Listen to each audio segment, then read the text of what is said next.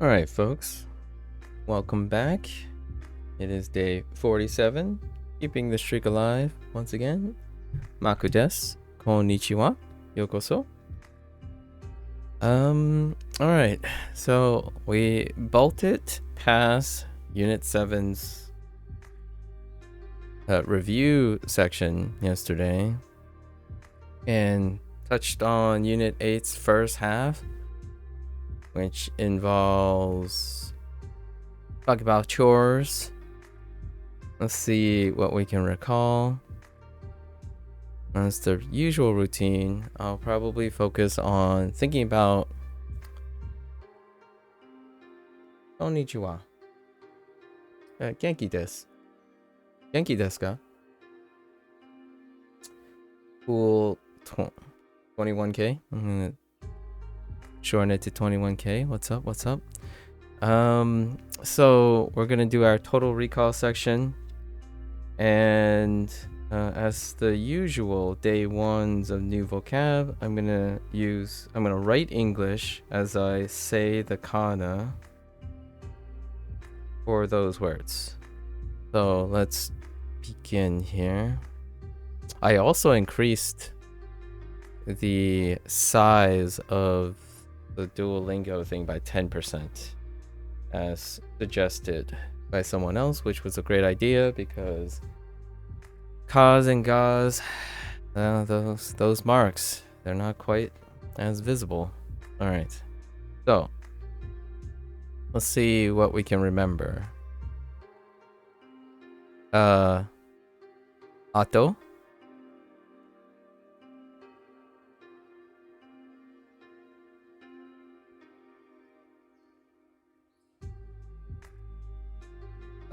Soshite.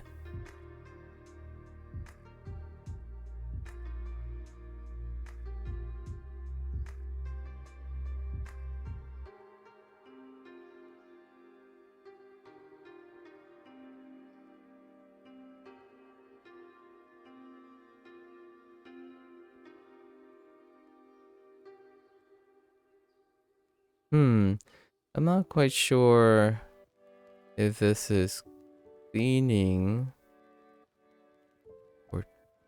or well, chores is kaji.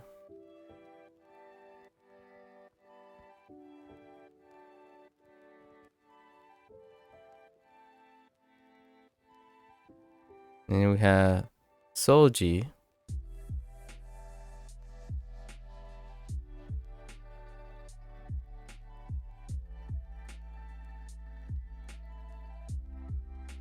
Soji.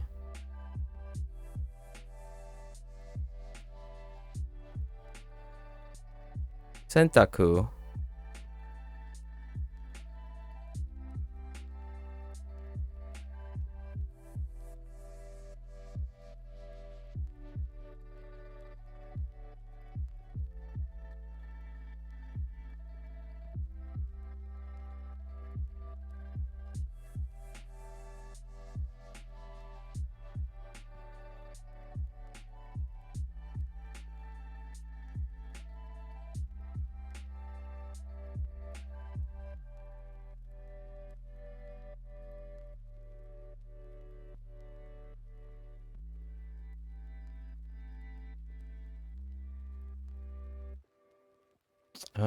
This one is going to be a weak link. So some weak links are cooking,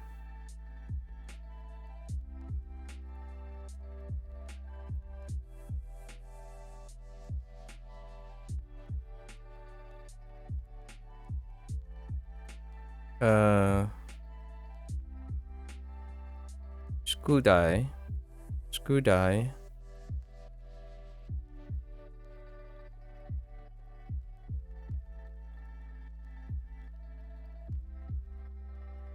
gakko,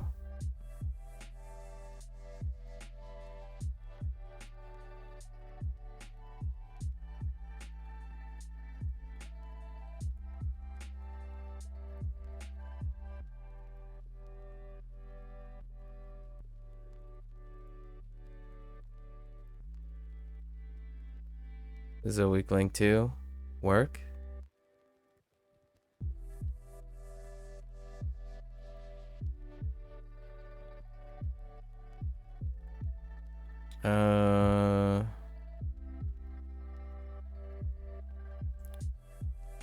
Tai hen.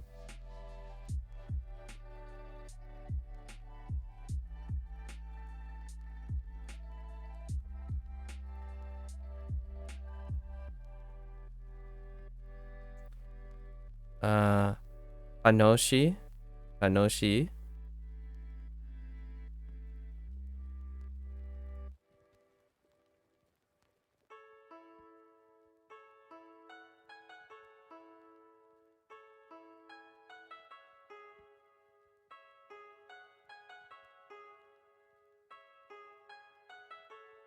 I suppose the expression Yasumi no hi, days off. This is more interpreted. Days of rest.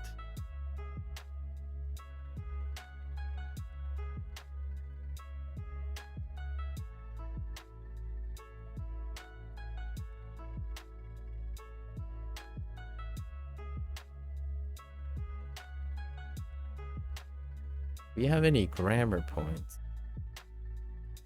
Some patterns. Let's look at these words and see if I can remember. Well, there is this pattern, the ato, and oshite. Oh, I remember stuff. Dare.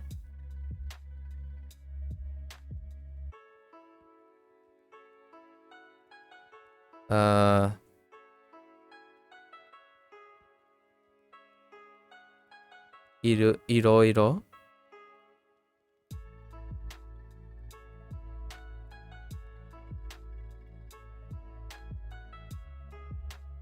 Yeah, they're pretty close. In Duo is moving up to like 20 to 25 elements. And they're kind of grouped into two, predominantly, 2 or 3. Seems about the usual. Generally, yesterday we were pushing, so usually I would have done a repetition set already, which is right here. So I would have less weak links from initial exposure. Work was first, pretty much. Cooking was near the end, so I'm a little bit weak at the end and in the beginning, interestingly enough. I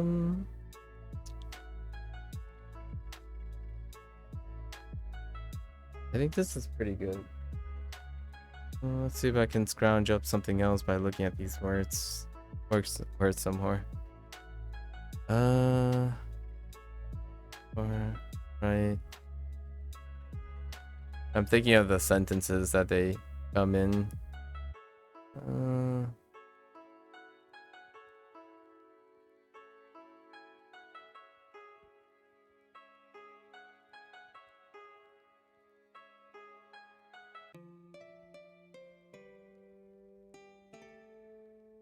No, I think this is pretty good. How many of that? 3, 6, 9, 10. 2 weaklings, 12, 14. I think we're missing, I'm gonna say possibly plus 2 to 3. Or 2 to 3 new things. That's not bad. Not bad. Alright.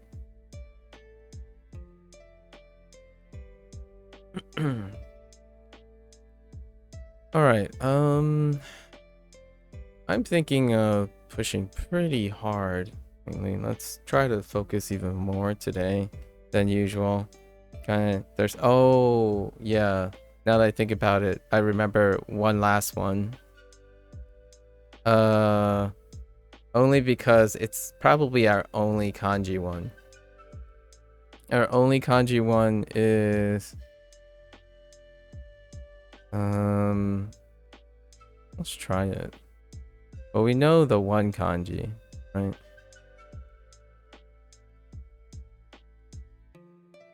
Ooh, that's too fat, but that's okay.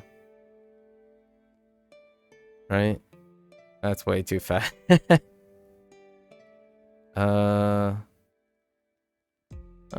pretty sure. Whoops. That's fine. And then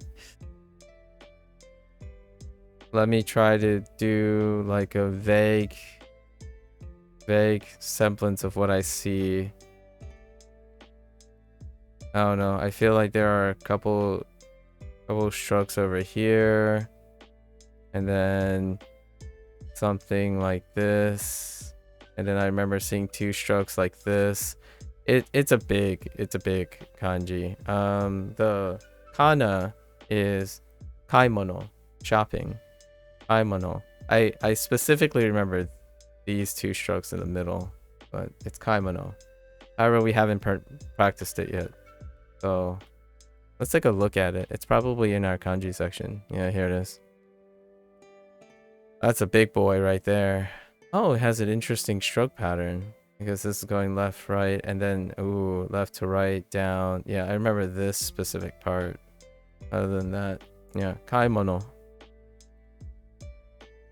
So haven't written it yet, so it's a lot harder to remember things if I haven't written the kanji, or hard to remember kanji without writing it yet. Oh, that kind of stinks that there's only one new kanji again. Man, I think they're just slowing down. Yeah, they did slow down. They started with a lot. Yeah, arguably the second. And then they keep trimming, going down.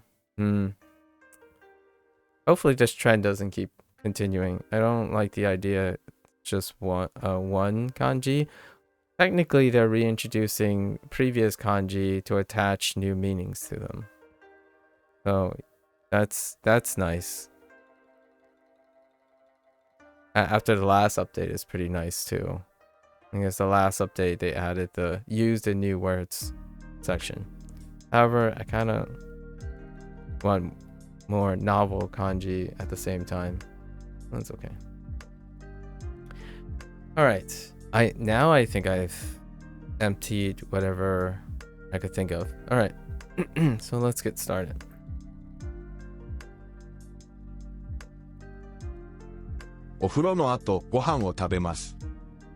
Oh, I forgot about ohuro. Ohuro is bath. Forgot about ohuro. And I guess shouts out to Indy, who thinks that I have established a habit of O's and A's, but specifically in front of otearai. But that's... I did actually say atearai twice yesterday. However, that is not a habit. Habits can only be formed when there's a lot of repetition. And when you're doing vocab on Duolingo at this point, words don't repeat, sounds do. So a lot of times the honorific O is dropped for in A in certain things, and it goes back and forth. So, ohuru, right? Ohuro, whoops, ohuro. And then sometimes I do ru and ro mix-ups too. So, okay, so ohuro is bath. Ohuro do ato, no. Ofuro no ato. There's also one other thing that I feel many people who watch and type don't do in their usual, is that they tend to continue to keep on slowing down and having the complete idea. I'm not kind of in that mood when I'm streaming Duolingo. The idea is to constantly be at the edge of being uncomfortable of your comprehension. That is actually the goal. So instead of sitting here and waiting until I grasp everything, double checking and triple checking, the idea is to slowly push closer and closer to meeting your hearing, at least for me, my hearing speed and reading speed to meet with my speaking. speaking and interpretive speed. And speaking and interpretive will always be behind listening, seeing, and hearing. So a lot of times I could be reading this, but speaking, making speaking errors. That is not to say that I am making mistakes on my reading or hearing. It's actually very difficult to demonstrate that. One can hear something and still say something different. It's very common. It happens quite often when you trip up saying something versus comprehending something. So oftentimes I tend to challenge people to do it alone, to themselves. As much as I'm a proponent of someone who says, if you can do it slow, you can do it fast, you still have to speed up once you're comfortable with being slow. So instead of slowly saying, Ohuro no ato, right? Gohan, o abemasu, right? Instead of going as slow as you can, which can become incredibly comfortable, you don't get quicker if you don't slightly keep pushing the edge of your comprehension. So I am a very, very big advocate for slowing down when you're making too many errors. But when you're making too few errors, you are also not improving as well. That would be the state of complacency. So generally when people are very well-read and have less errors when they're typing and whatnot, it's largely because they're double checking and being in their field of complacency. They don't leave their level of complacency, so their speed doesn't improve over time. It's a natural balance, you know. I do enjoy certain things that I don't push past a discomfort zone anymore, like how quickly I think about things. I don't think I need to work on that anymore since my speech and comprehension doesn't keep up with my rate of thoughts. However, just my close 2 cents, if you don't feel like you're getting any faster, it's often because you're not inching up. It's kind of like progressive overload. You can lift all the same weights and all the same volume for forever if you wanted to, I suppose, while you're mitigating, you know, the stamina endurance component. However, if you don't literally get stronger or push the edge a bit, that progressive overload, not having progressive overload won't naturally improve your performance. Anyways, just a thought. Hey, Toby. Thanks, Toby.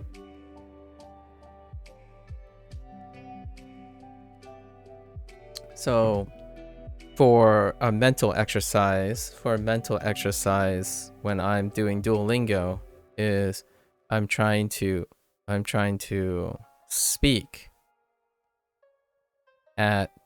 in edge, right where I'm making mistakes.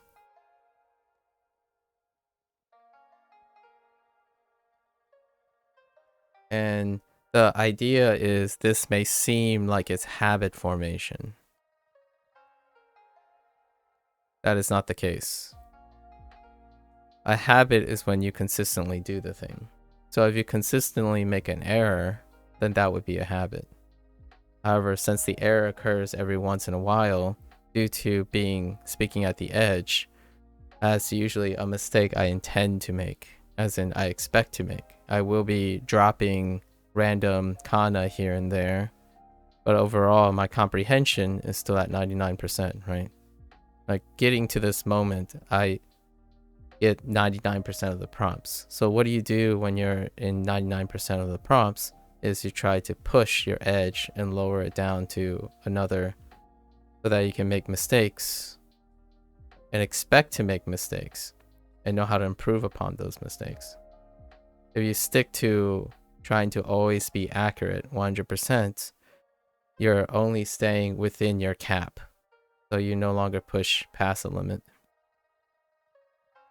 Just to give an idea. I have a lot of more thoughts, but generally this would be good enough. I don't want to go in. At the moment, I don't have anything prepped to go into a digression about how to push your limits. But here, generally speaking, if I'm constantly right, I will try to find more things. This is what I mean by when you feel like you're getting 199 to 100%, you are in the area of practicing. And not necessarily the content, like the vocab, but what you're doing is practicing. So like speaking, if you don't want to work on speaking, then stick to always being 100% correct. If you don't want to work on certain components, then stick to 100%, right? However, for me, if I start feeling like I'm getting closer and closer to 100%, I'm going to try more things. This pushes me to place effort. Naturally causes me to place effort into something. So whenever I'm out of my element or they're introducing way too much vocab, that's when I actually learn the most. That goes with speaking, pronouncing, and whatnot. If I slow down and say otearai, then I will make less mistakes. Kind of like people who make comments like, oh, I should think everything out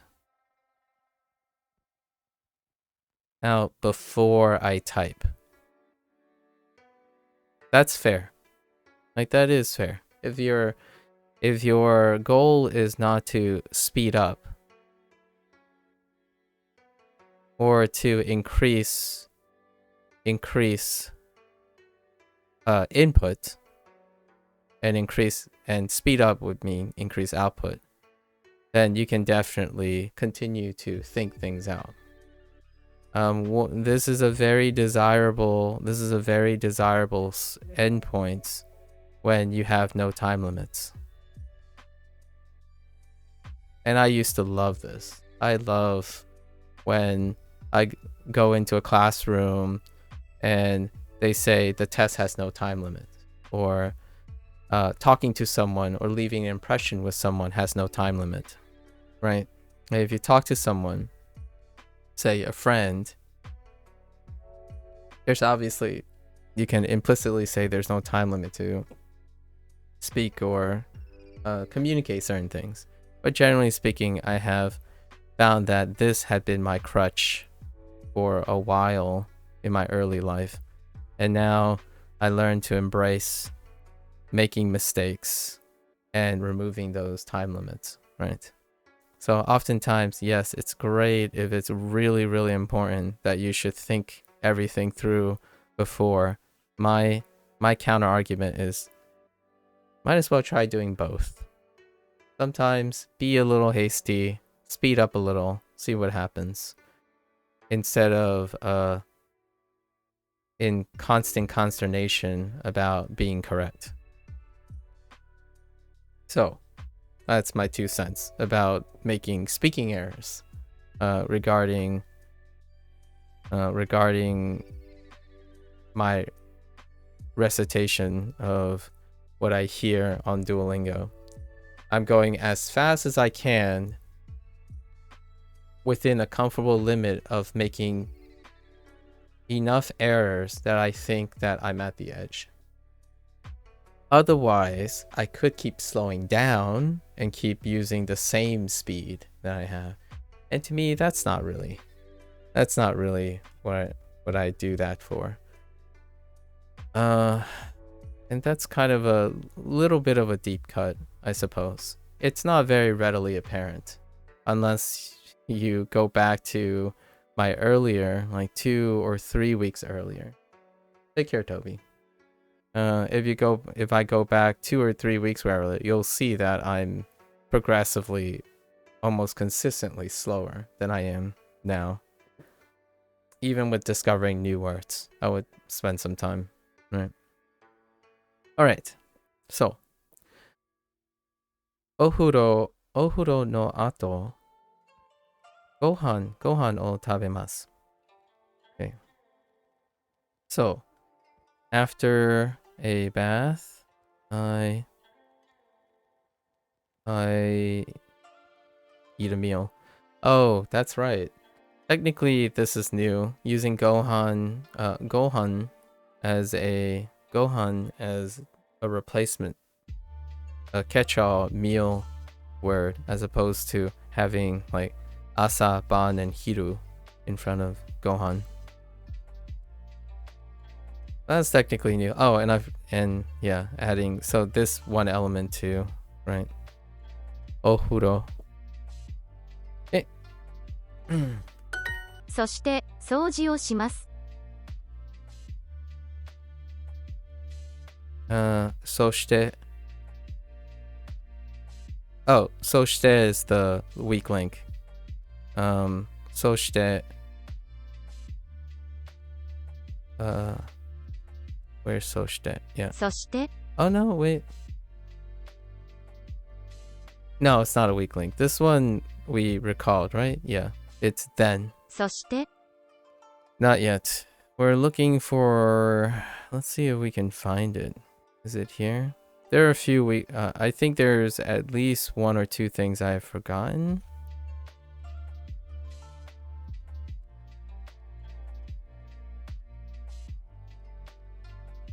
It's this. Shikoto.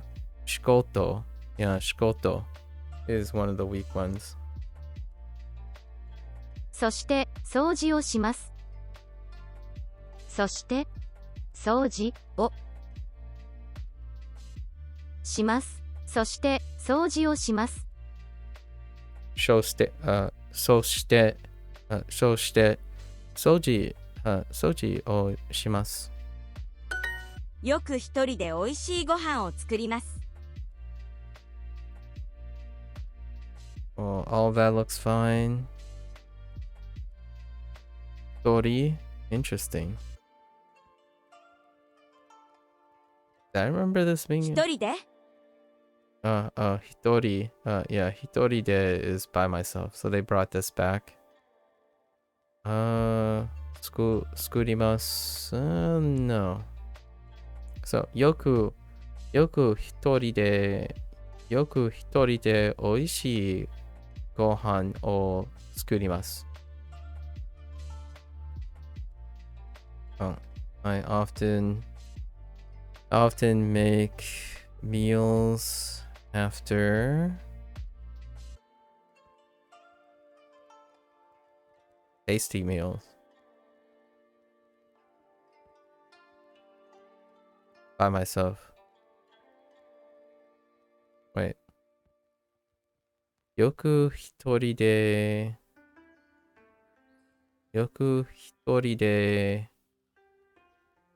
美味しいご飯を作ります。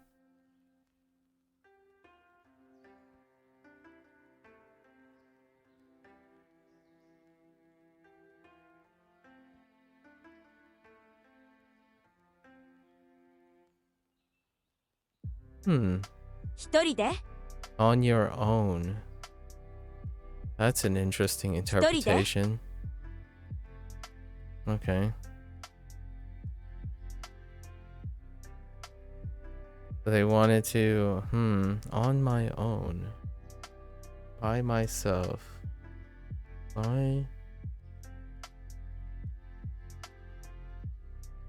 What could be the reasoning for that? On my own. Instead of by myself.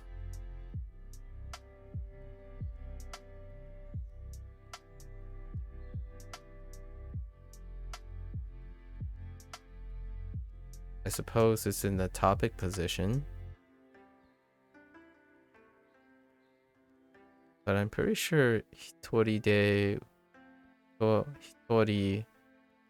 was in the topic position already. That's weird. 一人で I was looking for by myself. I actually think... Oh, there's no keyboard command. Never 一 mind. 人で I'll have to look up. I'll have to look at this too. Interesting. お風呂の後、よく家事をします。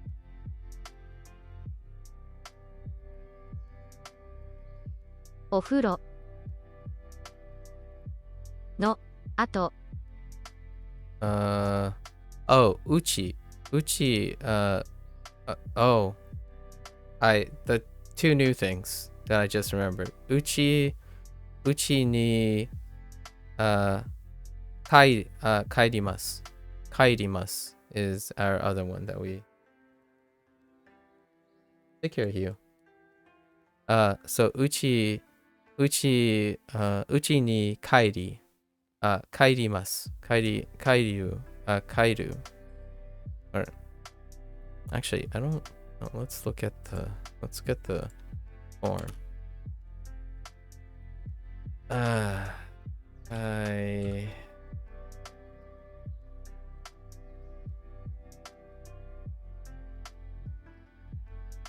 I think it's Kairi. No, that's not it. It's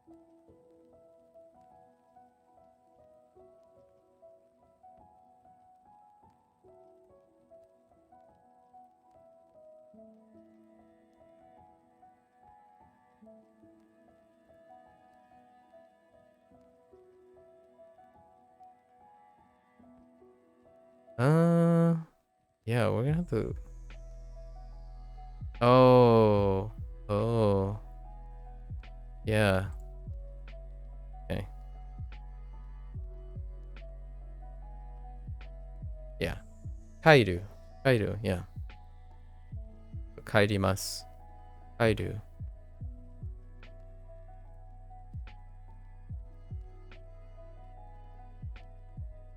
That's one that we forgot.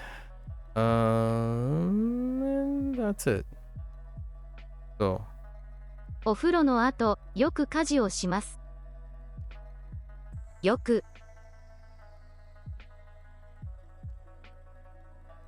家事。We didn't forget kaji, right? No. をします。Kaji chores. お風呂の後、よく家事をします。お風呂の後、宿題をします。Still familiar territory? お風呂の後、yeah, 宿題をします。After a bath, I do homework. 今日の宿題は少し楽しいですね。今日の宿題は少し楽しいですね。の宿題は今日の宿題は少し楽しいですね。今日の宿題は少し楽しいですね。今日の宿題は少し楽しいですね。今日の宿題は少し楽しいですね。楽しいです。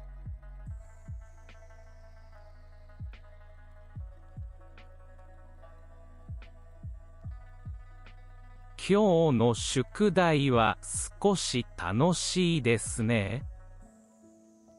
少しね。Yeah, so the new phrasing for this was near the end for Tanoshi and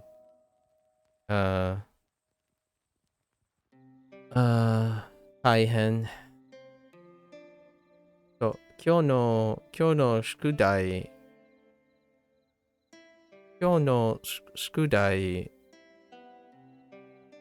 は少し楽しいですね。今日の宿題は少し楽しいですね。Okay. On to Lots of shushing. 今日の宿題は少し楽しいですね。毎晩掃除をします。Hey Zena. Hello. Hello. 毎晩掃除をします。はい。掃除。 Okay, so that checked out. I do cleaning every night. I do the cleaning every night. It has been a while. Zena, how have you been? 誰と掃除をしますか？ Dare. So Dare is our new one too. Dare soji o shimasu? 誰、掃除をしますか？ Wait. 誰と掃除をしますか？ Oh. と。Dare to. It's been a while, so lots of things, but they're all in videos and whatnot. But yeah, still learning Japanese. Met a lot of new people, right? Lots of new discoveries in the Japanese language, I suppose. I think the last time, if I recall, the last time it might have been over a week now. So 300 words, something like that. 誰と掃除をしますか？誰と掃除をしますか？ 誰と掃除をしますか？ So, who is doing the cleaning? Who is going to do the cleaning? Who do you do the cleaning with? Oh, dare. Oh, that's fair. That's actually fair. Dare to. Yeah, dare to soji. Dare to soji o shimasu ka? Oh, this is the whole, with whom do you do the cleaning? Not who do you do, in my opinion. Who do you do the cleaning with? I think this requires a little bit of more interpretation. But it's more of a grammatical thing, in my opinion. I'm more comfortable saying, with whom do you do the cleaning, as opposed to who do you do the cleaning with? 誰と学校に行きますか？ Dare to. So I guess we'll remember this phrase as being useful, right? With whom? I think dare to, with whom, is how I would interpret it. And that's not, it doesn't change the meaning of, it really doesn't change the meaning of the translation or how I interpret what it means in Japanese. However, I like the way it sounds and grammatically in English. So with whom, and it kind of helps with, kind of, it's like reverse. Dare to, this is who with, right? Technically, but if we're flipping it, much like the Japanese order, it's, you would read it in reverse anyways, with who, which means with whom. So with whom, because who is a subject, whom is an object. So with whom. So dare to gakko ni ikimasu ka? So with whom do you go to school? So you don't end with the with at the end of a sentence. It feels, at least it feels quite weird for me to read something that is written that ends with a preposition. Even prepositions, ending with prepositions tend to be, I would say, a colloquial occurrence for English speakers. It's acceptable, is what I'm saying. Like, a lot of people highly frequently end questions with prepositions. Like, are you going to take off? Even though take off is a phrase, but it makes it comfortable to think of something like that. Like off of something. Or where are you gonna go to?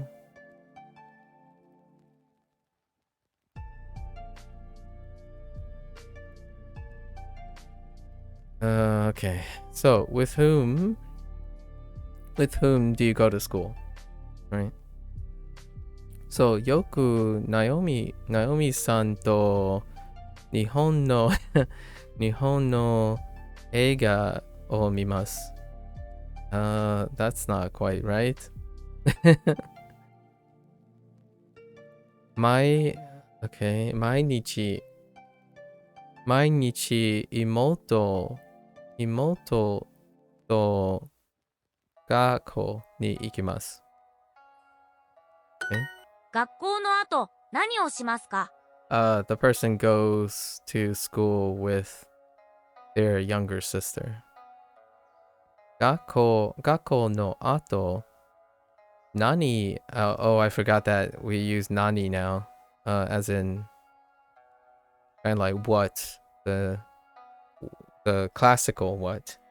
So that's technically another usage. So we're above the 20 mark at this point for this unit, for this lesson set. Nani o shimasu ka? I see. Tokyo eki wa mosuku desu. Yeah, mosuku desu. As in,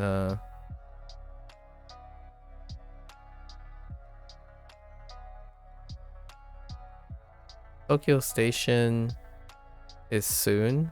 It's, I guess. Yeah. Tokyo State. We're about to arrive at Tokyo Station. Really.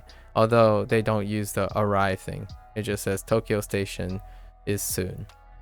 Fair enough. Where this is implicit is usually instead of saying Tokyo eki wa mosuku desu, in my opinion.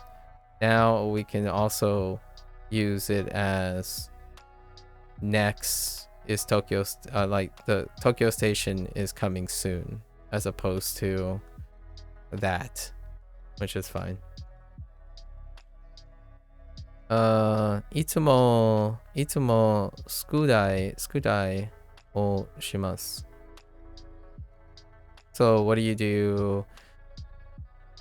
do after school?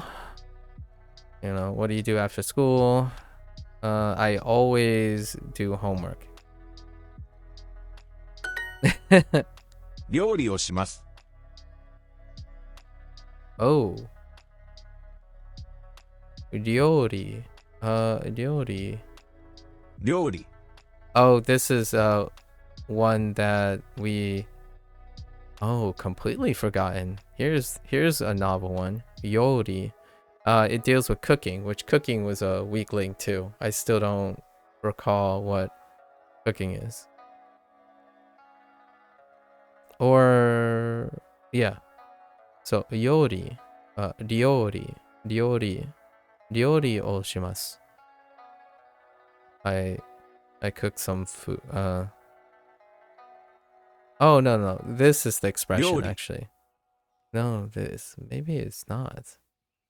します。 Yeah. So shimasu Shimasu. in this case is being used in a different context too, which we have to make sure we remember that as well. So I made food, or I make food. I make food, non-past. Or one could します。 say, yeah, that's fine. I make food.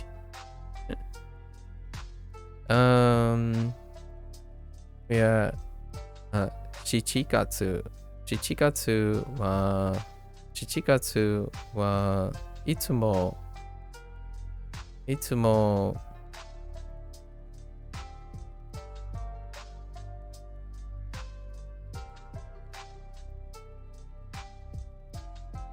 ールに行きます。That's from our last unit, right?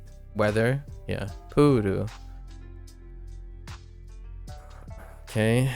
September in July. Sorry, not September. In July, I always visit the pool or go to the pool. So, 料理の後、何をしますか? What? That's a fair question. What kind of after food? What do you do? I feel like they can. Can I ask? Am I able to ask what kind of food you made? Kind of. Oh, but that would also mean conjugating to the past, which Duo has not done yet. Yeah. I imagine we'll revisit a phrase like this and use the past tense. 誰と晩ご飯を作りますか? 誰と晩ご飯を作りますか? With whom do you cook meals? Or do you make meals? 作ります. Yeah, so we have skurimas, but also it's showing that shimas is flexible enough as well. They have skurimas and shimas, which I'm gonna have to look into in the evening on the situational nuance of shimas and skurimas. I was half expecting skurimas in the last prompt. Okay. Not to yasumi はいつも何をしますか? What do you always do on summer break? 兄と晩ご飯を作ります。Okay. I make food. I make dinner with my older sister. Or older brother, sorry. I make dinner with my older brother.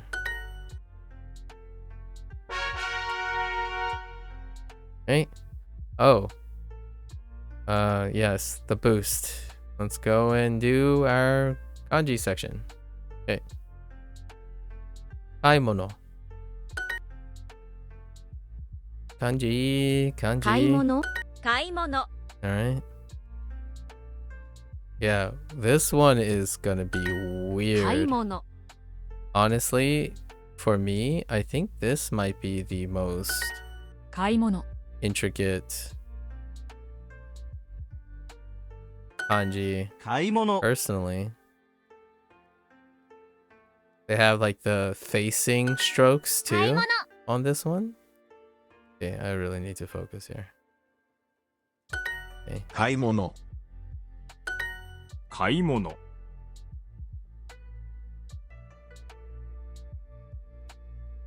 You. Oh, that was the wrong stroke 買い物 order. 買い物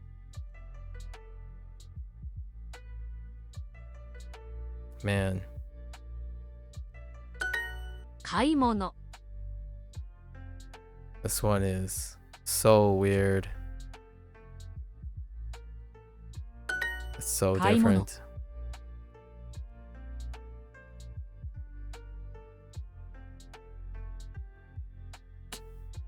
It's lower 買い and 物 ascending.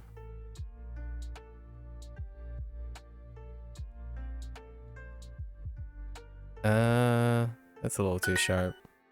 Okay. Try again. Okay.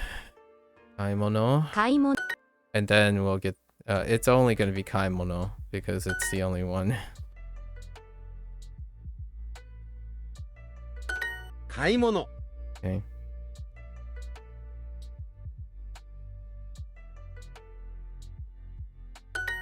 買い物、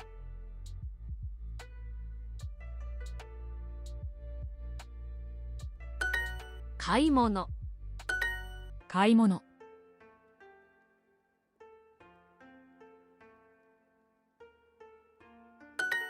買い物、買い物、 買い物、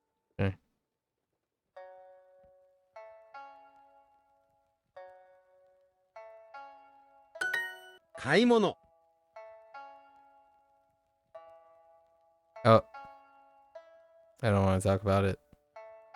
The moment my pen hit the surface, I was like, I've already done goofed. Nani? 買い物、 Okay. 何、何、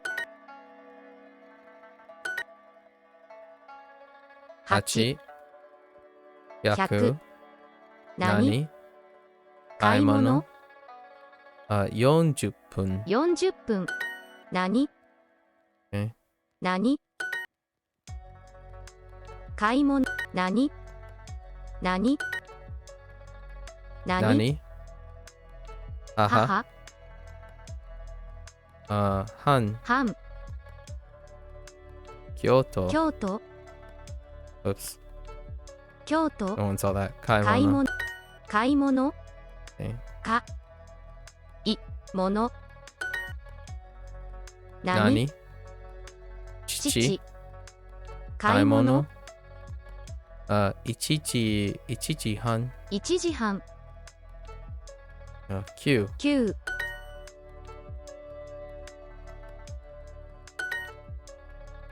何、何、何、4000、 10、 水、買い物、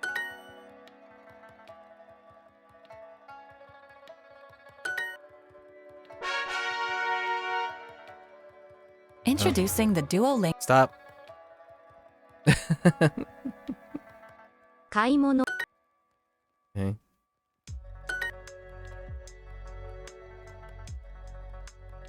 買い物、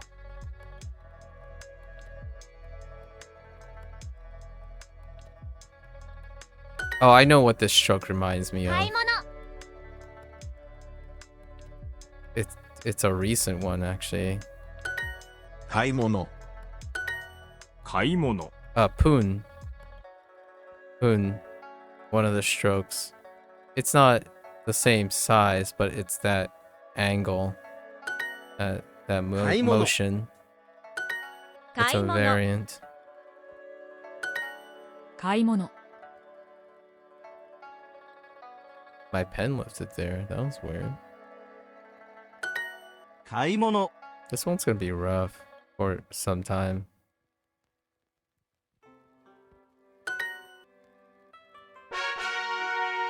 Okay. Oh, interesting. They put in 買います。買います、 I see what they're doing there. Now they're linking 買います with 買い物, 買い物、 just so that you don't get caught out. Right.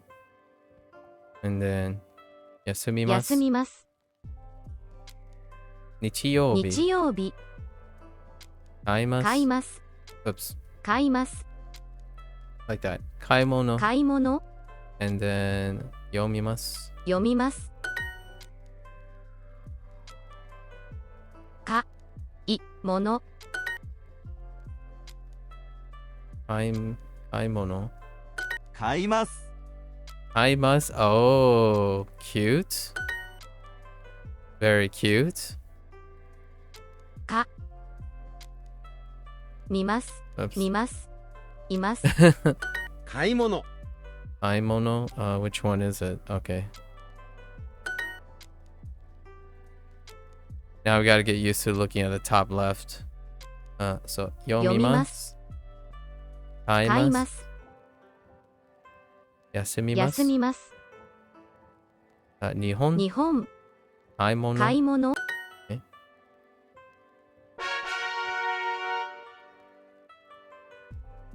Okay.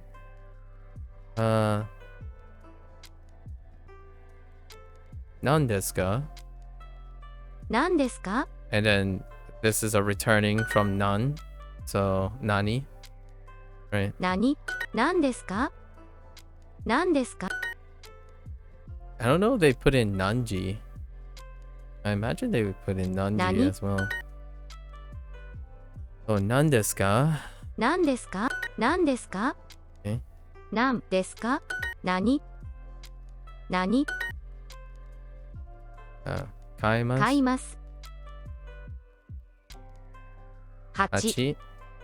何何I keep saying 何行きます。何で何ですすか何え何見ます。何ですか古い。何新聞。何ですか何ですか 6. 6食べま。べます何ですか飲みます。飲みます。何何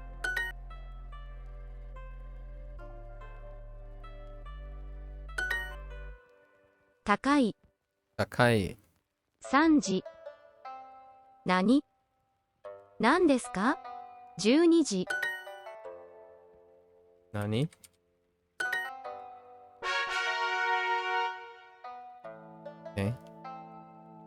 買い物 For a moment there, I'm like, wait, it could be 買います。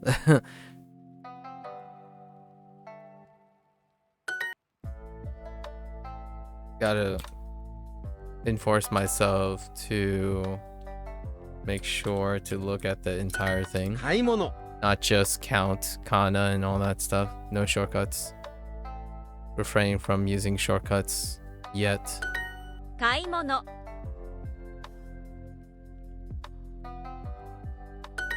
買い物買い物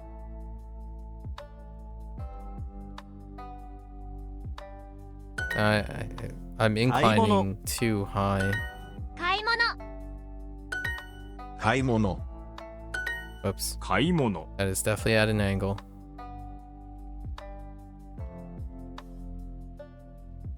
A little too 買い wide. 物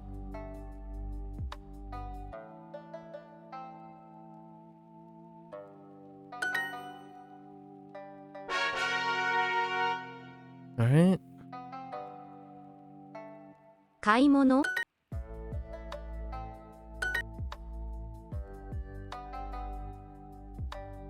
買い物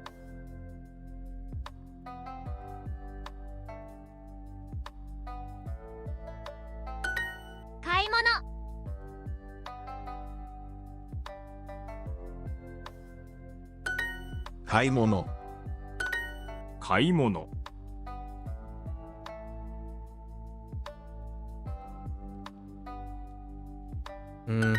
買い物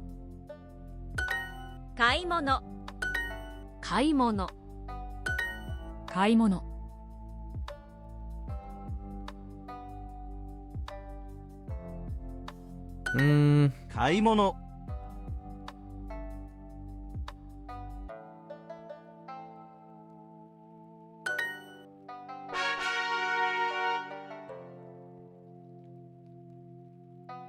買い物 買い物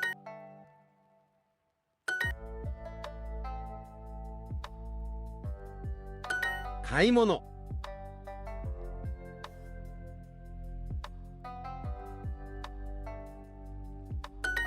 買い物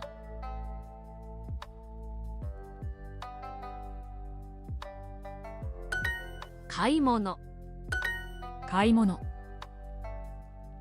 Oops.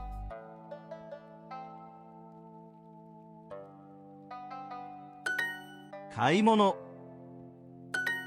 買い物買い物買い物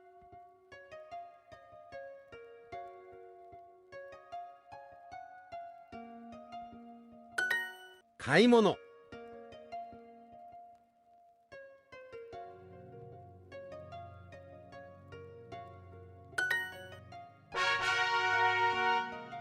We got some time. Let's do this one. 7月。7月。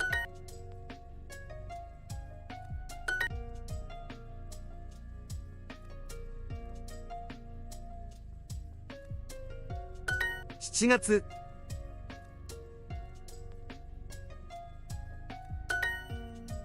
7月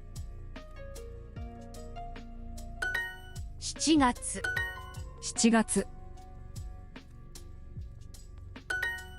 7月。 7月 7月。 7月 7月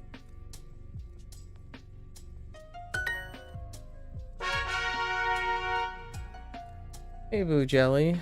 What the heck is that? It looks really cool. 7000. 7000。 Yeah, 7月。7月。 7月。7000。7000。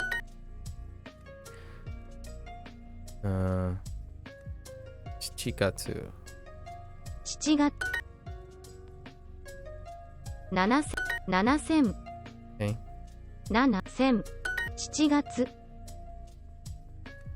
7月。 Okay. 4000. 4000。2000. 2000。 700. 700。 7000. 7000。 7月。 7月。7月。7月。7月。7000。500。9。私。7000。 7000. 7。1000。 7分。 7分。 2000. 2000。 7000. 7000。 7月。 7月。 7時。 7時。7月。 Okay. 7月。 7000. 10。 10. 7000。え30分。7月。話します。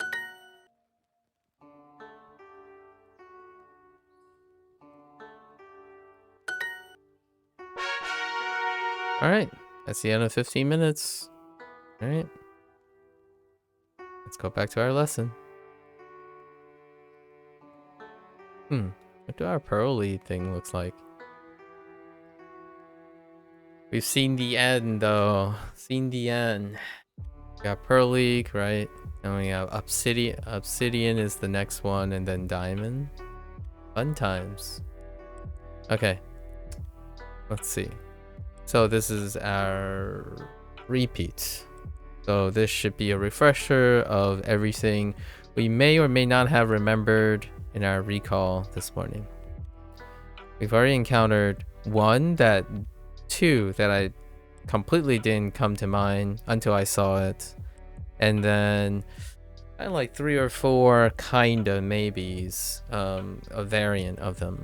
They kind of qualify as, they technically qualify as new things too. 仕事の後、家事をします。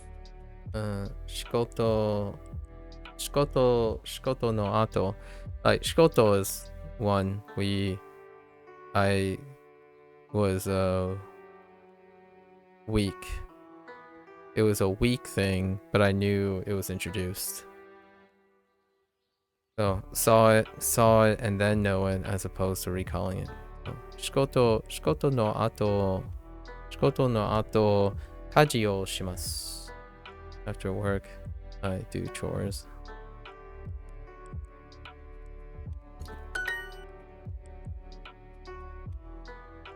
Mayasa kaji o. Mayasa 毎朝家事をします。毎朝家事をします。仕事の後、いつも家事をします。仕事の後、いつも家事をします。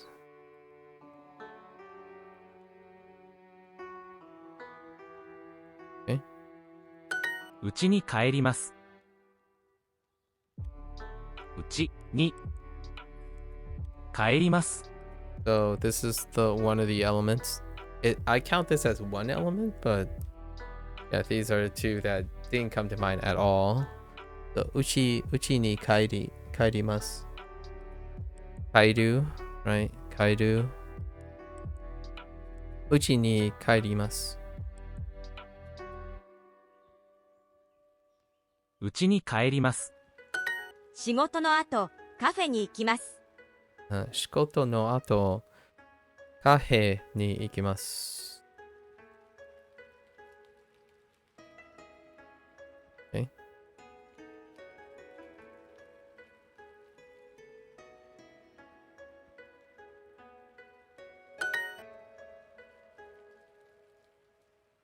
仕事の後、韓国のドラマ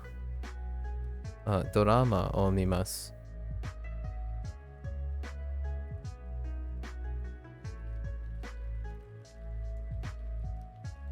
仕事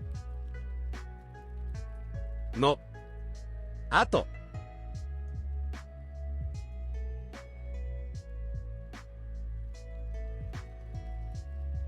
韓国のドラマを見ます。仕事の後、韓国のドラマを見ます。仕事の後よく韓国のドラマを見ます。時々ニュースを見ます。Interesting. Nice. I didn't see Nusu in a bit. After work, this person, I guess, watches TV. It works enough.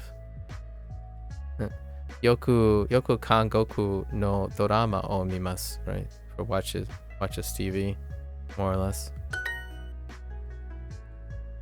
7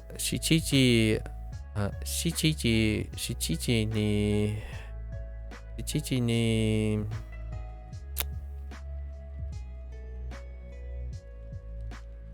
起きます。Oh, 7時に起きます。Fair enough. Blank no ato, some task, I suppose, or whatever. It could be a lot of things, actually. It can be a lot of things. And then 仕事に行きます。Then go. Okay, so something they do before they go to work.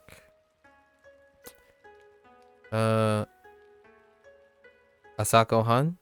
That's very reasonable, right? Are you gomi bako? Gomi bako. Throwing out the trash would be a different story, but fair enough. And then, what is this? Betonamu? What the heck? 今晩家事をします。ケンさんは?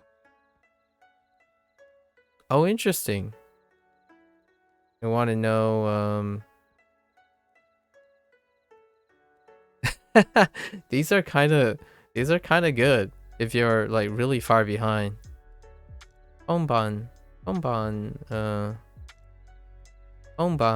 ga kaji gonban kaji o shimasu. Ken-san wa. Yeah, so they're doing chores this evening. What about you, Ken? What will Ken do tonight? That's fair enough, actually.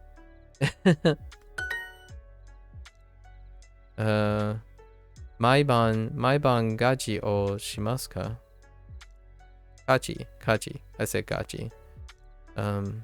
毎晩家事をしますか？ We have 読みます and 起きます。田中さんは晩ご飯を食べます。私は家に帰ります。に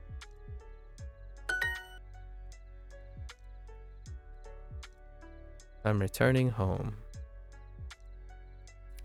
家に帰ります。うちに帰ります。ナオミさんは家に帰ります。アンドリューさんは家事をにを Sorry, I thought of this scenario before finishing. アンドリューさんは家事をします。Andrew's doing the chores as Naomi is returning home.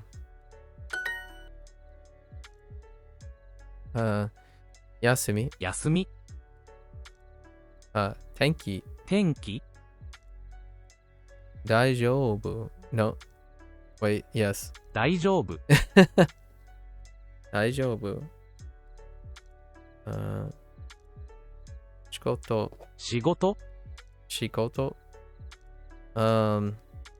デザート。いつ家に帰りますか？いつに Wait. うちに帰りますか？ Is that really what they said? いつ家に帰りますか？ Yeah, fair enough. いつ家に帰りますか？いつ家に帰りますか？ So when are you returning home? Or yes, when are you returning home? Okay, fine. Again, reinforcement. いつうちに帰りますか？帰りますか？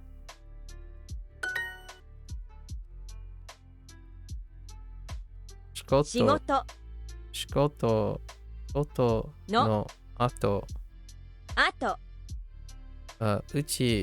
うちに帰ります。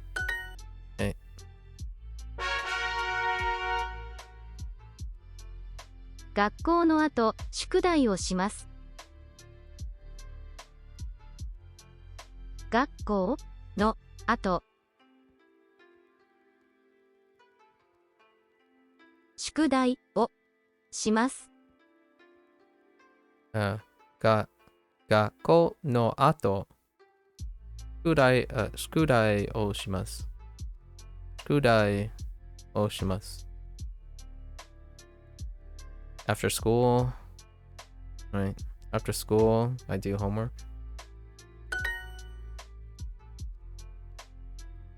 何毎晩掃除をします。毎晩掃除をします。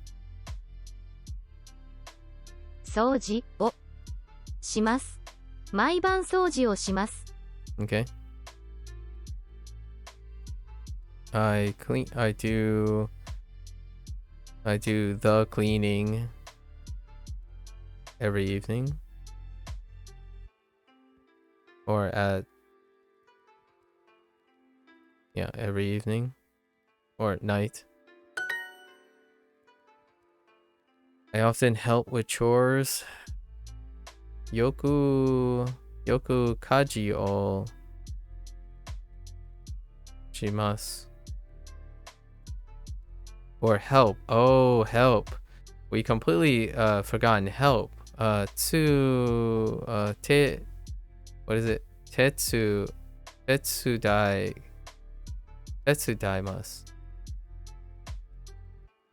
Tetsudaimasu. Yeah. 手伝います。 Tetsudaimasu. Yeah. That's another one that we dropped from the total recall. Tetsudaimasu. よく、よく、 Yoku kaji 家事、 o tetsudaimasu.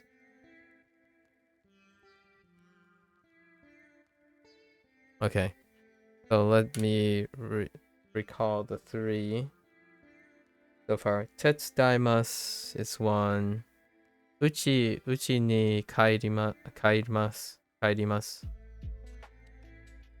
That's actually 2, but we'll remember that phrase for now. Uchi ni kairimasu.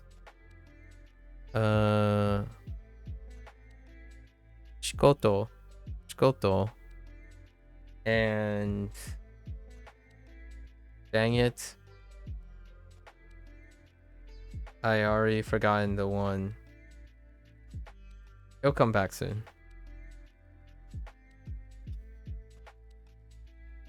We'll probably see it before in this review somewhere. So yoku kaji o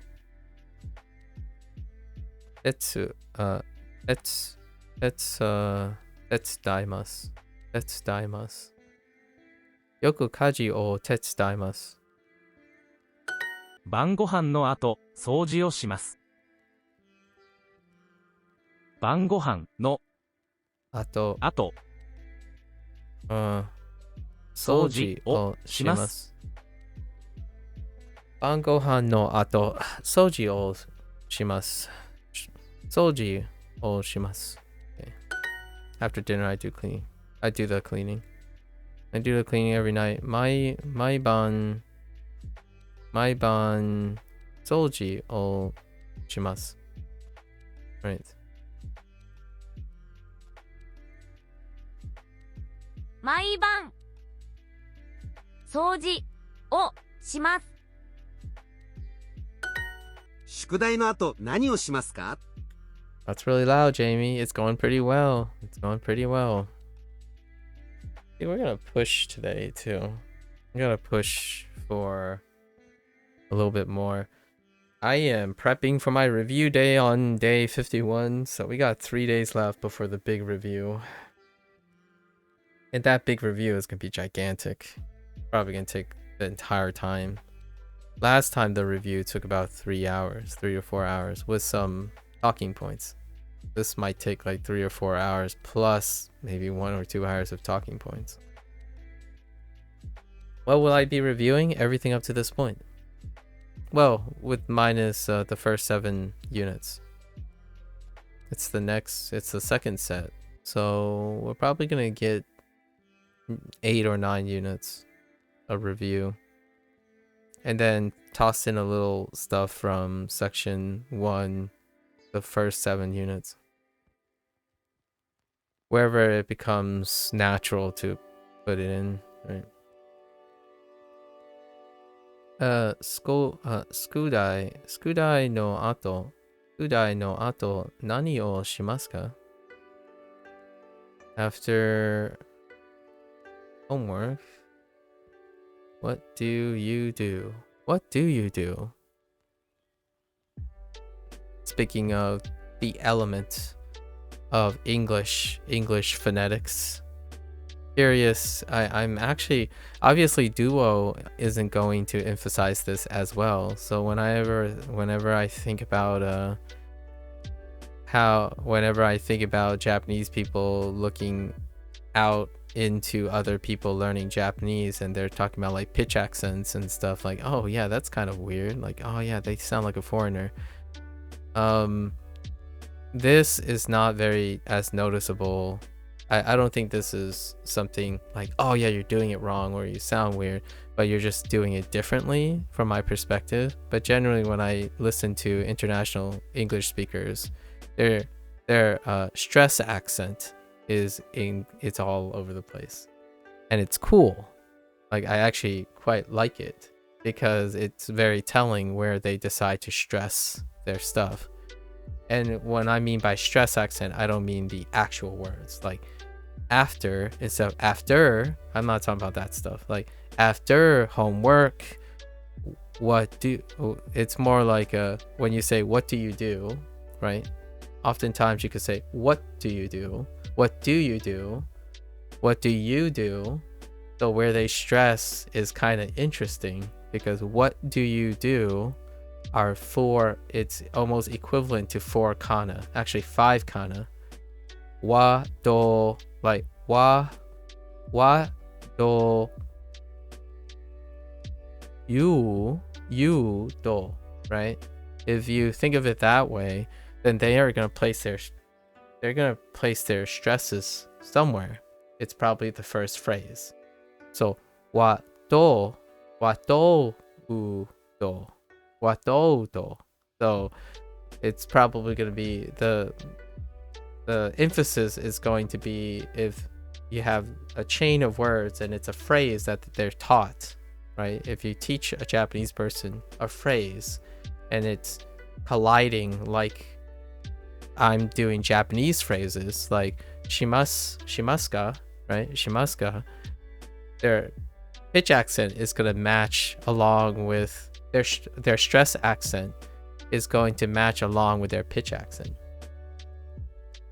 Speaking of pitch accent as well, I just found out Croatian has 4 pitch accents, and apparently using the wrong pitch will make it harder to understand you.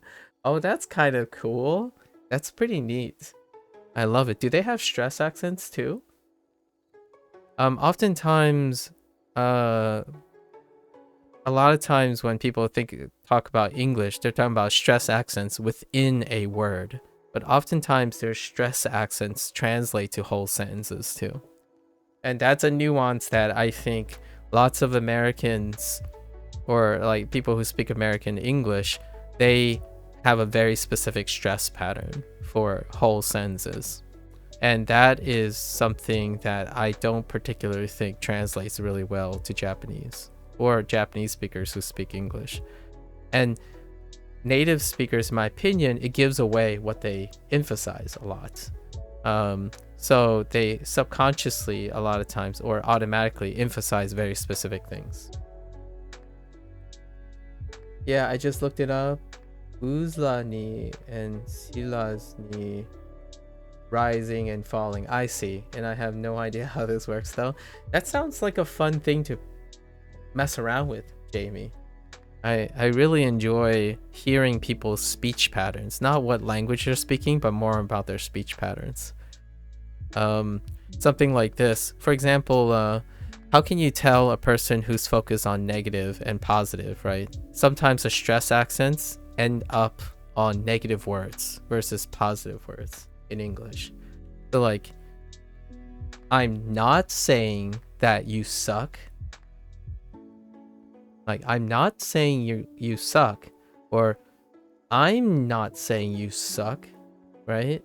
So what that means is the person is emphasizing the self and they're hyper stressing the word suck. Like it's kind of fun. It's kind of fun to read into it. But there are habits that are very telling, like words that they use very often. Like people sometimes stress the words that they use very often quite a bit in English.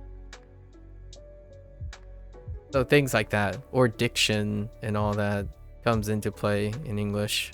I don't know enough Japanese to really...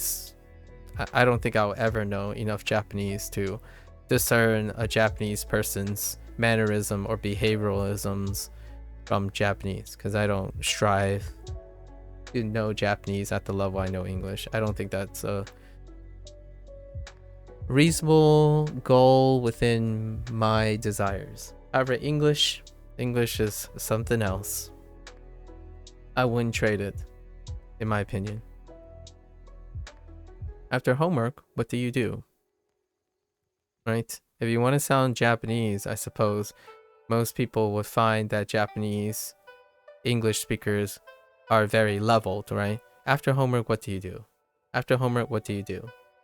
I wouldn't, for myself, if I asked this, I wouldn't say it this way. I would say it depending very much on the situation. So, after homework, what do you do? Or, after homework, what do you do? Most of that elicits a almost to someone, if you're speaking to a native English speaker, that stuff is so automated.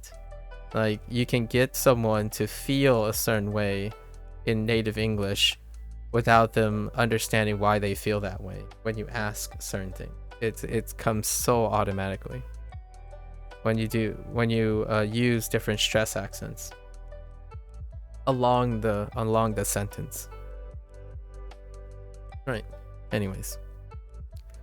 何何 この宿題はとても優しいです。 The 5分 ones ぐらいかかります。 the ones that people, at least in American English, the one that example of stress accents that most people say is transferable, especially to Japanese even, like super noticeable, is the question stress accent, the uptone. So whenever you say 何ですか as opposed to 何ですか. So if you say 何ですか, it sounds less of a question than 何ですか. So that is kind of transferable. I would say that's the the one that I use as an example of what is a stress accent, because stress accents deal with mora, volume, and pitch.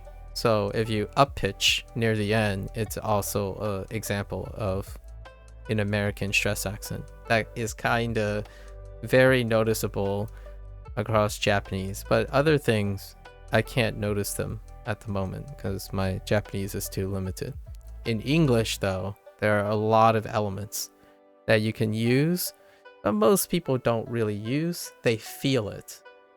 So if you're a person who speaks a lot and you're trying to get people to feel a certain way, you can use that to your advantage without the other person knowing why, because they typically don't focus on the mechanics of stress accents along sentences. So if you go around and say a lot of negative words in your sentence, but you're emphasizing everything outside of those negative words, the person you're talking to will likely not feel like the sentences you are saying are quite negative. Things like, I believe you're doing great despite struggling. Right? Instead of, I think you're doing great despite struggling. Or, oh, you're struggling, but hey, next time it will be fantastic. Instead of saying, you're struggling, it'll be better next time. So that's kind of the things that I don't know if Japanese people do with their language because of the mora having to have a specific cadence. But when I'm playing video games, that's what I'm with dual audio, when you hear like English voice actors and then Japanese voice actors, and then you have certain character archetypes.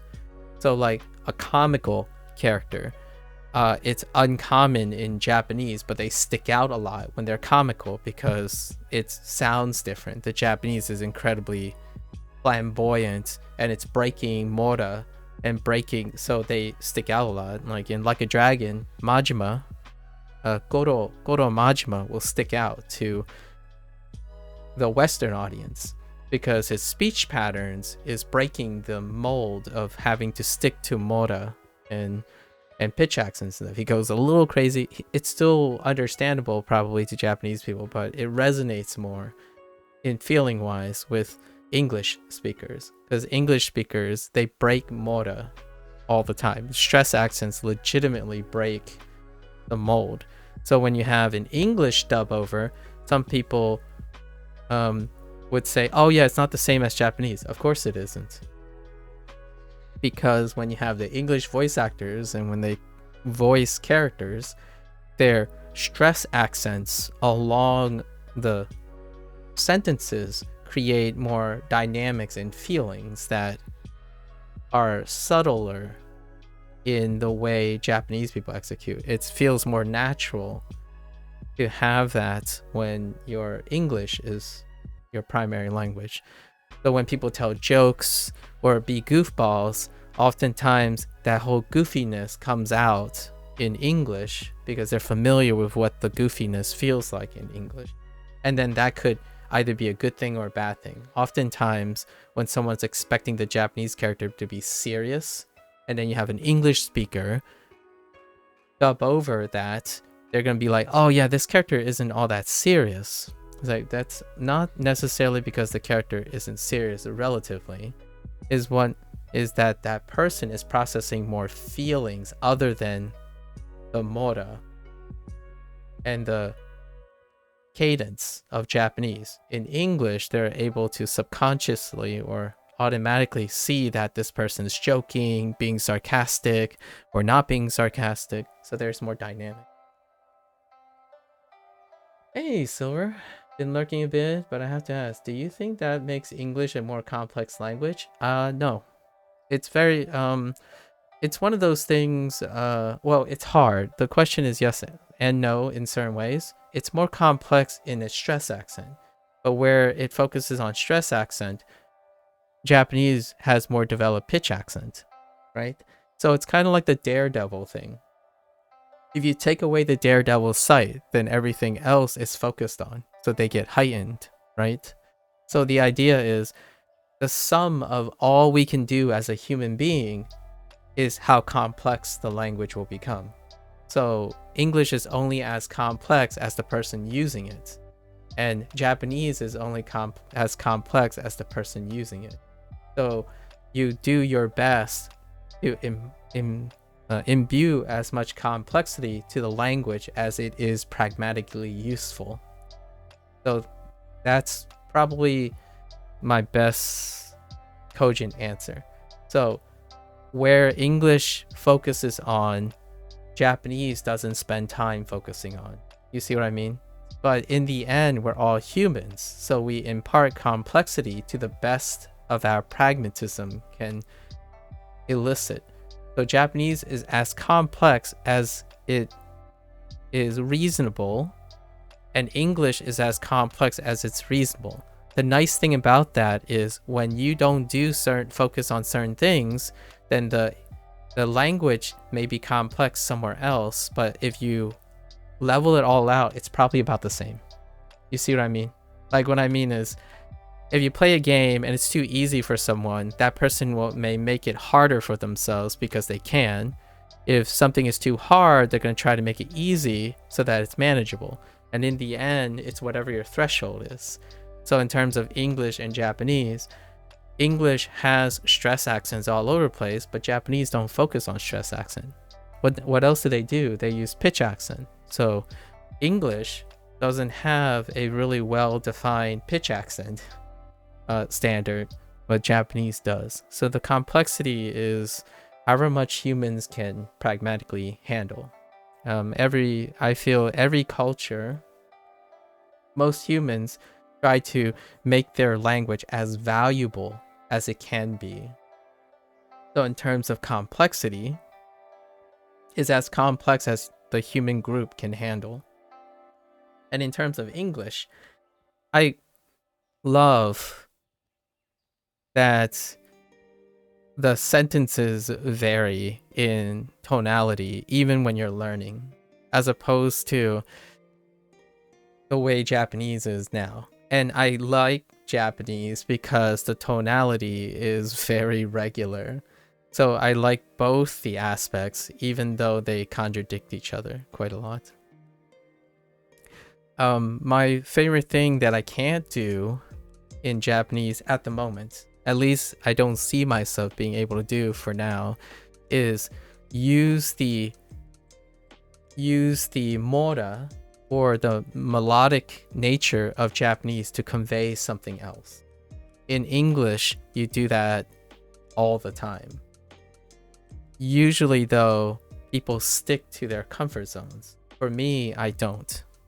If I want to sound serious, you simply slow down and use more forceful words. You slow down your cadence and emphasize very specifically serious words. In Japanese, that would be kind of weird. Like, what I mean is, if you start doing like, ko no, she, you know, like if you start breaking the words and then elongating the mora in the kana, it's going to be very, it distracts from being, it gets overpoweringly weird versus powerfully expressive. So in English, you sit on words, you elongate words, and you stress the word. You even increase the volume by a lot. Like, can you help me already? One of the few places where elongation makes a lot of sense in Japanese. Oh yeah, that. Yeah. And I don't know, do you think the Japanese people always did that? Or did they acquire it secondhand from other cultures? If you know what I mean. If you know what I mean.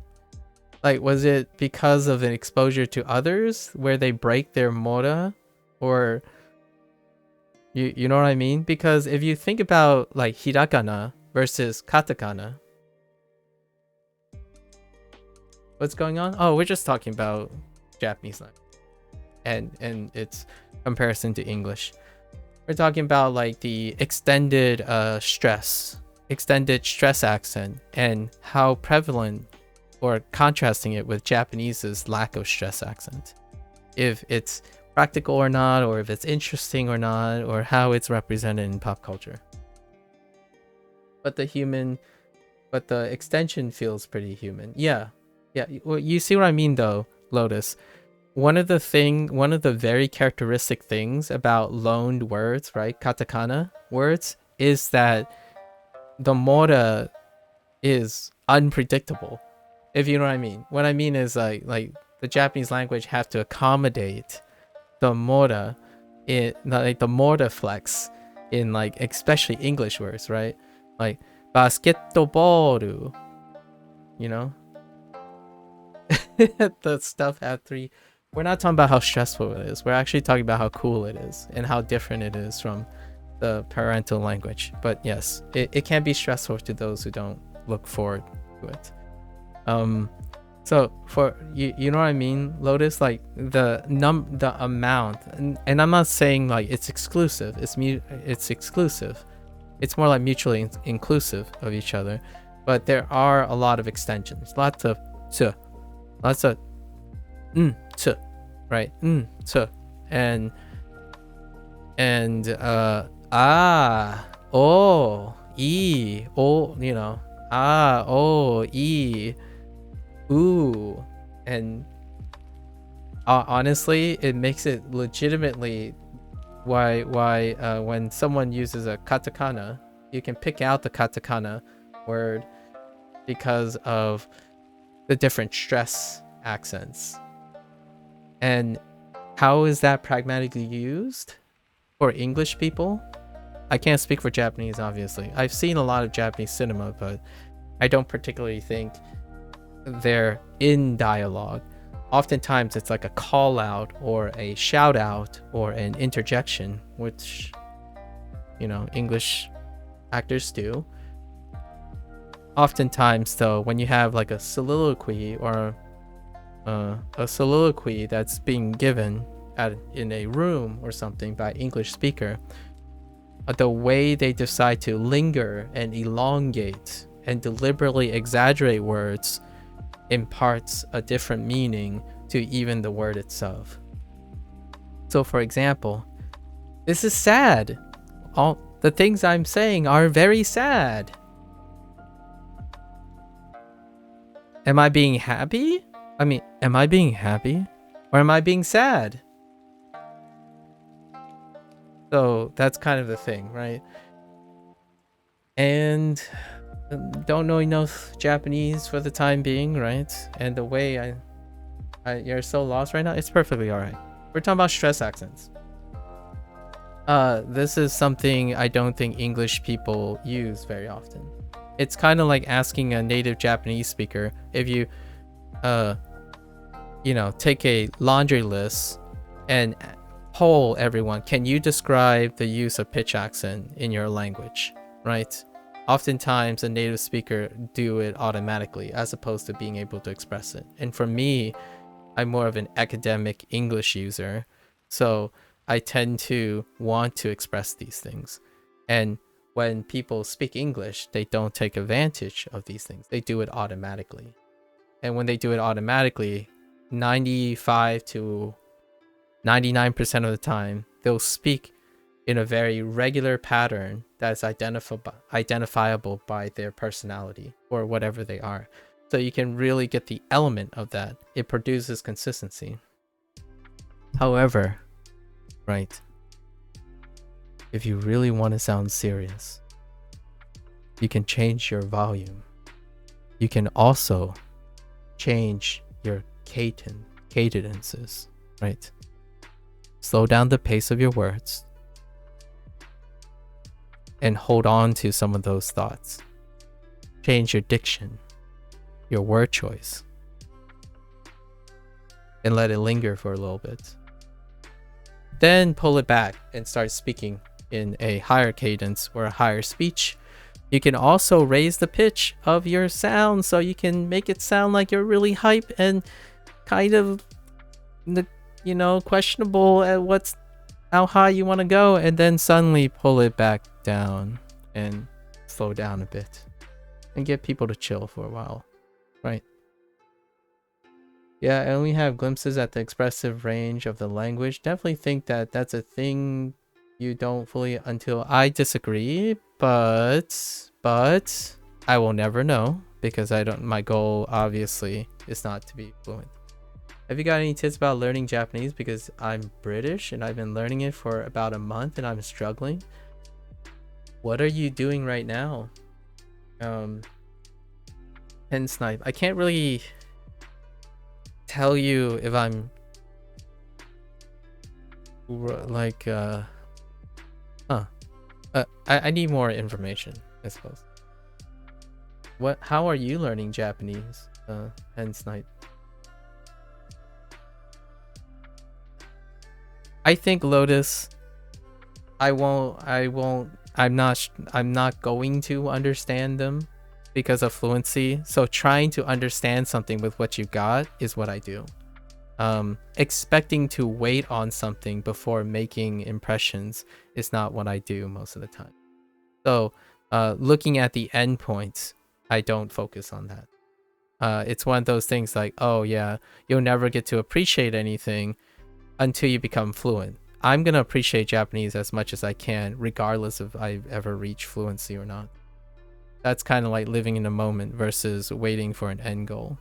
So right now, I'm going to say from my perspective, it's valid until my perspective changes, which is the idea that when you hear from this competence range, English strikes a far more dynamic pitch shifting in performance when you play a video game in Japanese and you're playing a video game in English, the same production value.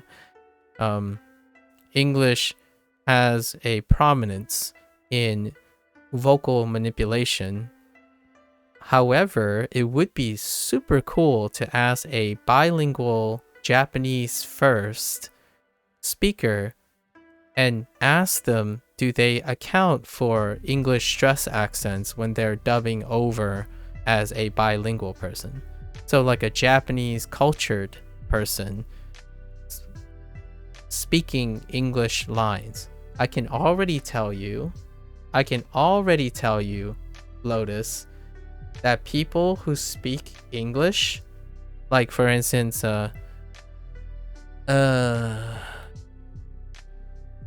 Ken Takai, when he speaks English, he sounds very different than him portraying a Japanese person. And the one that I personally like was his role as Masumi Adakawa in the English track of Like a Dragon, Yakuza Like a Dragon.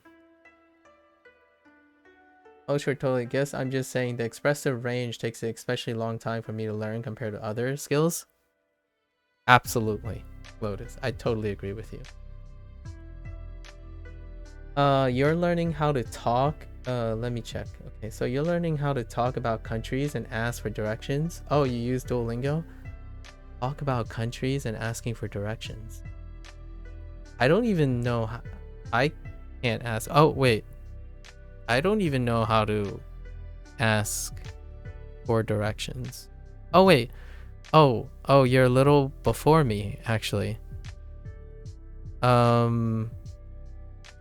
Is it the one where they talk about transits or something? I don't actually know in what form of directions.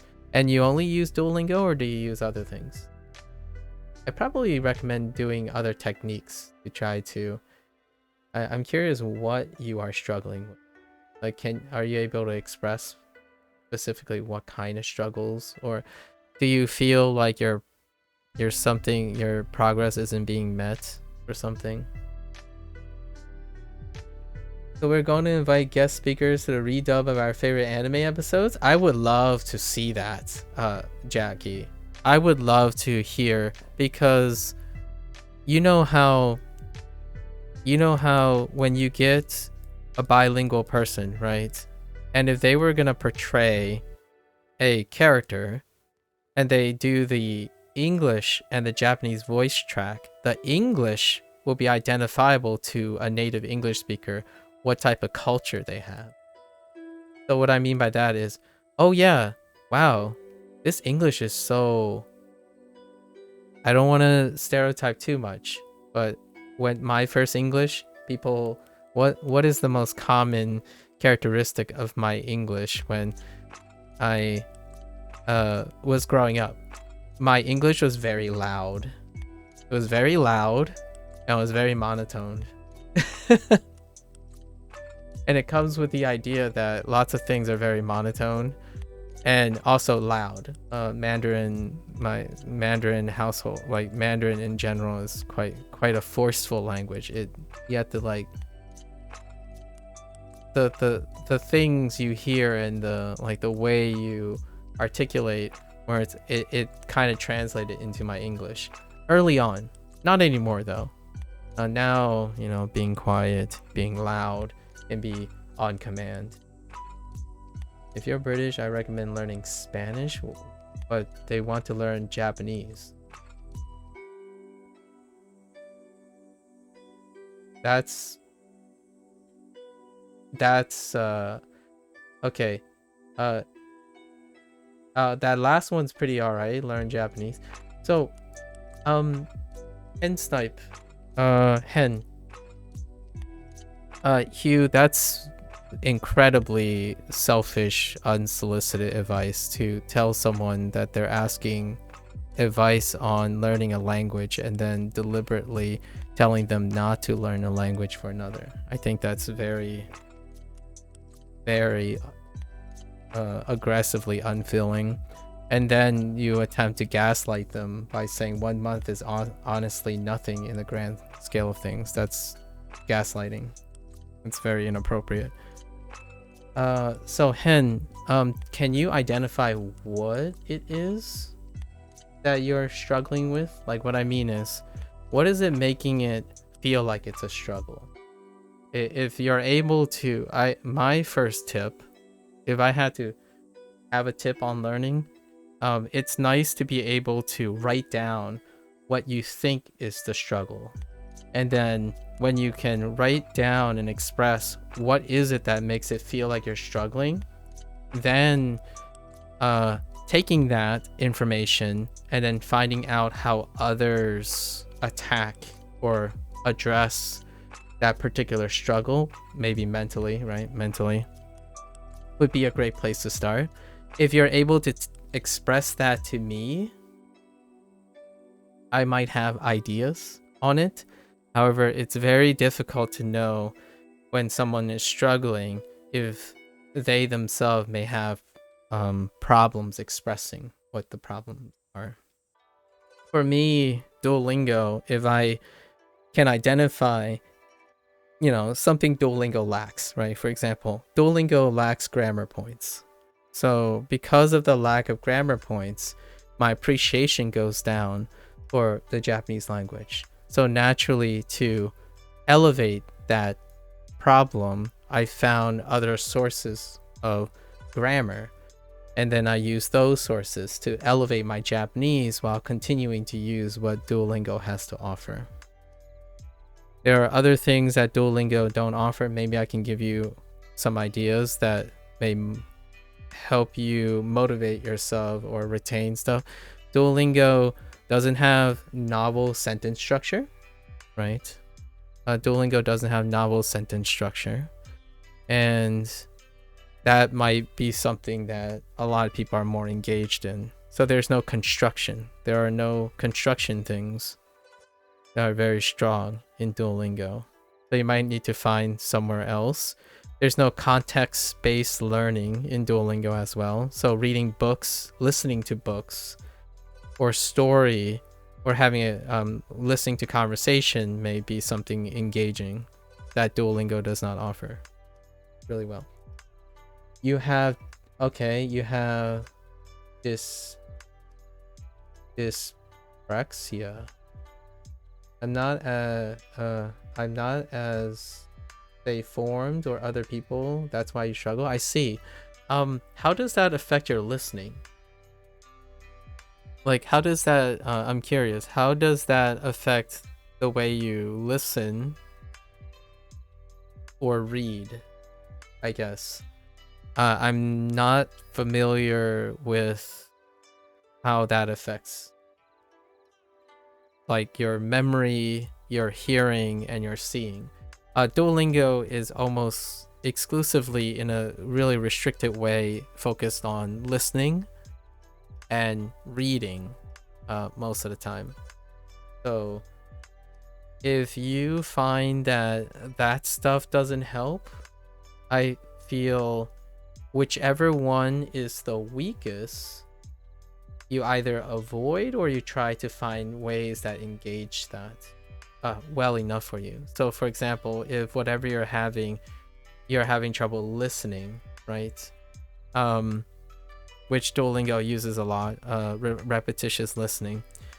Finding some way of listening to things at a different level in Japanese while having the ability to slow it down. So like, say you can download a video of someone teaching the same content, but then have the computer slow it down for you. As in, you can even literally turn down the speed of the learning process, right? It might be an element that could help with listening.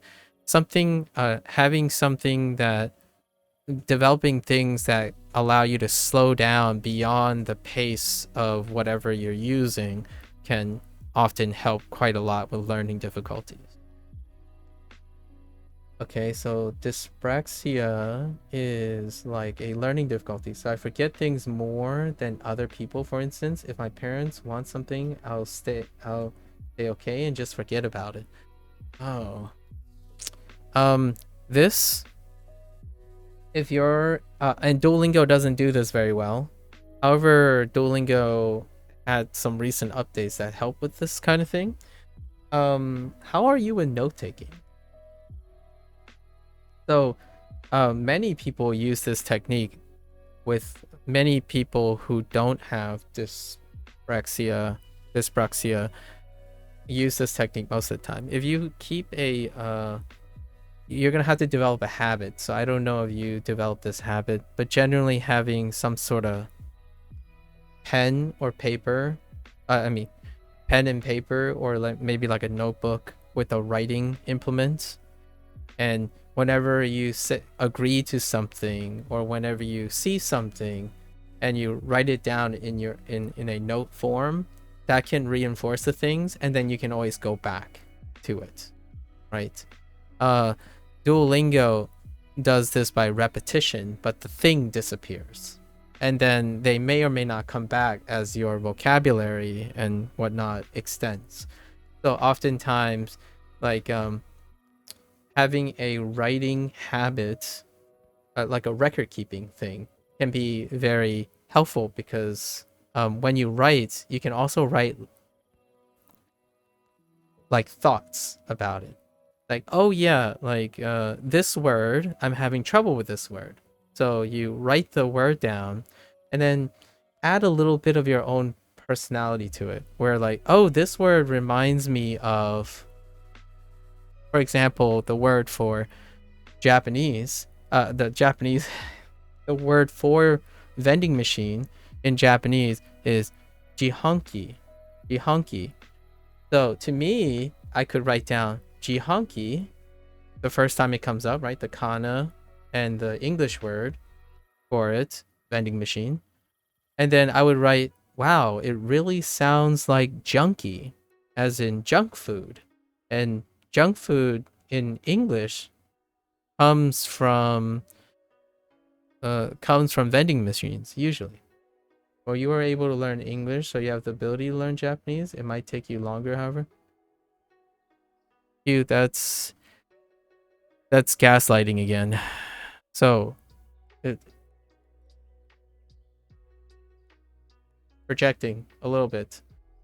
I would probably suggest, in my opinion, that a lot of times when it comes to people's advantages, I suppose, if you want to see it this way, there are individuals who don't, like, I guess those who don't have learning disabilities, they're doing this inside their heads, and they're juggling all these tasks inside their heads. However, even individuals who don't have learning disabilities can benefit a lot from manually writing things. So engaging your hand and your vision and also your personality into writing things can help with memory tools. And also, it's a record keeper. So it's like a Duolingo keeps track of your mistakes sometimes, but then when you correct the mistakes, it wipes it away. So there's no like active record keeping, like permanent record keeping. And also, the flashcard system they have that they just added can help you remember all the words you might have learned over time.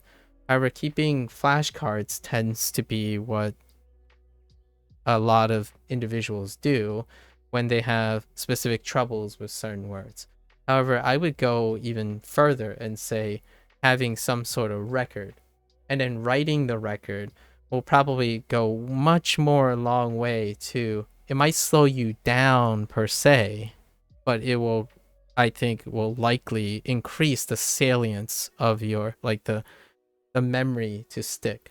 And if you forget, right, usually when people use the word struggle, they feel bad. It's like a negative sentiment.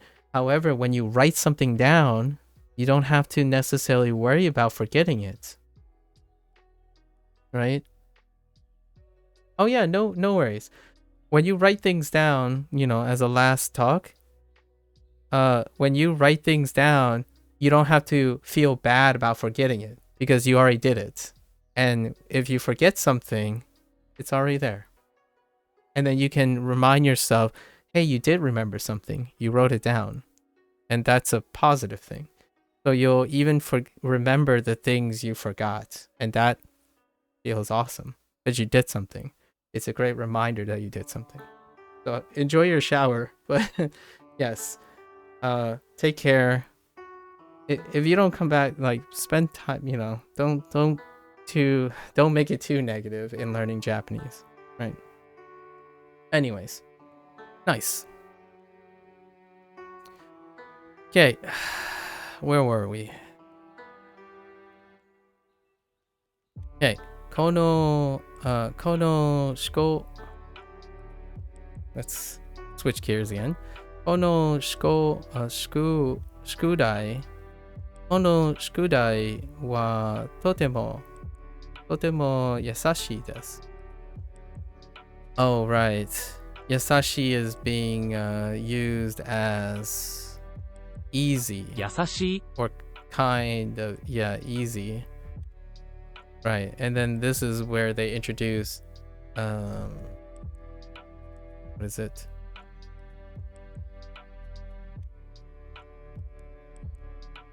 Taihen.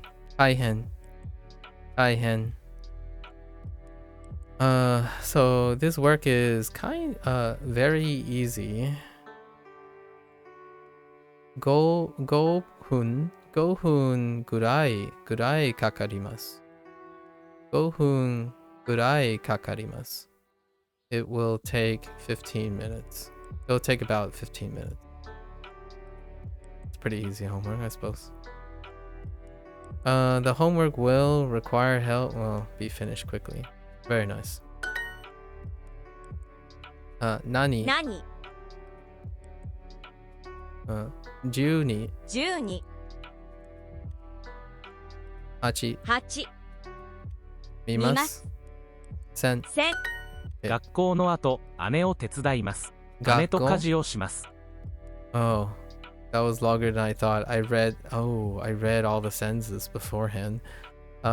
学校後姉を to help. Okay. 手伝います。Oh, we gotta review again. So, 手伝います。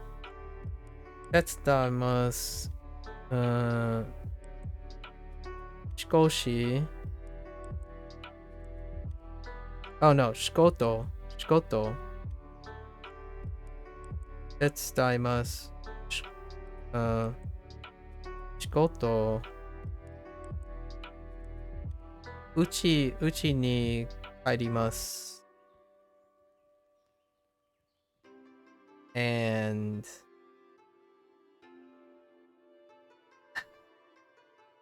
I forgot the fourth thing. So we're gonna have to remember what the fourth thing is. Oh, wait. It's gone. Alright, I guess it'll come back at some point. 姉と家事姉と家事をします。Does chores with his sister. True. Cleans alone? Nah. 家事をします。Okay. 姉 Okay. 兄 Oops. 兄はよく help with something. 家事 Help with yoga? I mean, you can help with yoga. Not with summer, though. Not help with summer. 兄はよく家事を手伝います。手伝います。家事を手伝います。毎日掃除をします。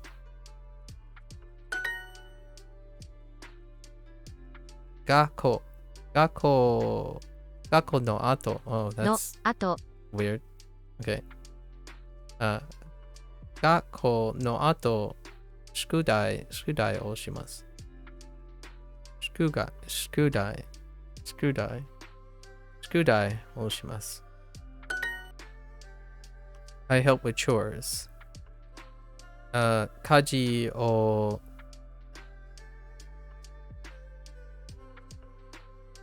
Tetsuimasu. It's not coming out very it's gonna take a day or two probably. 家事を手伝い家事を手伝います。手伝います。家事を手伝います。家事を手伝います。家事を手伝います。少し家事を手伝います。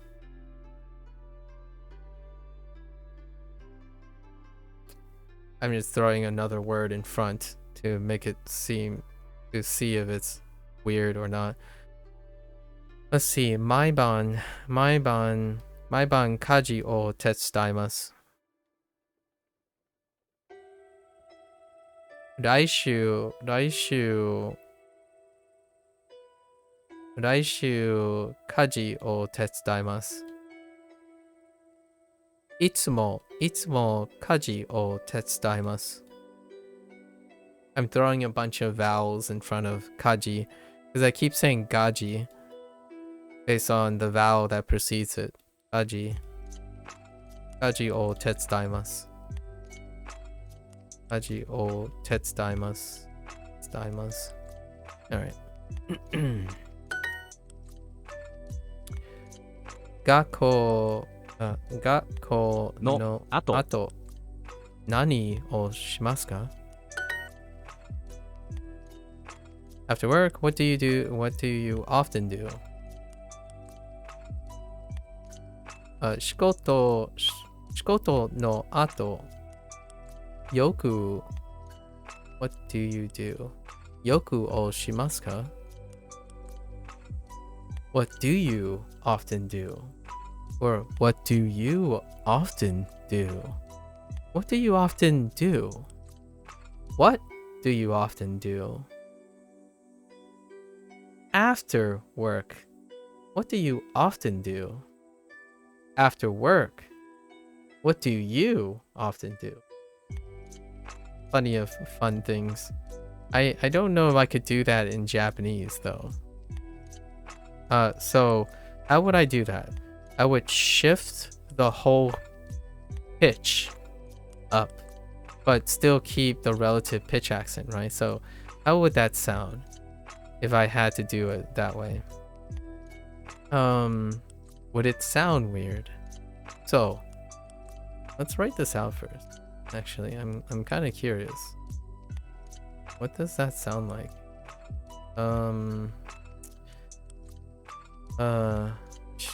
仕事の後仕事の後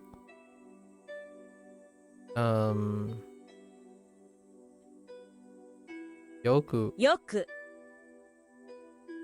をしますか? So let's try this. 仕事の後よく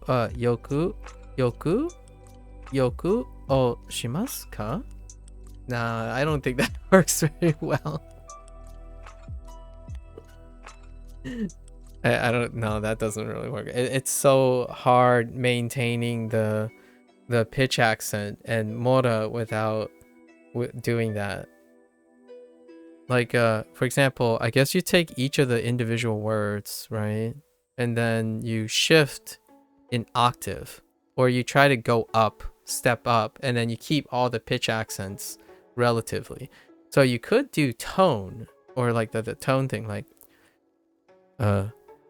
仕事の後よくをしますか? That's all I got.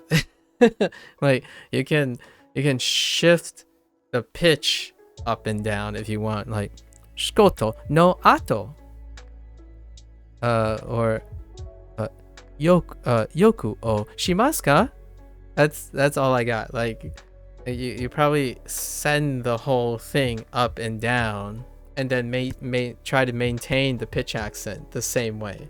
So you're like shifting octaves down and low enough to make it sound like it's doing something without changing the moda, because you can't change, you don't typically change the moda, at least the way I'm learning Japanese. So you can't go and say shigoto no ato yoku o shimasu, huh? Like you can't change the moda. It becomes super weird. So then you can probably shift all the pitch a little bit. So like if you're going up, like yoku no ato, no, that sounds so weird. Never mind. I don't know how. I don't really know. No idea. No idea what they would do other than like interject on endings, beginnings, and interjections. Cute. I mean, like, interesting. It really challenges you to think about pitches. Wait. Did I miss something? Shikoto no ato. Oh. I'm missing something. What do I do? 何 Yeah. I was missing a part of speech here. Yeah. Shikoto no ato yoku nani o shimasu ka?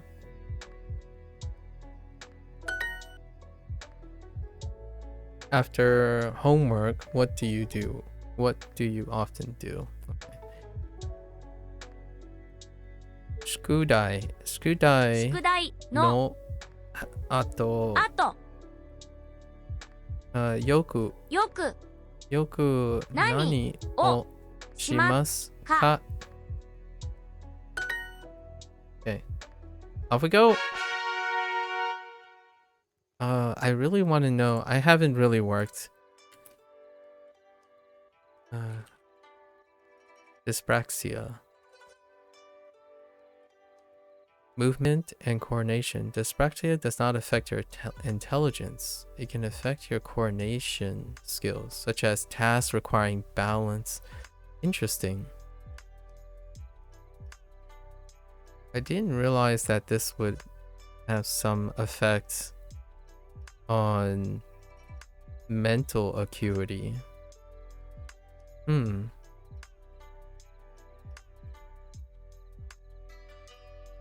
Oh, interesting. That can definitely translate. Imitating sound, writing, and movement motions, and proofreading. Oh, okay. Interesting. I haven't thought about it in that context. Typically, when I hear dyspraxia, I'm thinking about the motor coordination side of things. But I suppose writing and stuff is considered motor coordination too. I haven't even thought about that. And also, like, possibly, I don't even know how they extend to hearing and speaking, how much of it is.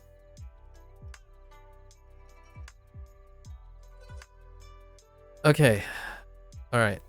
いろいろなパスタを作ります。 There's いろいろなパスタを作ります。And I still do not. I need to remember to remind myself to look up maybe if there are. I need like a Venn diagram right now. I need like a Venn diagram of the use cases of scootimas. We'll call it the scootimas versus what did they use? Shimas. Yeah, shimas and sorry, that's not how that works, but scootimas. So I'm kind of curious. There's one use case right now that they introduced, weirdly enough, and they're interpreting it as make, but I don't know the use cases, so I'm gonna have to look up the differentiating use cases for scootimas interpretively as to make. There was only one use case, and it kind of took me by surprise. That was shimasu. It might be the other way around, actually. Who knows? Or I don't know. Anyways. Iro na pasta o sukurimasu. Okay. I make pasta. I made J-pop pasta. I make... No, let's not get weird. I make all sorts of pasta. Don't let the Italians hear this. No, I'm just kidding. I make all sorts of pasta. I think that's good, right? Yeah, we're good. Let's go. いろいろな家事をします。 Okay. いろいろな家事をします。 いろいろな家事。いろいろな家事をします。いろいろな家事。いろいろな家事をします。I'm trying to break this up because I don't... Nakaji sounds nice together, but I'm used to hearing na and ka next to each other. However, I like to group articles with the word before it. So, いろいろな家事をします。いろいろな家事をします。今日の仕事は優しいです。今日の仕事は優しいです。Today's 仕事 work is easy, says very few people, I suppose. Dangerous. Dangerous is 危ない。電話番号、家、and 家事。よく姉と洗濯をします。よく something I heard 洗濯洗をします。 Oh 姉 got it. I think that's what that was said. よく姉と洗濯をします。よく姉と洗濯をします。 Okay. Right. I often do laundry with my ご飯 older の後 sister. 掃除をします。掃除機はどこですか？ Fair enough. 掃除機はどうですか? That's kind of nice. Duo now deliberately make the connection for you, even though it was pretty obvious, right? Yesterday when I was saying soji, and later they're going to reintroduce laundry again, which is oh no, they already did actually. Sentaku, right? Sentaku and sentakuki. Sentakuki is the machine that does it. So we knew yesterday. However, this would be a great way to show the relationship between soji and sojiki. Person. Okay. I'm so curious if this is how Japanese people, like in the English to Japanese, when you turn it to Japanese, it does this. Person wants to this. Person wants to. Because I'm pretty sure this is more like lifting and overlaying design. So this person wants to was left there from a lifted design. So I imagine they're using that specific lifted design for Japanese speakers when they see English words. And This person wants to. yeah. So I'm curious if when they're showing instructions and stuff, and then you hover over it, do Japanese people get this stuff? do, want, person, this, To get kind of like the bridge, right? The bridge between Japanese and English in the reverse direction. Sorta kind of like me getting interference from katakana going in the other direction. I don't know. I'm pretty sure this is unintentional. This is probably this whole field right here is coded. So when they try to put in English words outside of the answer prompts, they're lifting the code for the Japanese side of things with the English word, and it overlapped. The code overlapped, where so these English words are contextualized with Japanese pronunciation. So it's part of the prompt, I suppose. If I'm thinking about it from a coding perspective, this is probably modular. This person wants to is modular. Along with these things, all these Japanese is 掃 modular. 除機どこか It's kind of funny. I think it's a humorous bug. I don't really think it's a bug. I think it's working as intended, just more of an oversight than a bug. And I think it's cool. ディス Disu, パーソン person, ウォンツ wants to, トゥ do. Great. Anyways. What are they doing? This person wants to clean or vacuum. Fair enough. Moving right along. Right, because here it's a different prompt. So whoever was doing the programming, when the prompt in English is not in this field, however they're programming it, if it's outside the field, it gets pronounced. So here it doesn't have any pronunciation. Like disu, like homeworku is su, like, you know, it doesn't do that. I don't know actually what it would sound like. It'd be maybe in another year it'll be kind of fun learning English with Japanese. This homework is really easy, isn't it? Okay. How did this work? Kono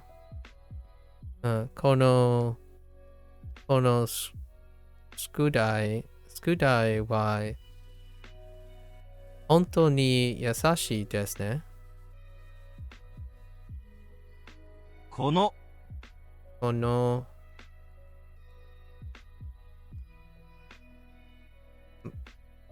yeah. 宿題 Shukudai は wa 本当に優しい水な水ですね。毎日一人でいろいろな家事をします。いつも洗濯と掃除をします。 Okay. This person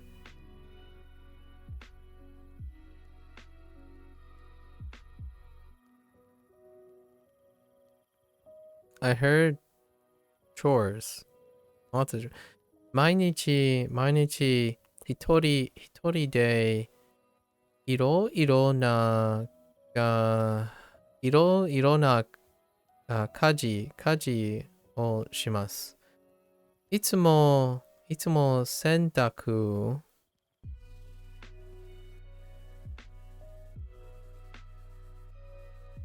と掃除をします。They have too many chores, yeah.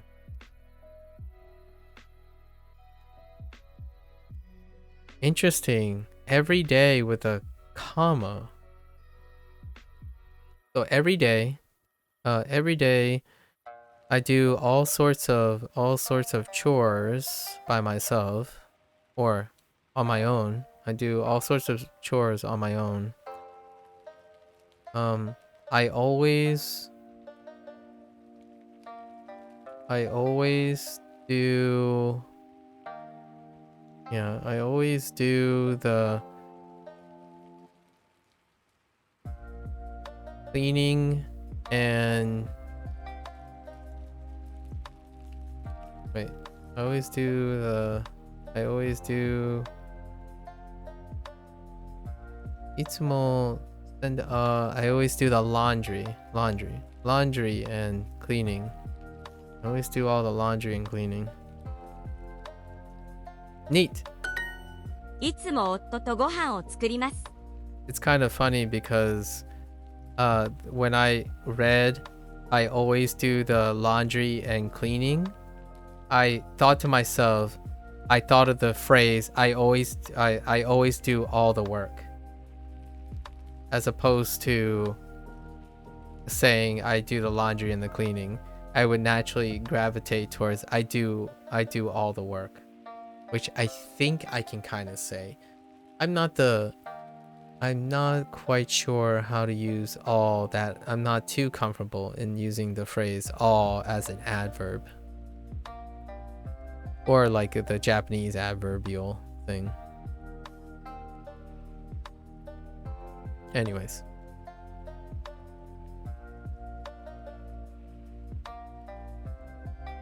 And I don't know if work translates the same way. So like, I don't know if I can, I imagine shikoto is work as opposed to work in a general sense, but maybe you can get away with work if you think work at home, like lifestyle work, is also work. I don't know if that translates in Japanese culture, in Japanese language, where work at home is still work in the sense of how they're using work right now, which is dealing with your job. Because to me, life is a 24-hour job, so cleaning and like laundry and cleaning is part of work, in my opinion. That might be a lost in translation thing though, unless there's another entirely different type of way to express work.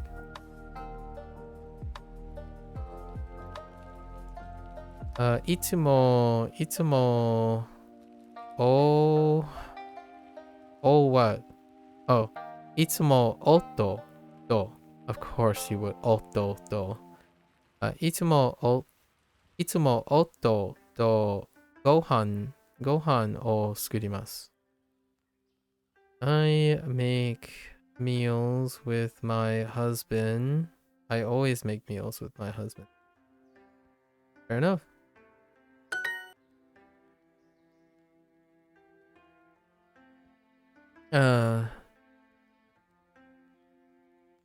Shumatsu. Bring back Shumatsu. Shumatsu wa itsumo sentaku o shimasu. What are other choices? Okimasu. Get up. And nomimasu. Drink. Every week, I always never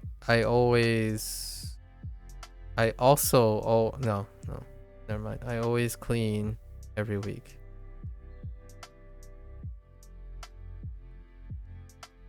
No, I always do laundry every week.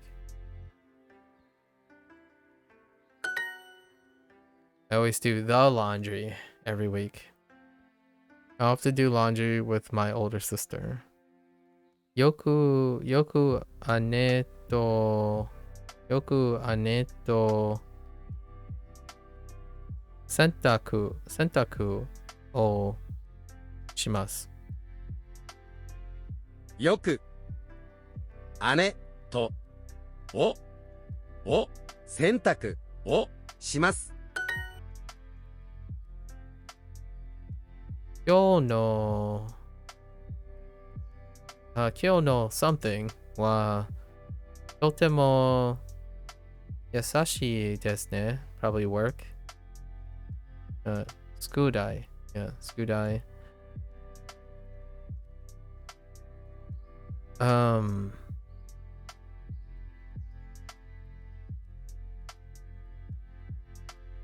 Oh, baste, bus stop, and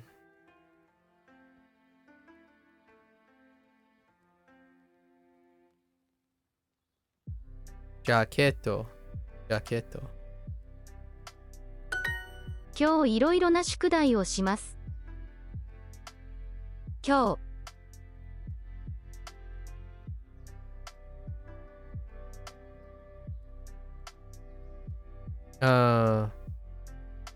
What? 今日いろいろな宿題をします。 Oh, いろいろな宿題をします。 今日いろいろな宿題をします。 I'm going to do all sorts of homework today. 毎日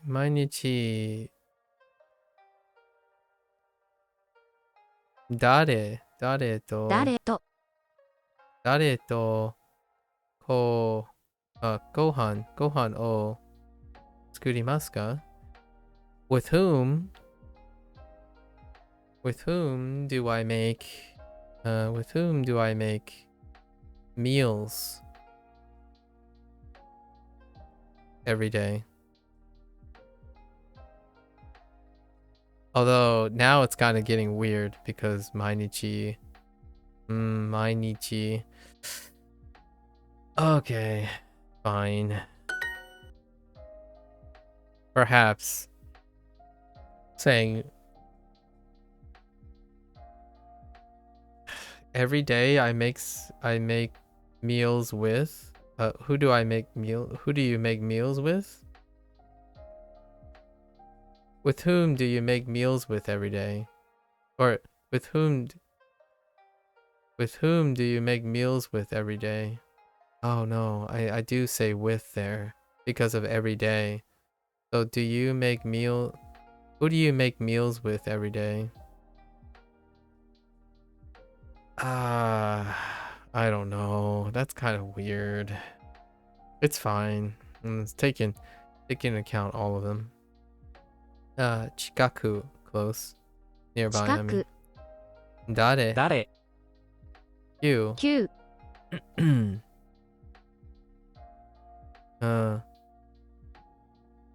Oh yeah. Omiyage. Omiyage, souvenir. お土産 Nani? 何 Okay. 明日の仕事は優しいですか？ Okay. 明日の Wait. Work. 仕事は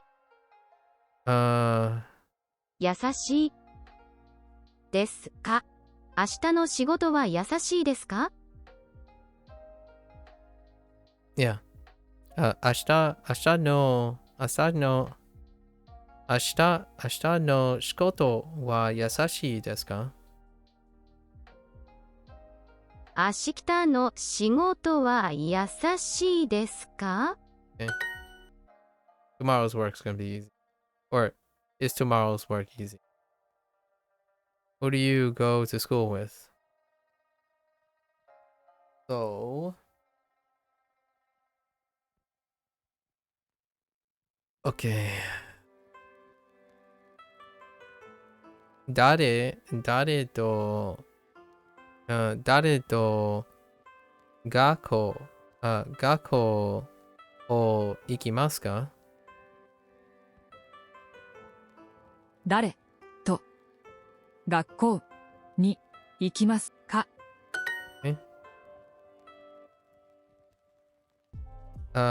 誰とよく宿題をしますか？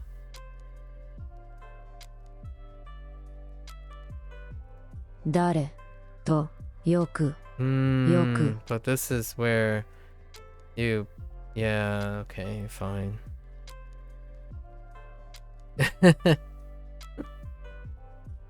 宿題をしますか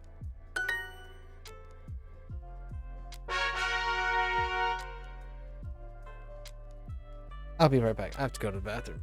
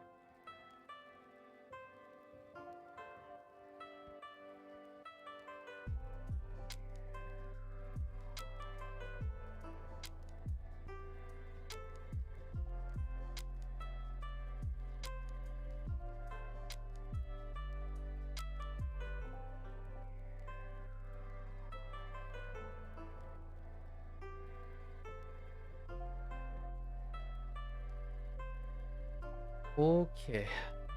Oh, I didn't see you there, Nojo. Thanks for the encouragement. The ever-present Nojo. Okay. Alright. That was about 30 minutes ago, though. My bad. Shikoto wa, this is taihen. Yeah, taihen. Finally got that. So, 仕事 Shikoto は wa 大変 taihen desu. そしてお風呂に入ります。そして so shite. This is now then, right? So shite. So shite. So shite. So shite.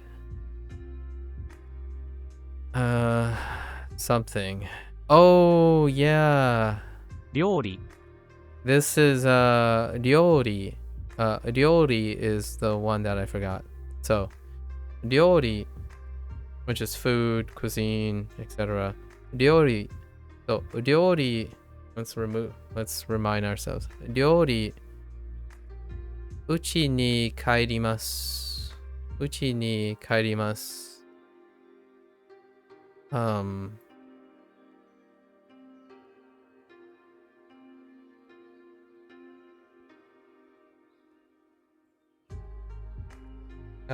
Debts daimasu. Yeah, debts daimasu or taimasu. Debts daimasu. Or debts taimasu. Oh no, debts kaimasu. Oh no. Alright, I've already forgotten, so we're gonna have to drill that some more. I feel like I'm missing another one. So, ryori.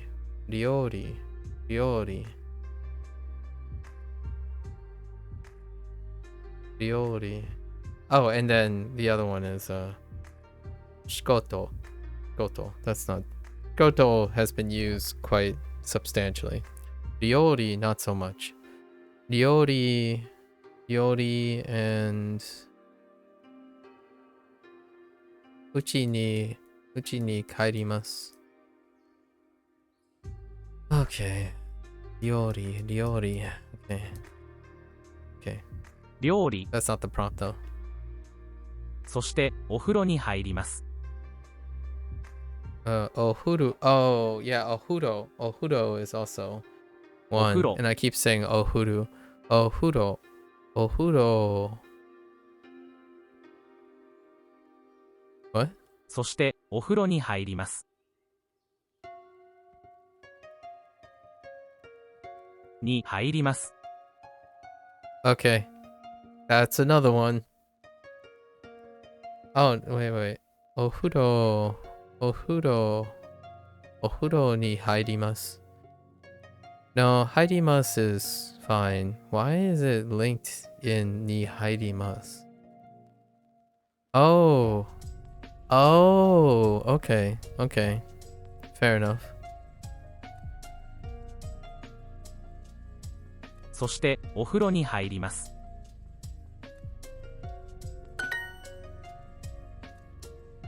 Interesting. Okay. So how is this confusing? How is this overlapping? So haidimasu, right?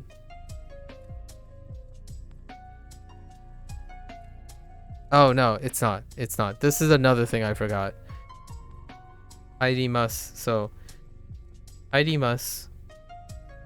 Interesting. They're reminding me that it's ni a lot of times, but ni. So haidimasu. Haidimasu. Haidimasu.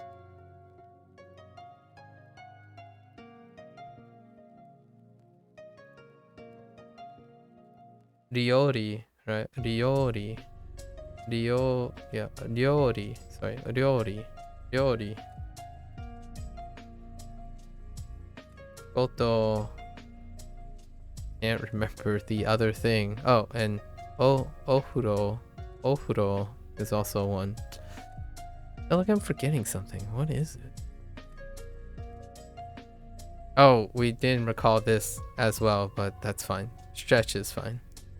Storechu. Storeto. Storeto. Okay. そして、スト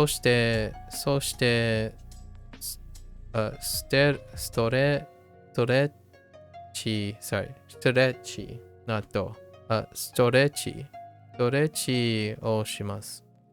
ストレッチをします。ストレッチをします。ストレッチ。そしてストレッチをします。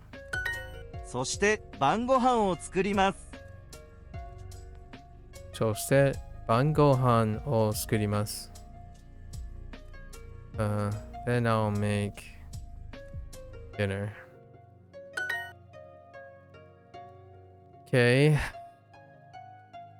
デザート。近く。お寺。お寺お寺。ストレッチ。ストレッチ。あ、ストレッチ。I didn't mean to hit that. That's bollocks. さあ、寒い。寒い。Heck you. 掃除は時々大変です。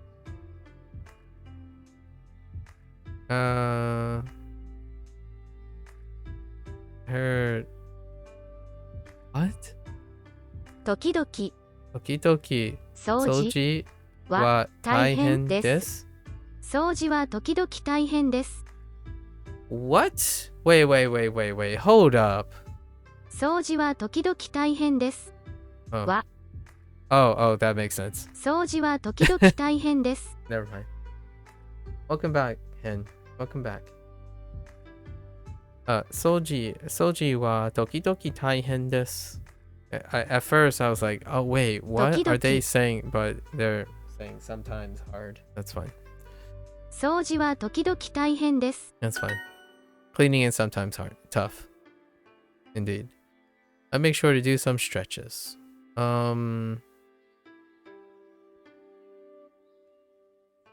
ちゃんとストレッチをします。ちゃんとストレッチをします。ちゃんとストレッチをします。ストレッチをします。ストレッチをします。ちゃんとストレッチをします。晩ご飯の後、ストレッチをします。What そ rank? してお風呂に入ります。You mean like what league? Or what? We just started the Pearl League today.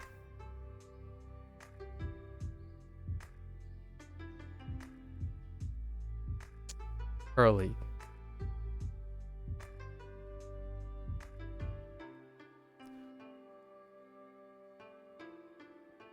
Bangohan no ato. Bangohan no ato. ストレッチをします。そしてお風呂に入ります。そしてお風呂に入ります。This person relaxes. That's a nice way to place it. That's a nice way, even though we don't have the word for relax yet. Interestingly enough. 姉は忙しい。忙しい is busy. And they brought it back. And it's clearly not a non-verb. Yeah, Ruby, right? Do you think you'll ever get Super Duolingo? I will. Eventually. I can only use Super when I plan on being super. So I still also have the 2-week free trial. I still haven't really found a time when I would use Super for 2 weeks straight. So typically when I use a feature, I will likely be working a lot harder than I am currently. So probably. I already did a super thing at day 7 when you are given 3 days free of super. I think some of the super features are fantastic at a very later stage. So I will probably use the 2 weeks soon. The 2 weeks free and see if I want to do months at a time. 姉は忙しいエンジニアです。忙しいエンジニアです。Interesting. 忙しいエンジニア。I wonder how they interpret that. 姉の blank 本当に大変です。姉の仕事。I wonder if this translates to job. Same sentiments though. Similar sentiments. Gohan, and sarada. I think the time to use it is probably when you're grinding language. Well, the thing is, I do this for 6 to 8 hours a day already. So probably not the same as grinding language. I will probably use it when I'm gonna use those features. A grind would imply time, but you can't grind more than the time you have. The tasks are so different on the website compared to the apps. Are they? They're not different. They're new after you get through a certain number of Japanese. Oh, the leagues are so different on the website compared to. Oh, okay. I didn't notice that. I see. I didn't realize the leagues were different between the app and the website. Huh. 冬は毎日お風呂に入ります。 Welcome back, Jamie. I was going through my Croatian textbook, and the two most popular cities have dropped the pitch accent system while it's still alive in small towns and states. Oh, neat. So that means you can say whatever you can say without concerning pitch accent. People will mostly understand you. Jamie, you're free. I mean, it would be fun to be able to do it, you know? If you had an opportunity, why not? Oh no, not the leagues. You were talking about the best time to use the 2 weeks. Oh, okay. Fair enough. Fair enough, Hen. Ooh, they're bringing back the seasons. Huyu wa mainichi ofuro ni hairimasu.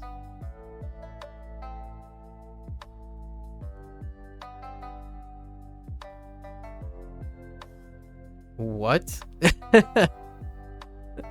All right, sure. In the winter, I take a bath every day.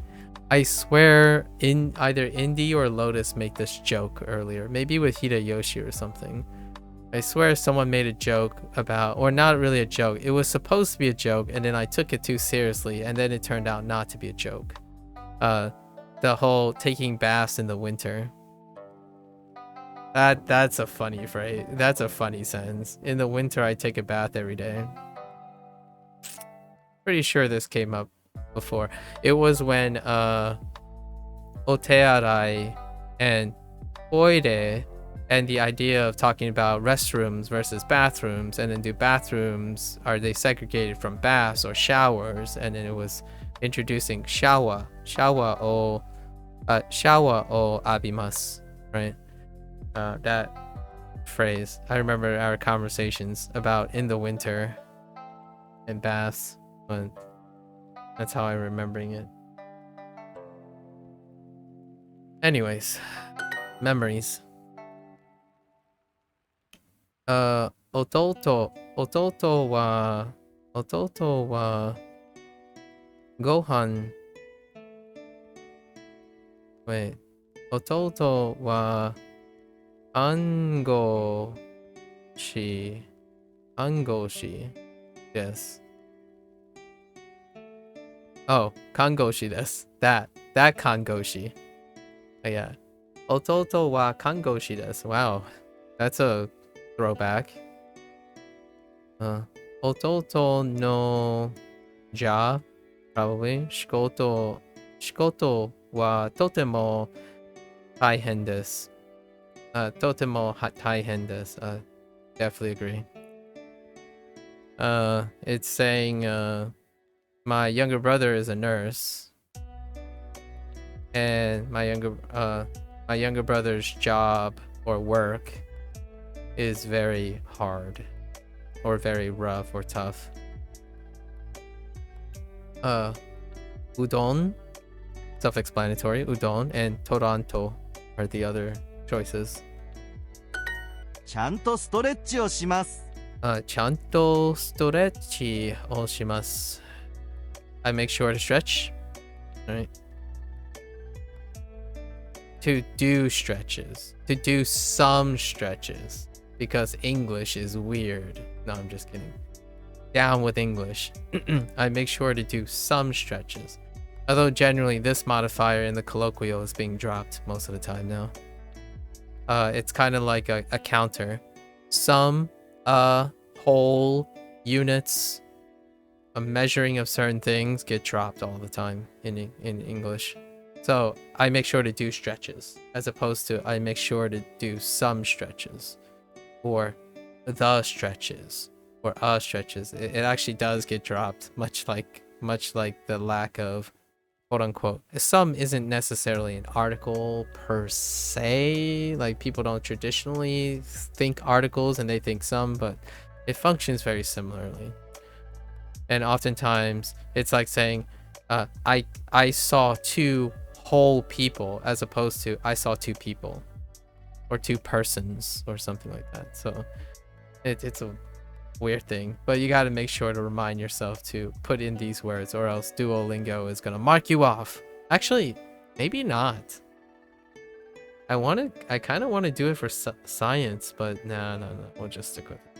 I was gonna remove some and see if they still accept the answer. I'm pretty sure they don't accept the answer.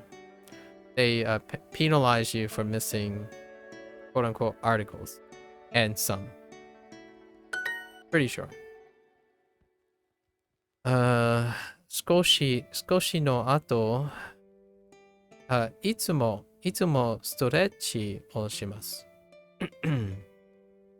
We got 寝ます, which is to sleep, and 飲みます, to drink. 大丈夫. 大丈夫. Yeah. And then ところ is place. ところ Tokoro. Of course, it's Nakadaka in the synthetic voice. Storechi. ストレッチ Umi, 海 which we know. Sea, ocean, as opposed to beach, but hey, works. And then そして. そして After tennis, I take a bath. So, テニスの後、お風呂に入ります。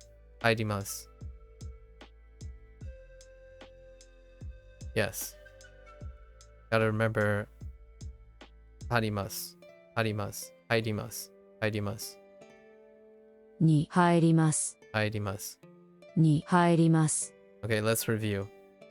入りますに入ります will include the phrases. So, に入ります。うちに帰ります。帰ります。うちに帰ります。お風呂。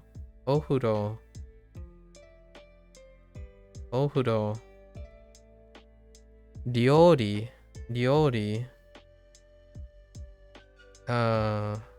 仕事。I'm missing one thing. I don't remember it. So we'll see if it shows up again. Okay. テニスの後。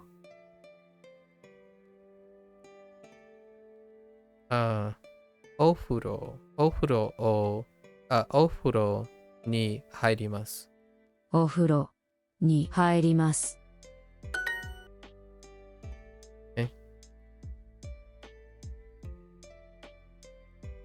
Okay. 今日の宿題は本当に変態。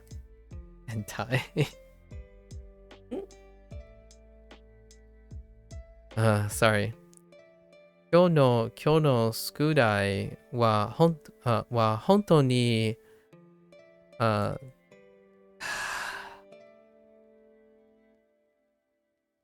大変ですね。I keep wanting to say hen first, the hen as the, and if you flip it back, it's hentai. It's so funny. So tai hen, if you flip tai hen, you get hentai.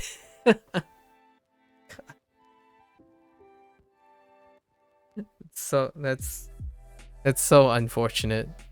Tai hen. Okay, sorry, I'm over it now. Okay. 今日の宿題は本当に大変ですね。ですね. I can't unsee it anymore. 今今日の宿題宿題は本当に大変ですね。 After dinner, I take a bath. Okay. 晩ご飯の後. I wish I would pull the joy from learning that you do. I'm a little envious. What do you mean? You can pull joy? I'll make you like it. Don't heckin' at me, Silver. I'll make you like it. I'm starting to imagine myself like this really, really big guy pointing at a little guy and say, you're going to learn and you're going to like it. Yeah, it doesn't get old, right? I don't think it's within, I don't, take a grain of salt, lots of salt, but I do feel that with enough self-exploration, I feel most people can encourage themselves. I feel most people can encourage themselves to really, really enjoy being able to enjoy more of being uncomfortable and feeling out of your elements. I know as one gets old, the human condition would dictate that we attempt to stay comfortable with what we know. And if we're happy enough, we're very comfortable. But genuinely, it's so normal now for me. I've already normalized this, that I spent most of my life trying to be correct. Right? Like for a while, I spent a lot of my life being constantly living with a consternation of, oh, did I get this right? If I make a mistake, that'll be bad. And that's kind of the whole like face culture thing too, as well. But nowadays, in the last, I'm gonna say, the last 7+ years, it's like taking it to a whole new level now, where just being uncomfortable all the time makes it less stressful, but more of a positive thing. Being uncomfortable means that whatever I'm doing now is something I haven't done before. So now even the most mundane task that I've probably said Ban Gohan at least 100 times now in the last 47 days, and I have a new thought about it each time. It's kind of nice. I don't know. Somewhere in my mind, I feel most people, if learning is still not the most exciting thing, something's got to work for them. However, I don't know. It varies from individual to individual. So finding that special sauce for each person is definitely a life's journey to find that special sauce. I'm thinking of sauces because I'm thinking about dinner right now, but it's oddly placed next to bath. So now I'm thinking about eating spaghetti in a bath. That's weird. Sorry. I have this unusual craving for some spaghetti. Anyways. Oh, and I haven't eaten. That's fine though. You just need to figure out how to translate the dopamine I get from learning new things in games to learning. Yeah, that's what I do. You got it. You got it. Silver, you got it. I have been working on that for some time now. I've been working on, your whole shtick about if someone I know personally that is very well versed in video games and whatnot. I'm trying to help, as a friend, encourage them to translate a lot of that stimuli to life skills. Because a lot of times when you get a huge dopamine response from something that you're complacent with, which tends to be video games, oftentimes other things kind of fall by the wayside. So I've been coming up with random observations and maybe perhaps clever ways to try to encourage, especially young adults nowadays, to somewhat lift all the things that they do super well and help them find their own way of seeing other skills, other life skills, similarly approached. I honestly think Duolingo is kind of an interesting bridge because Duolingo is trying to literally do that bridge, which is to gamify language learning, right? So it's a natural stepping stone for the current adolescents right now. And then how do you take that? So Duolingo isn't here to hold your hand and try to implicitly and explicitly demonstrate to you what works, like explain the methodology, and then allow the person who's learning the methodology to translate that into leaving Duolingo and using other tools that aren't gamified. And that's kind of why I think using Duolingo as a middle ground is pretty interesting. There are so many techniques and methodologies to learning that gamification does that I think formal learners don't pay attention to most of the time. Formal learners pre-select themselves into a group where it doesn't have to be fun. They don't lack motivation. They don't require self-motivation or goals or time management. So a lot of times what's frowned upon is exactly what Duolingo don't intend to focus on, which is time management, comprehensiveness,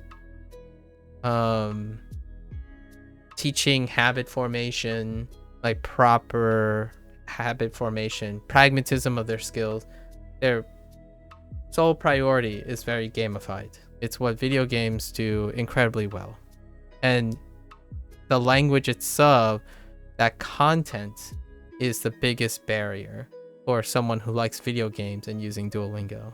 So oftentimes you can say like, oh yeah, I don't want to play this game, right? Because the content isn't interesting. So if you can circumvent the content restriction, then Duolingo would be a great bridge. However, beyond that, I would love to see, personally, this is my personal take, I would love to see Duolingo branch into reinforcing lifestyles using their brand. They went into other subjects like math and music soon. Math and music will probably be available on the website. I'm going to use it, by the way. A lot of people will say like, well, you tell me you don't want to learn, you're not focused on learning Japanese, but you don't know Japanese. Well, yeah. All right. When music and math comes on Duolingo, I would love to learn math again. Like they're probably going to start with algebra. That's probably the first place. Algebra and trigonometry or something, and it's free. Like as much as I want to do other services like Brilliant or Skillshare or something, specifically Brilliant, it's a paid service and you can't actually stream that stuff. It's proprietary. So I would love to see what they do with math in the future and music. I already know most of that stuff, except it's really interesting how people are teaching this stuff. That's probably why I'm always excited about learning things I know or do not know. It's new because I'm always wondering how I could use it to help others. So much brainstorming. It slows me down when doing the actual task, which most people think that I'm specifically wanting to become fluent in Japanese. But I don't think it's humanly possible, in my opinion, to prioritize certain things while you have to sacrifice everything to be fluent in Japanese. So my priorities do not rest in that. Mastery is diminished returns, in my opinion. It's more of agree to disagree. I prefer to have the services of people who are masters, right? People who are specialists in this. So I would definitely learn enough Japanese to make friends with a Japanese person and be able to communicate through the maybe miscommunications and lost in translations. And that Japanese person is the one that I have the privilege of being around because they spend most of the time in that language. And then one day maybe I can show that Japanese person a service I have, unless they become bilingual or something in English. But generally speaking, you got to pick your battles for mastery. I don't want to be a polyglot, is basically what I'm saying. I think that's a very admirable thing to start if you're like 14, 15 years old. But my priorities is to convince people or help people learn new things and form new habits and stuff. And what is a really wonderful way to do that than demonstrating that yourself? So this is a new habit, right? Learning Japanese on Duolingo. It's an unpopular habit because I'm fighting an uphill battle. So what more poetic than starting a habit when everyone sees you and they say you should stop doing this, is a waste of time? What better way, in my opinion, to demonstrate the ability to convince yourself to do anything and feel really great about it and being enthusiastic about it while everyone tells you something else? That's kind of the point. That's like my secret hidden point that I'm trying to demonstrate. There's no amount of discouragement. I say when I feel bad about this, and I say when I stop learning things from this, not anyone else, really.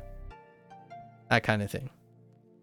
It's hard to make me feel bad, really, about myself anyway. It does. If you want to make me hurting other people will probably hurt me more than trying to attack me in any way. So it does suck when I see other people struggling with things.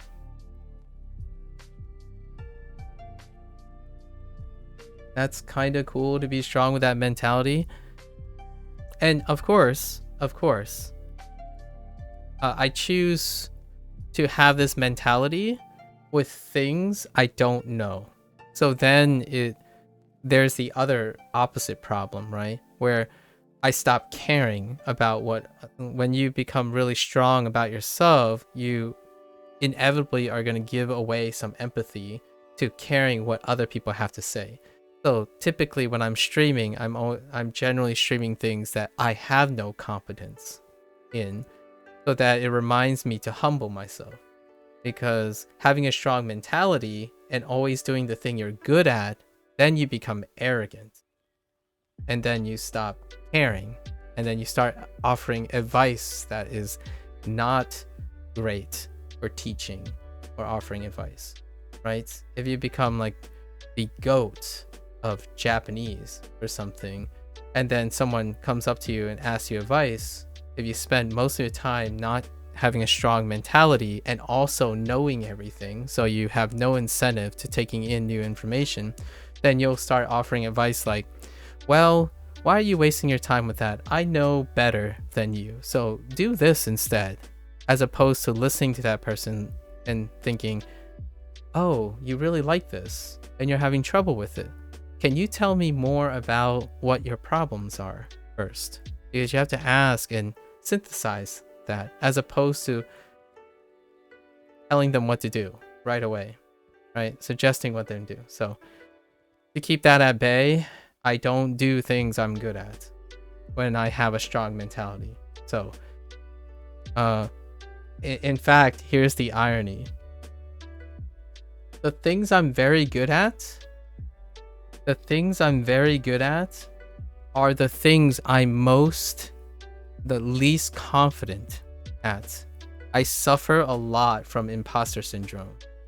And so I don't usually talk about the things I'm very good at openly or voluntarily without being asked, because I fear all the things I don't know. So the better I get at something, it doesn't make me feel any more confident. It makes me feel worse most of the time. So I keep that at bay. And I don't usually make my goal to master something, because in my career, like in my lifetime, every time I went to try to master something, it only made me feel worse and worse over time. I constantly feel like I've learned less and less, and I know less and less, and there are more and more things to learn. So I stopped doing that. And that's just my 2 cents. If any of this sounds familiar to anyone else, I really do highly encourage people like that who suffer a lot from worrying about mastery in that way to encourage themselves to live in the moment, far more in the moment. Otherwise, you're going to be stuck kicking yourself in the butt for imposter syndrome all the time. Like, oh yeah, you're in the 99th percentile and all you can feel is like, man, I'm just not good enough. Like, why can't I be the best? So that type of mentality, I'm far from it now. I've removed myself and pushed that to the side because it was awful. It was an awful place for me specifically. So if you're any person who resonates with that, it can be really tough. I honestly struggle with that when starting to educate others in my company. I really had to put myself in their shoes and imagine having none of the knowledge I have. Yeah. And it's my encouragement is somehow try to work yourself up to being in uncomfortable positions. It doesn't have to be like anything impactful or real. Occasionally throwing yourself into a place that is uncomfortable helps remind you of that stuff, right? Yeah, at first I just felt like, why are you not getting this? It's easy. Exactly. Right? Exactly.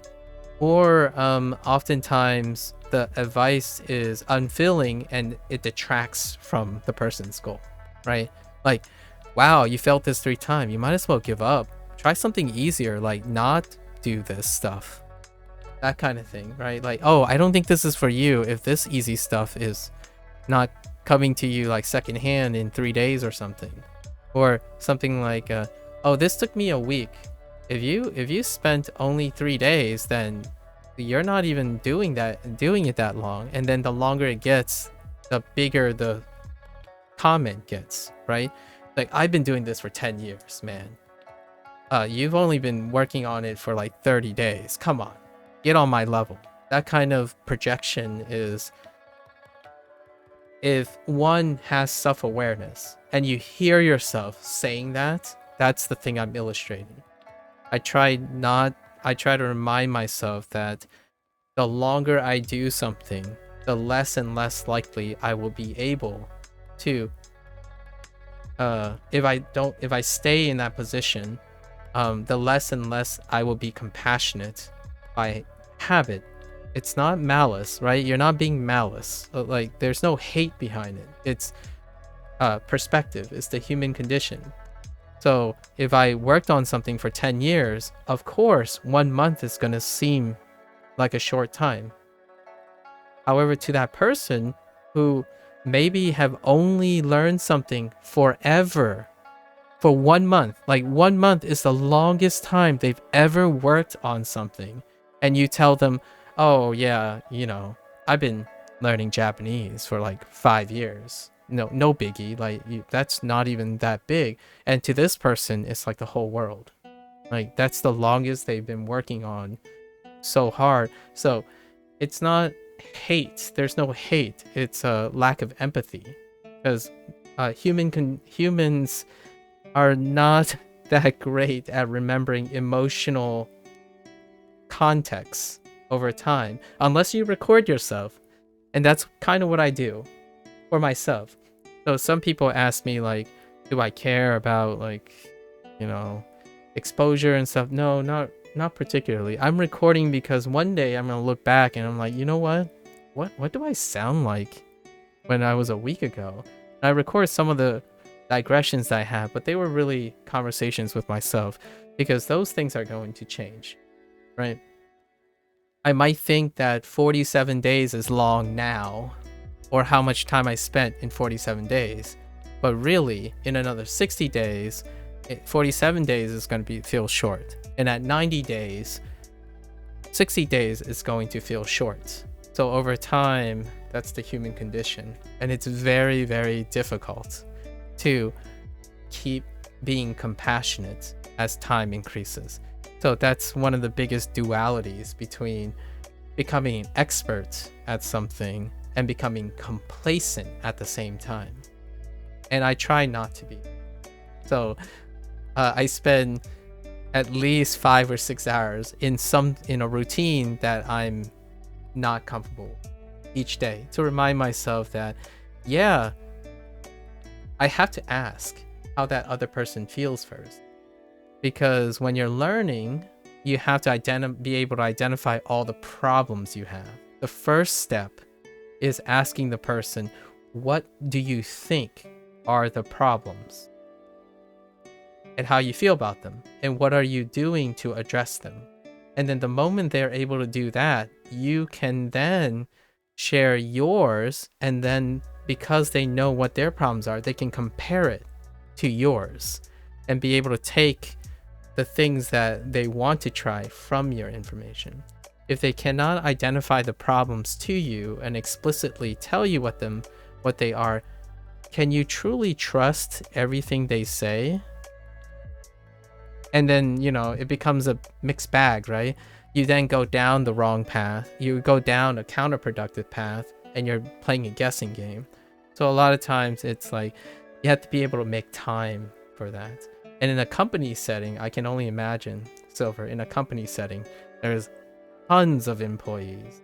So you have to exchange pragmatism and speed so you have to fight your battles and whatnot. That's kind of how it feels whenever someone asks you for mental health advice. Well, if we do it now, if we start now, it'll be years. But let's work out on it day by day. Don't get anxious. Do not get impatient. Much like language learning, it takes years calmly, not to focus on it. But you're not going to tell this person oh yeah, don't worry about it. You're only on day 30. It's going to be 4 or 5 years before you really get this, right? And the only thing I can say is if you find yourself saying that, the person you're talking to will likely find it negative, overwhelming. I would say 90% of the time, the person will find it negative, overwhelming, because they're already coming to ask you advice. So the last thing you want to do is overwhelm them some more and trivialize their effort in order to encourage them to continue pursuing something that they voluntarily took up. So that's kind of the thing that I do see so much. It's what I, in quotes, call the internet hustle culture. They hustle you. They simplify something and don't tell you what those years and what those times mean. As in, oh, it's only been 7 days. Just think about how good you'll be if you keep up with it after 2 years. It's well, what does that look like? You said it because it already happened to you. Can you summarize that? Can you break it down? What does it look like? How did you get there? Well, let's not start there because this person's at 30 days. So, can you provide advice for day 31? Day 32? Maybe day 30 to 40? It's going to be a tough challenge. It's often a very tough challenge. And you're someone who's been working on a profession for 5 years. Ask yourself, what did you do on day 31? That's going to be so hard. I don't remember any of that. And I record that. I write it down.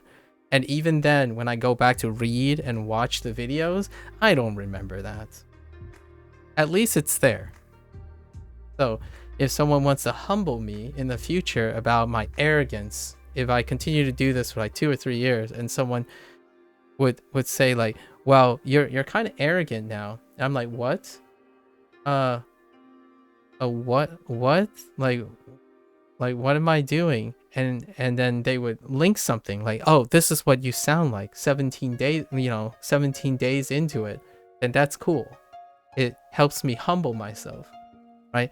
But generally speaking, I personally wouldn't stick with something that long because I would be like you. I'm probably just going to be stressed out with everything I don't know. So I stopped doing that. Hence the whole switching video games from learning and then doing something else. I get too stressed out. don't think there's enough stress management that makes it personally for me worth my time to engage in like the 99th percentile. For Japanese, if I can learn something using Japanese from another Japanese person, I'm good. That's definitely good to go. And from then on, I am willing to accept that my perspective on the Japanese language is limited to my competency of the Japanese language. And when someone says, oh, that's not why Japanese people do things, tell me about it. You know, like it offers other people to give me all their XP, as opposed to for me to go out and do it myself. As much as I like doing things myself, I trust other people. Sometimes it's a lot harder than you think to trust other people to help you or provide information, especially on the internet nowadays, right? You'd be stressed out. It's like, is this misinformation? Okay, so let's get back to it, shall we? Bangohan no ato. Ofuro. Of course you would nakadaka that. Ofuro ni harimasu.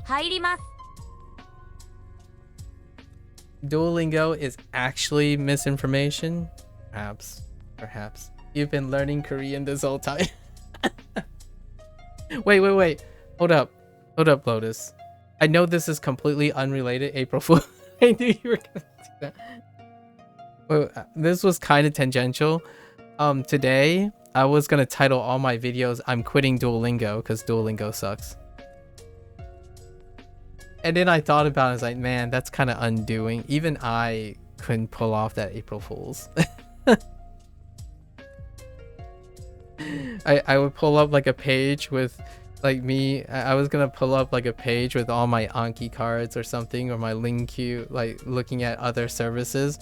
I'm like, yeah, Duolingo sucks. It sucks. I wasted 46 days of my life. that was gonna be the April Fool's joke. But I don't think anyone who knows me is gonna even believe that for a sec. And I don't want to mislead. That's like misinformation on top of misinformation. The other thing though was pretty fun. I don't know if you guys play video games enough or like watch news or something. I like April Fool's Day for the reason of how creative people can get with their April Fool's thing. So my first April Fool's news of the day was I play a game called Dave the Diver, and I absolutely love Dave the Diver. It's put out by Mint Rocket, a in-house studio of Nexon, Korea. So they put out a video for the next quote-unquote DLC experience with Dave the Diver, and it's a Leia-chan VR, and it's a like a waifu sim thing, and the inside joke is one of the characters is, you know, a bona fide weeb, and in Dave the Diver, and the pop culture is to have, you know, waifu material. So it was a waifu VR sim game, and that was the April Fool's. So obviously you knew, I already knew it was an April Fool's thing. However, it was really well done. Really well done. April Fool's has become something else nowadays. There's some very high quality April Fool's stuff. Very, very great. Not just slapstick jokes.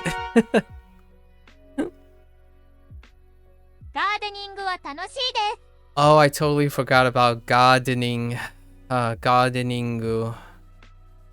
I found that this year was way more toned down. Oh, really? Yeah, I haven't looked too hard. I woke up to that one thing, and then that's all I had time for. Then I went out for a run and then took a shower, and I'm here. Interesting. So toned down, huh? Yeah, that's the only April Fool's one I saw. Linus Tech Tip did it pretty well though. Ooh, I'm looking forward to the LTT one. Yeah. They put a video out yesterday, which was... Oh yeah, I did see it. I did see the thumbnail. It was way late at night though, like for me.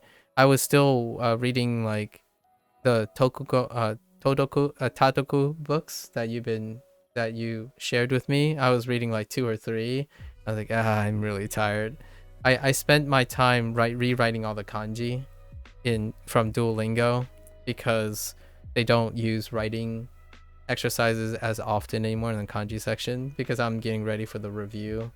And I was tired, but I did see the thumbnail.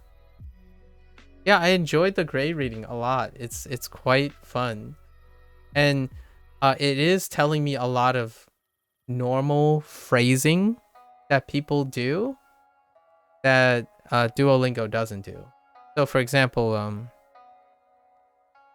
when they just say, oh, this is what the day was, comma. Like, the day was, comma. Like, this person, what, like, it's not was, but it's more like implying, oh, and this is how it is, this is how that is, and it is comma. Like, it ends. The like the clause itself is a floating clause where just suggesting things. Like, you know how when you told me you could say a third person and then add with wa, right? And then a question mark. It'd just be a wa. But instead, it could be a statement. Like, Nihongo wa, comma, and then the rest of the stuff. So I haven't seen that structure so frequently, but after reading the books, like reading the little books, you see that framework all the time. So it's more like, oh, and so I'm going to explain the rest, and then the rest of the sentences come in. So I got really used to that, and that's something that I think because of translation, there's a loss in translation, because it's kind of like occasionally if you ever end a sentence with a thought but you never complete the thought, that's how it feels a lot of times when I was reading some of the earlier books.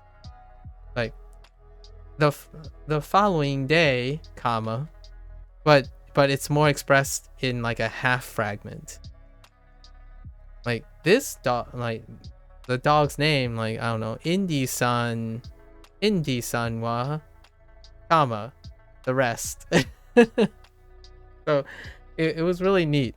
It really helps normalize how like how structured, like what you're seeing when you're having more and more ideas stacked on each other. So pretty sweet. Although I do have to admit, reading those books makes me so anxious to learn more kanji. It's unreal. I haven't decided yet. I haven't decided if I'm going to do some extracurricular kanji hunting. I haven't yet. I'm just reading it through it. It would be kind of, personally, as a favorite to myself, the furigana is a little bit like back and forth in all sites, like various sites, various books and stuff. And I understand because I'm so attached to kana right now. It's kind of a nice thing, but at the same time, yeah, kanji definitely makes me anxious on learning more and more kanji. Not yet. Maybe in the next 25 days. After this review, perhaps I'll find something that works for me in terms of kanji. Who knows? I might pull up that Anki that everyone is doing, you know? It might be time to add some Anki for kanji. Who knows? I haven't decided yet. Anyways, thanks. I like reading myself to sleep every evening. Okay. So I totally forgot about this word. So now there's 6, right? At least 6 or 7. So gardening. So gardening. Uchi ni kairimasu. Ni 入ります。Makoto. Ryori. Oh no. Now I've lost another one. I'm getting stuck with 6 to 7. Around 6 or 7. That's fine. It's pretty much where I think it is. Okay. Gardening is all sorts of fun. That's kind of a neat phrase. Although that's not what this says. Still, it is kind of fun to be able to say that though. Oh no, it is. Oh, whoa. It's just gardening is fun. That's all that says.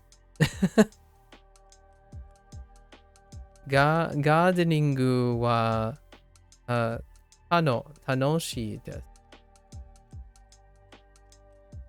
Totally relate. I just got the my second kanji in the title of Jujutsu Kaisen. Anxious to get the rest. Oh, gosh. I see. Yeah, I'm pretty desperate for some kanji. It's almost like one of those dopamine hits at this point. Every time I get a new kanji, it's a dopamine hit at this point. The rest is more bootstrapping. It feels more closer to practicing now. It's like 60-40 practicing. Every time a kanji hits, it just the learning dopamine spikes. All right, gardening is fun. Let's go. Oh right, kaimono. Kaimono is a thing too. 晴 Kaimono. れの日はガーデニングをします。晴れの日はガーデニングをします。On sunny days, hello? On sunny days, I do some gardening. Heckin' some gardening. Not I do gardening. I do some gardening. I do the gardening. Heckin'. The heck with English. Heck you English. 買い物休みの日は何をしますか？ Okay.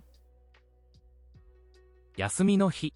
So, yasumi no hi is an interpretive cluster here, and it means days off. And I'm okay with that.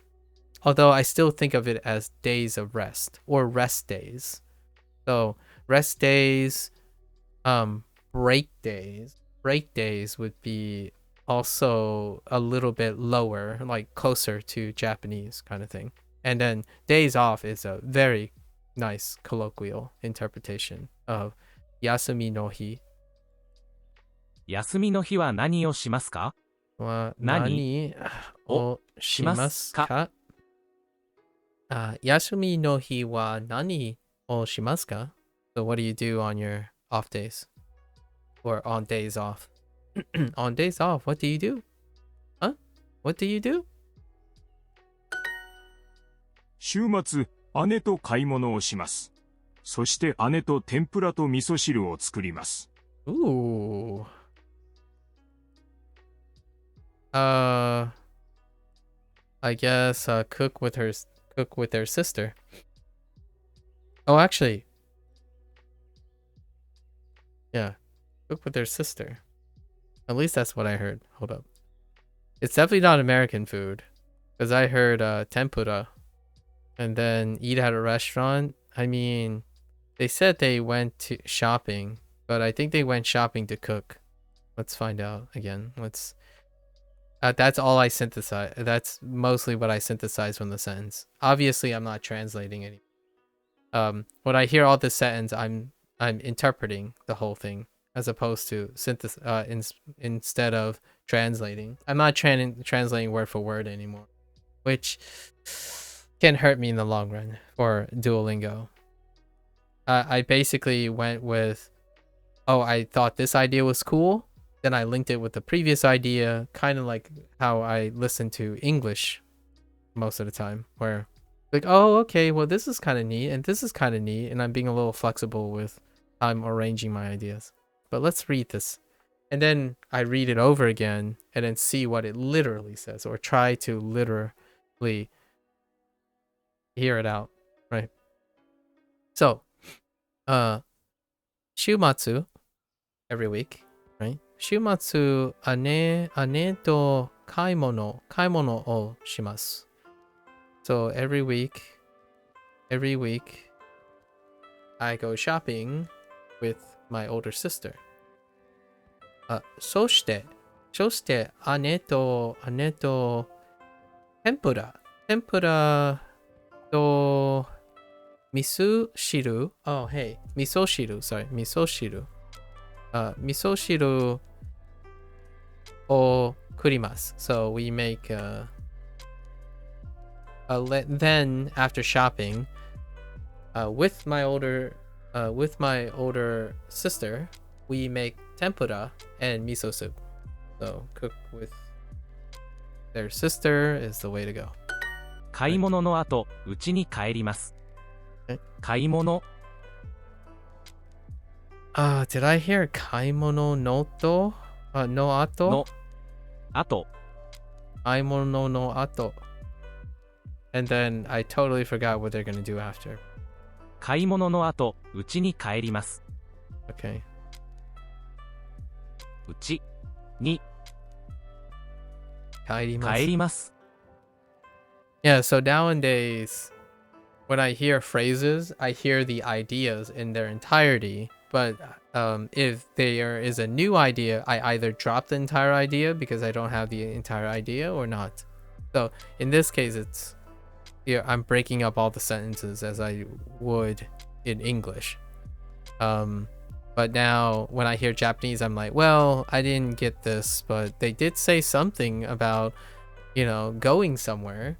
So perhaps they went home or something, or like, oh, they said something about shopping, but then they said something else they were doing. So they must have done something afterwards or then. But that's the way I'm processing these sentences now, where as opposed to, did the person say uchi, or was there a ni there? Was there a no? No, that's not. It's not how that feels anymore. I don't do that anymore. I'm looking for concepts now, or I'm thinking of concepts. Although it does make Duolingo harder and slower because they're testing concepts. Yeah, the conceptual clusters are getting a bit bigger. Yeah. So it's no longer like, okay, that's fine. I missed a couple words, but at least I can put them all together. It's not like, if I get the concept, I will be able to make a sentence out of it, right? So in this way, that's kind of what I'm doing in Duolingo. They're looking for specific sentences, but first I'm listening for the concept, and then I can construct the sentence. It doesn't even matter if I don't know all the words. Whatever they offer, I'm gonna make a sentence out of it. And instead of looking for the right answer, I'm just constructing a sentence that I would naturally use. So that's kind of fun. My perspective have shifted quite dramatically from the first 25 days. It's no longer, I'm trying to break away from specifically constantly looking for answers, but thinking about the sentences I would construct in Japanese. Not even thinking about it in English, just constructing the sentence in Japanese. Like, well, that's kind of weird.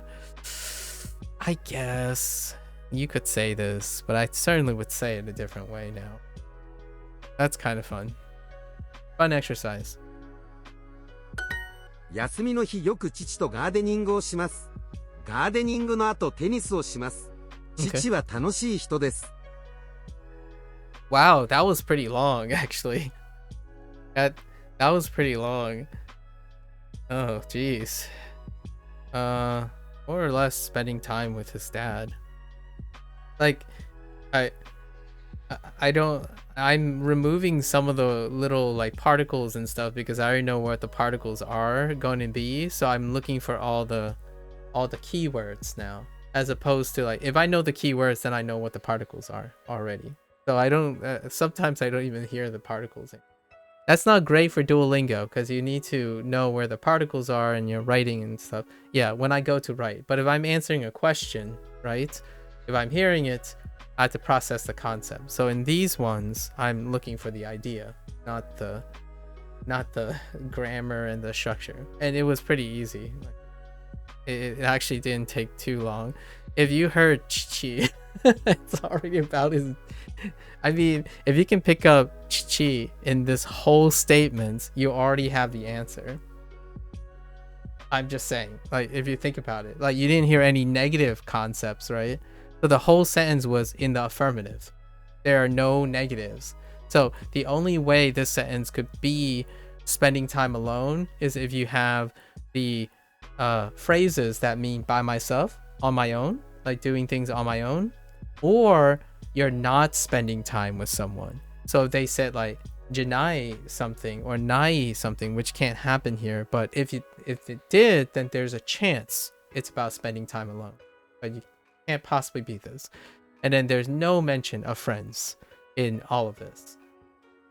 The only person that was mentioned was the person's dad. So it's kind of one of those things like, yeah, well, stop paying attention to all word for word as opposed to the thing. And I kind of like it. This is why I feel like I'm starting to feel very comfortable with moving on to conversations and stuff, as opposed to still strictly doing this. It is really great practice though. I think it's great practice to keep me from being too loosey-goosey. It's kind of like individuals who speak English probably better than they write English. We're getting to that point already where I think speaking is preferable with someone who also has a brain and interpretations, right? So speaking to another human being feels like it's more my jam, more my speed right now than mechanically doing this stuff. I've often been in the last couple of years, I've often been more of a human person, like a interpersonal communication person, as opposed to a mechanical person. I mean, low key, if you ever watch me play a video game and it requires me to be mechanically obedient to something, my first phrase that I'm going to say is, this is a combo game. I don't think like this. This is so hard. I'll still do it, but I'm going to definitely tell you that it's not my jam. It'll still be kind of fun and rewarding once I complete it. Still, like perfect things, mechanical things, I'm just not a combo gamer, and that goes with life skills. Anyways, this is fun. I love these. These are my favorite. Read and responses are my favorite. Duolingo, you know, if there's anyone who is doing this, more. I need larger paragraphs. I need subversion, or changing your mind, like a paragraph where it says something like 2 or 3 sentences talking about what they like, and then suddenly they shift over and say what they don't like at the end. Or they say something they like, but they make an exception. That would make the sentences and the response even more dynamic. It would feel a lot more natural for someone to say, well, I like this stuff, but there's a trade-off for this stuff. So then you get the whole like really dynamic process of using a language. The subtleties in, yeah, I see where you're coming from, but hear me out here. I don't necessarily think the same way, that kind of thing. So you don't always have like what I just said here, where you still have 3 separate ideas, sort of, but they're going one-dimensional. It's a one-dimensional idea. So whenever you're asking a prompt, it's pretty obvious because the person has one-dimensional idea. It's very straightforward. And I know that it's great to speak straightforward.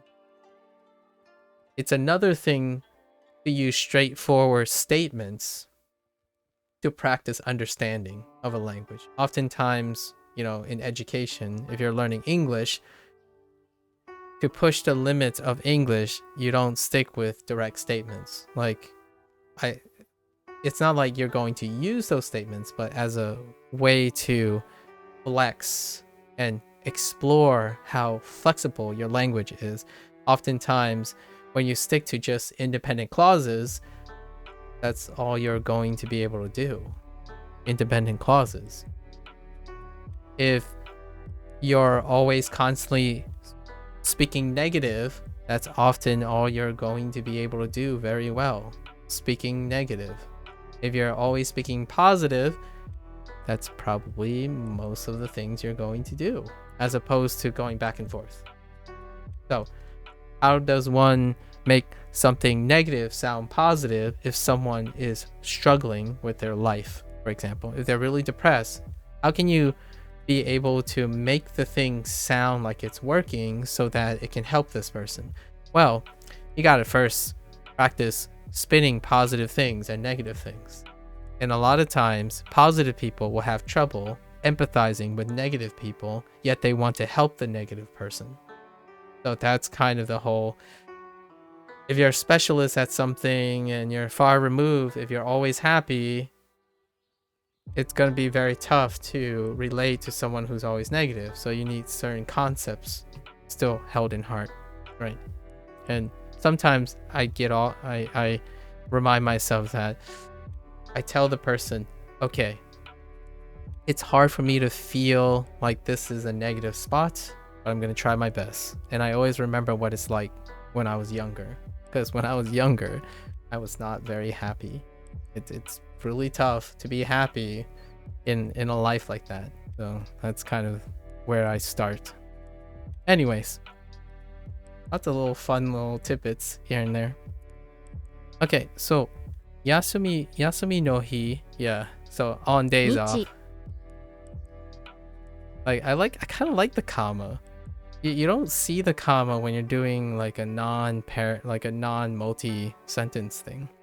But anyways, Yasumi no hi, yoku chichi to gardening o shimasu. Gardening no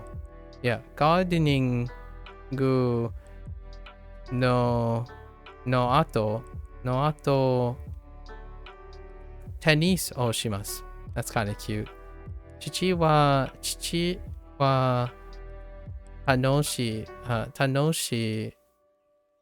ito desu. Aww. I didn't catch that last one. Oh, that's cute. Okay. Anyways, it's spending time with his dad. Some cute sentences in there. Itsumo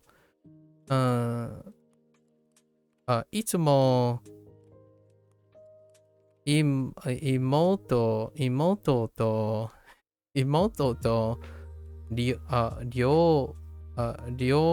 ryori o make. Oh, and then they're using shimasu here. Shimasu. So I'm gonna look in the evening to see how shiru, like skurimasu and shimasu in these situations, if there's nuances. There are obviously nuances here that I'm not aware of. That would be some fun evening reading that I'm gonna look at. So itsumo imoto to ryori o shimasu, as opposed to skurimasu, right? So it'll be interesting. I don't know why they're going back and forth. So that's an observation that I will explain to myself later. And then we have kimasu, to come, and okimasu, to get up. Are you okay? So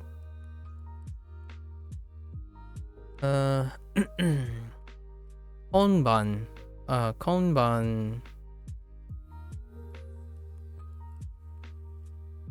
yeah, I think I don't need this, right? Do I needed this? No, I don't think I needed this. Konban, that's interpretation, right? Yeah, that's interpretive. Konban Oh, this is the other one that I've... Oh, is it cooking in itself? Oh, that's why I thought it was... Okay. I thought it was a separate predicate, but it's not a separate predicate when they introduced it yesterday. They're talking about the cooking as opposed to cooking itself. Yeah. So that's why I was conflicted this morning about, was it a predicate or was it a noun? Okay. So what? Konban ryori o shimasu ka? 今晩 Maybe... No. I feel like I want to... Hold up, let's look at this. 料理 Ryori... をしますは Definitely feel like there should be a wa there. Konban... Konban wa ryori o shimasu.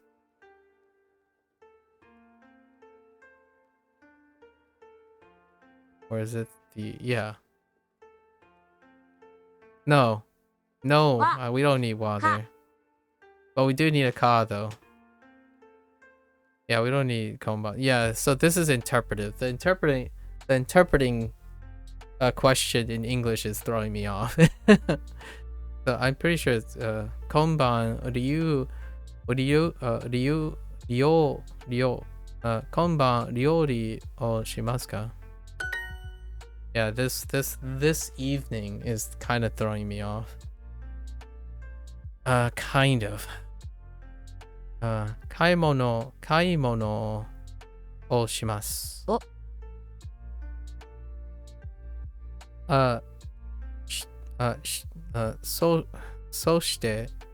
そうしてうちに帰ります。休みの日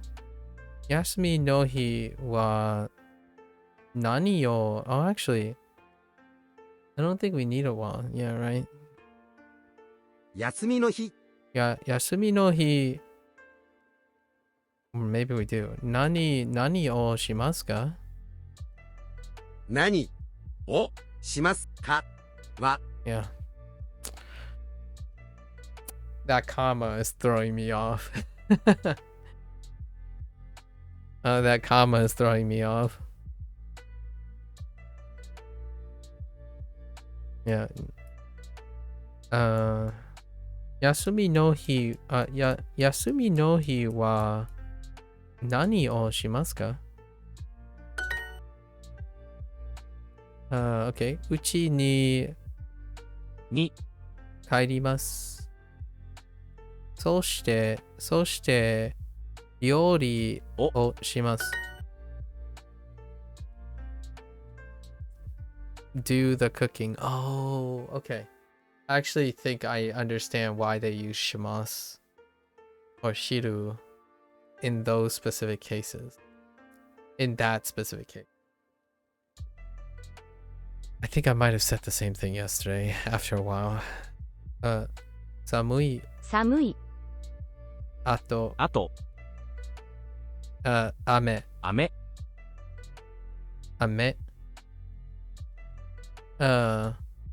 曇り。Oh, cloudy. 曇り。And then 休みの日。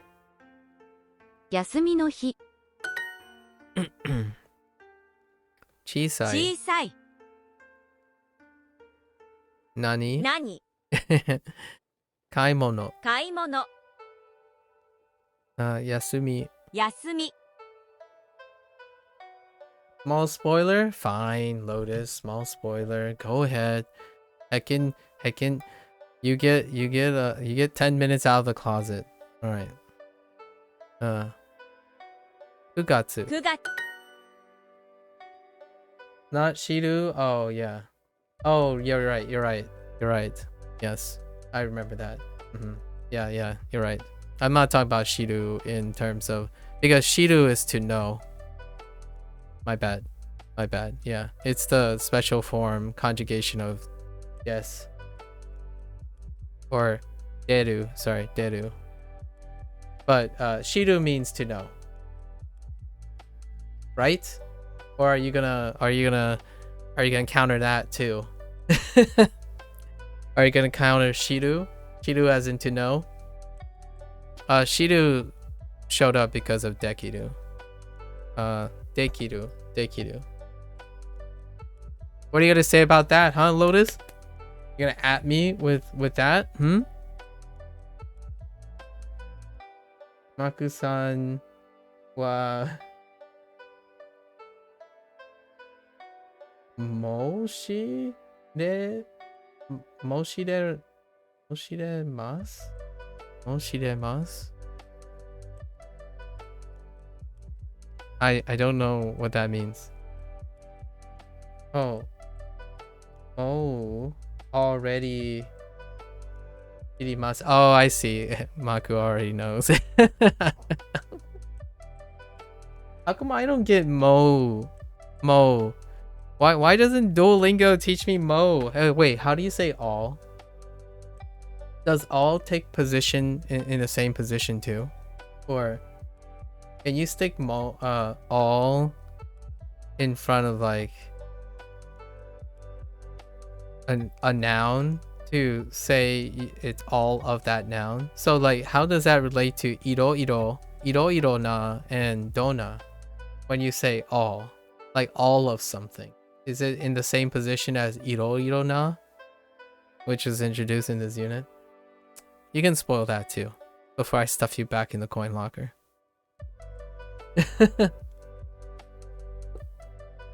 Although that explains a lot though. That does explain a lot, the shimasu thing, I think. Yes, it does explain some things. I think I have I think I know what the answer I'm looking for in terms of the difference between shimasu and what is the other one? Ni harumasu? No, skurimasu. Sorry, skurimasu. All, it's contextual, okay. So all three of them means all though, contextual wise.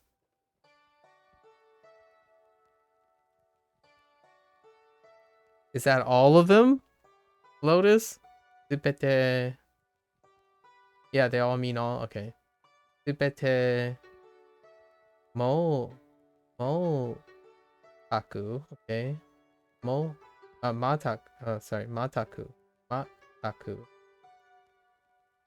Mataku and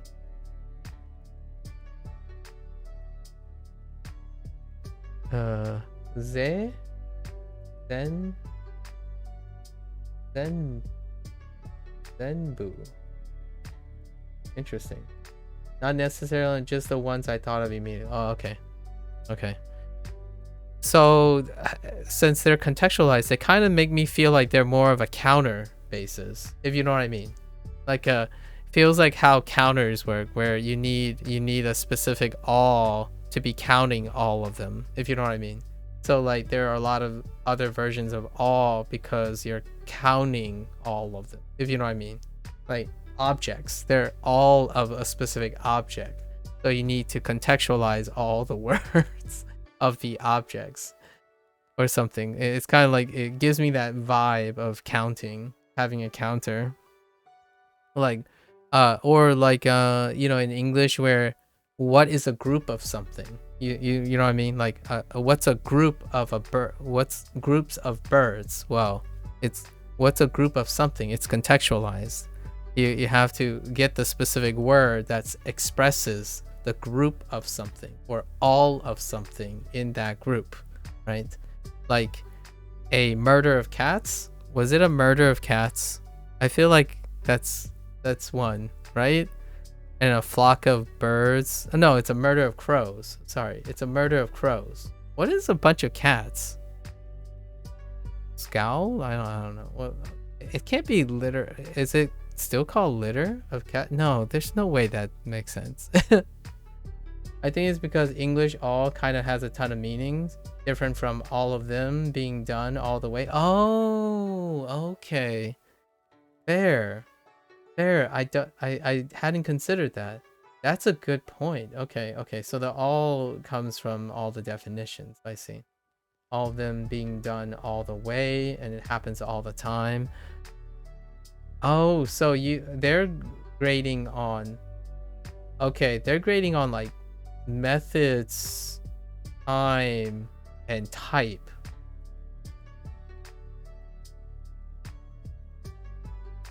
Or like, oh, okay, pass it, completion. Okay. That's a lot of reading. I won't read that this evening. Thanks for not spoiling but teasing. That's more of a teaser. You're teasing the all now. Now you gave me an all teaser, you know? I'm not ready for the main course yet, so we'll keep that on the back burner. Wait, do you actually learn that in Duo? Lotus, did they actually introduce that in Duo? The concept of all of them all the way, or even happens all the time? They've done, the reason why I've been thinking about that is because of Dona and Iro. Duo will cover it? Oh, okay, cool, sweet. Because so far I like Dona and Irona, right, in general, but now how do you go? I know this is ironic. I know this is ironic because I don't in English I rarely ever use absolutes, you know. We had a long discussion maybe 2 or 3 days ago about using absolutes like all, everyone, every day, each day, like versus each day, right? That type of thing. Like I particularly stray away from that. So it was out of curiosity, but I probably wouldn't use it in Japanese either way. It's too absolute. Gardening is fun. Desu. Where's the desu? What the heck? Why would you say gardening is fun? Like an indicative form pep. Where's my desu? This is unacceptable. Unacceptable. Okay. Gardening. Gardening wa 楽しい。楽しいです。Wait a minute. Oh yeah, that's fine.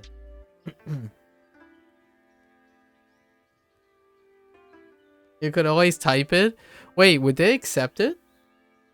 No. Here's the real question. Would they accept it though? Because it's from a statement to a question. See, they can't accept it. I want them to accept it. You don't go around saying gardening is fun. You go around saying gardening is fun, isn't it? Maybe? I mean, the expression is similar, if you know what I mean. Like, only it's softer. It's a softer suggestion, right? Isn't gardening fun? That would be probably the phrasing. Isn't gardening fun? Right? As opposed to gardening is fun. Gosh darn it. You believe you're gonna take my opinion and you're gonna eat it.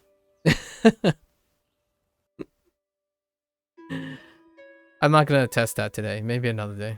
Maybe when I'm more confident. Music is fun. Yeah, you see what I mean? Now, I'm okay with this. You know, you see the difference? You see the difference? I'm okay with this. This is illustrating that. No, I'm just kidding. And now it's exclamatory. I feel like I need to say this with some more vigor. So, 音楽は楽しいです。Yes. Like, 音楽は楽しいです。Yeah. Very, very exaggerated. Although I don't know how to exaggerate in Japanese. It's kind of weird. Since I can't, like, I'm trying to stick to the mora and the pitch accent. but I don't know how to sound extra excited other than elevate my pitch, right? So, for example, Angoku wa tanoshii desu, right? You can say it that way, tanoshii desu, or you can say Angoku wa tanoshii desu. I'm sorry. That's I really don't know how you would not botch the crap out of all the words without actually just changing the Japanese words, you know? Like put ne in at the end or something like that. So, you know, someone would come up and say, ongaku wa tanoshii desu. Ne? Sorry. All right, I'm done. We're done. Back to learning. Whoa. There's some active people here.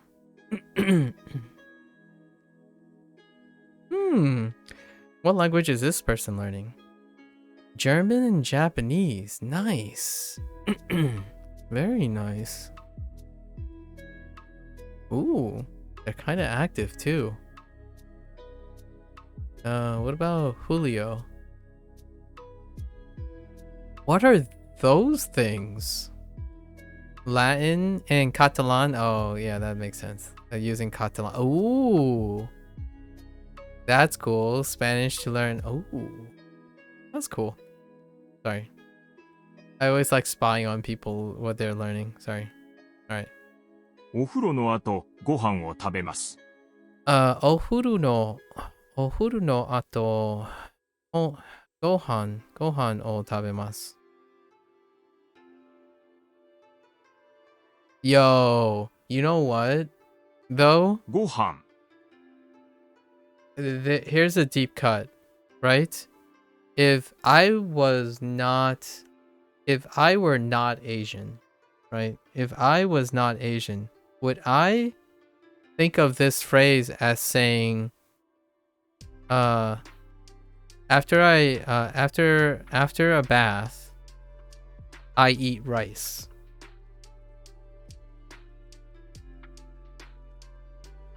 You see what I mean here? There's a deep cut here.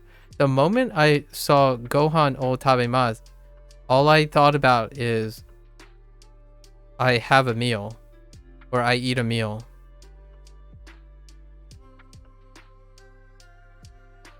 Because when I think of rice, it means meal. Not like both. ご飯。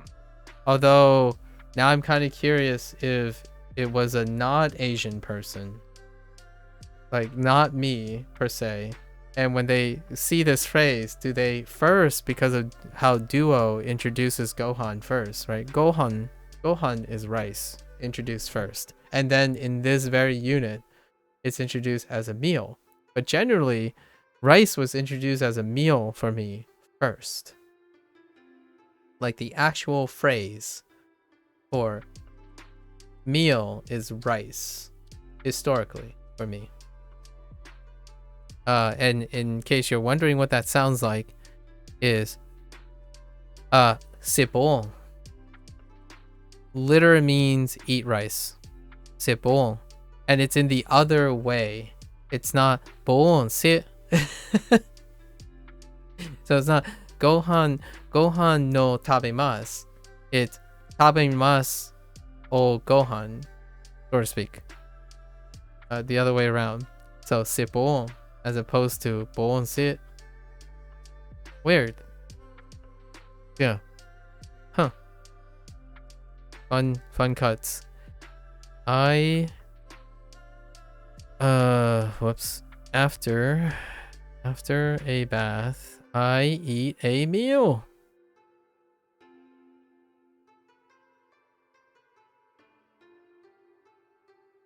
Okay. お風呂の後、よく家事をします。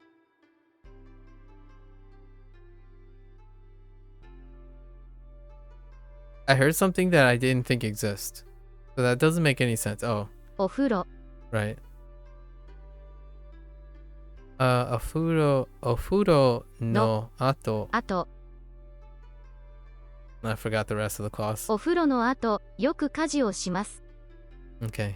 よく家事をします Okay. 毎日掃除をしますか？ Okay. Do you do the cleaning every day? 休みの日は息子と料理をします。That sounds really weird. That's kind of funny when it's all together like that.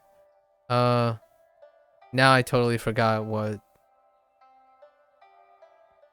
Okay, well, let's get the other one, right? I heard.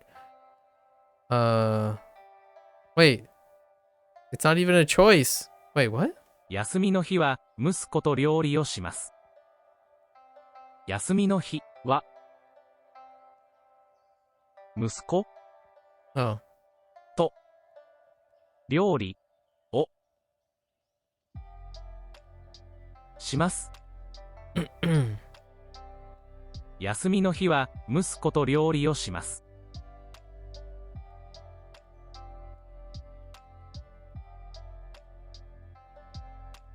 Okay. Sorry, I was going back to your other.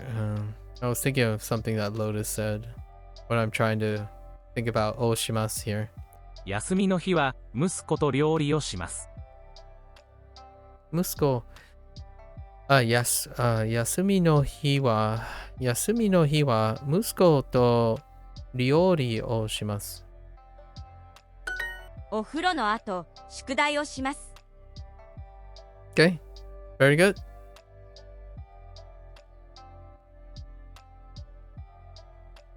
誰と掃除をしますか？誰と掃除をしますか？これと、これ。と、こ Get れ out of here. 誰と、掃除をしますか？ Just asking, asking, with whom do you do the cleaning, right? Do you do the cleaning? よく妹の宿題を手伝います。Fair enough. Fair enough. Ooh, I gotta practice. Oh, I forgot this one. This is the one that I forgot. Tetsudaimasu. Tetsudaimasu. That's the one that I forgot. So let's review the ones I'm forgetting. Tetsudaimasu. To start it off. Uchi ni kairimasu.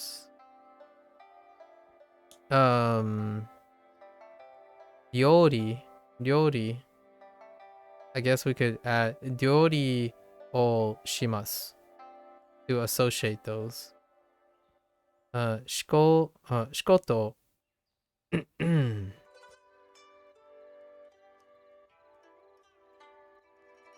Not really taihen or Anoshi.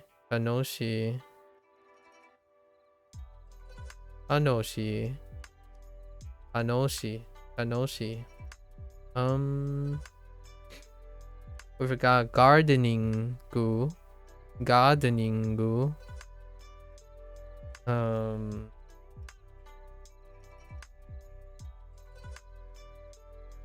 Oh, ni harimasu.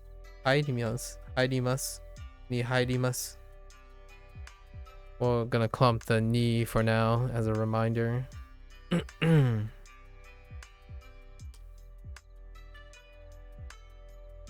Now I think I feel like I'm missing one again.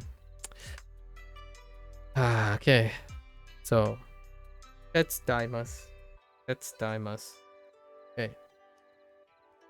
I often help with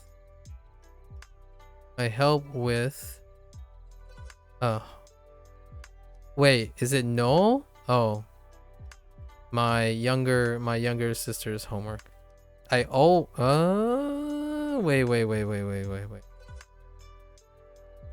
No, we're good.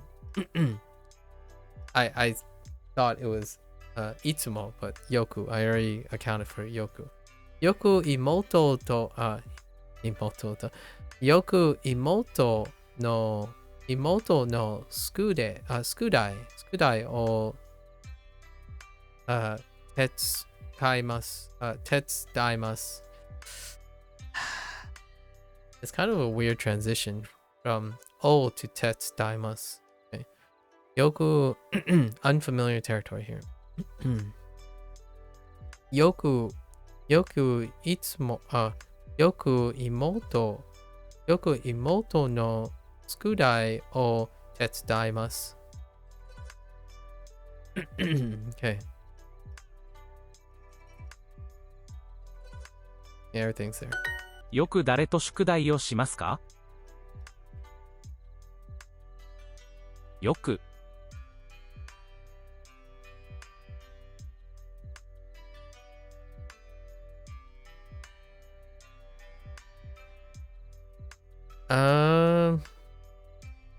It was with someone.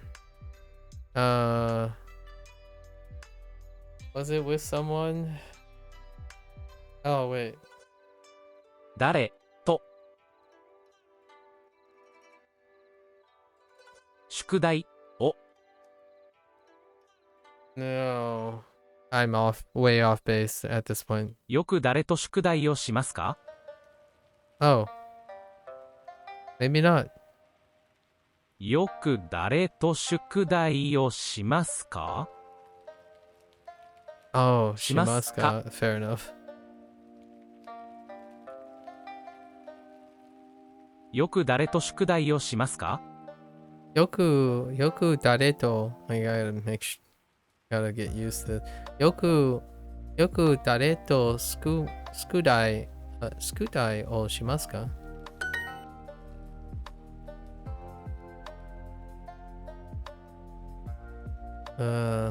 Speaking of getting used to it.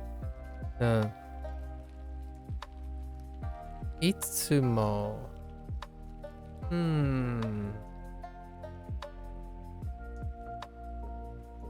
Yeah. いつも誰とご飯を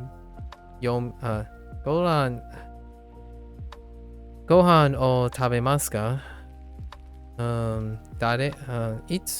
いつも誰といつも誰とご飯を食べますか？ Yes. いつも誰とご飯を食べますか？ Laundry. 洗濯の後、料理をします。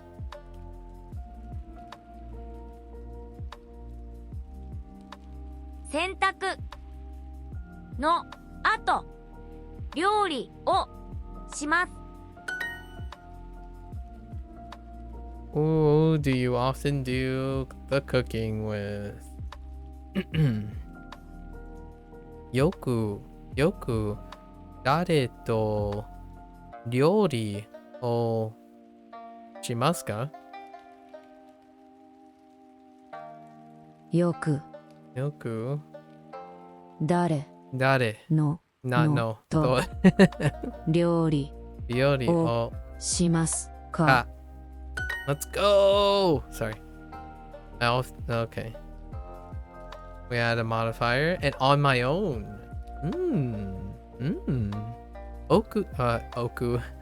Yoku hitori de oishii gohan o tsukurimasu. Or yes. Or shimasu. I don't know anymore. Probably shimasu. Or skurimasu. Oh, I'm not sure anymore. Wait. I still think it's skurimasu, but is that different? Oh, wait. Okay, I got it. I know now. I have an idea. So we'll confirm it this evening. よく Okay.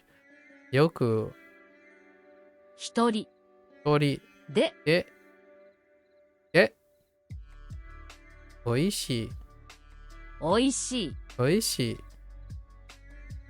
ご飯を作ります。 So help me? Okay, I was about to say. Alright, it's time for kanji time. Let's go. We'll do the last three. Oh, I didn't even unlock more. What the heck? 何ですか? 何です Okay. 何何ですか何で何 Okay. 何です何ですか Okay. 何ですか Okay. 何 Mm-hmm. 何 Mm-hmm. 行きます行きます。あっち。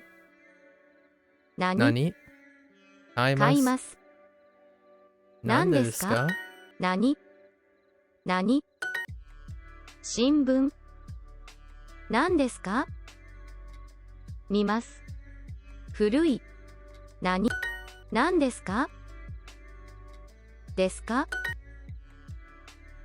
何ですか何ですか飲みます。飲みます食べます。食べます6。 6何何何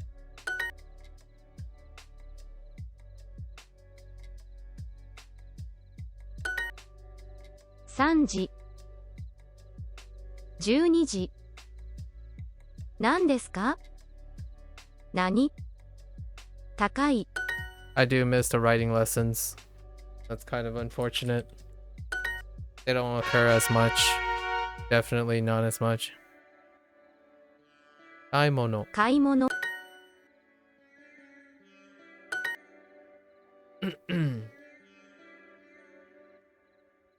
買い物 Oh. Oh yeah, but if it's the new one, they prioritize the writing, I 買い think. 物 Maybe that's how they're doing it. So if you want to learn how to write 買い the 物 kanji, you have to go to the 買い物 original introduction to get the writing lessons. Whoops. That was a 買い little 物 boxy. 買い物買い物。買い物。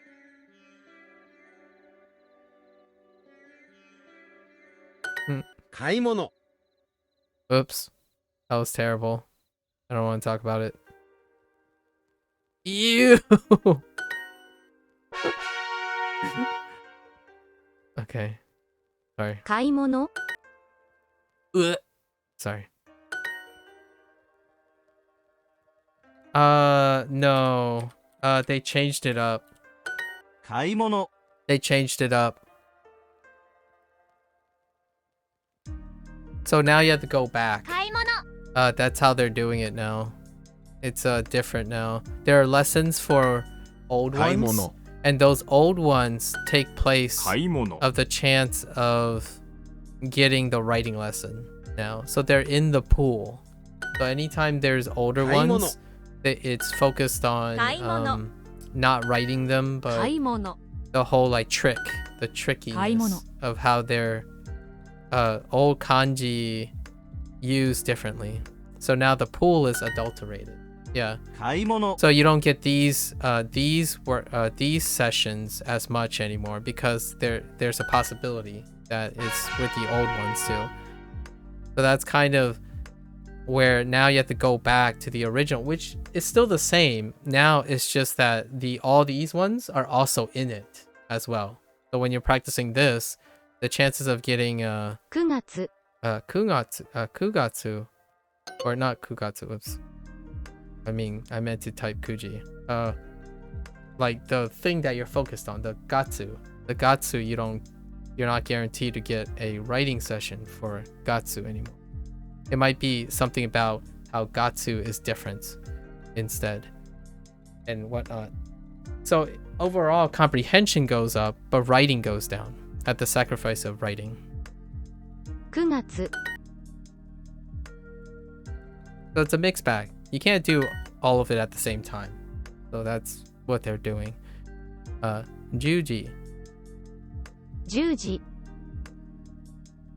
Okay, 9時 9時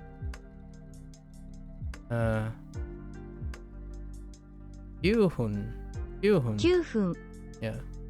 1時 1時 and 9月 9月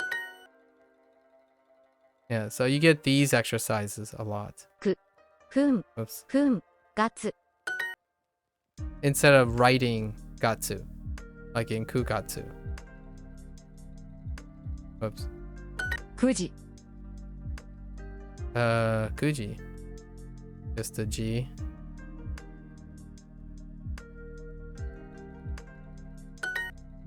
They get like a lot more mixture of stuff.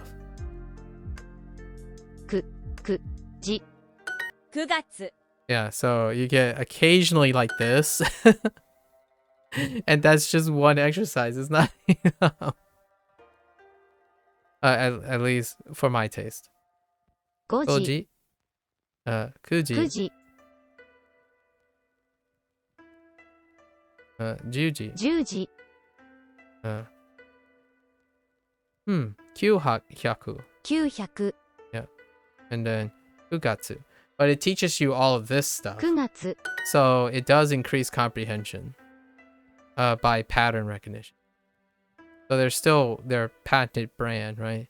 9時 Fuji. So you get to learn all the groupings, like which ones are modified and which ones aren't and stuff like that. So 7月 7月 Okay. It's a great example of, oh, people wanted this, and you know, there are trade-offs. I 7月 I emphasize this a lot when it comes to learning things. 7月 You're not optimizing for a catch-all thing. You're trading off thing.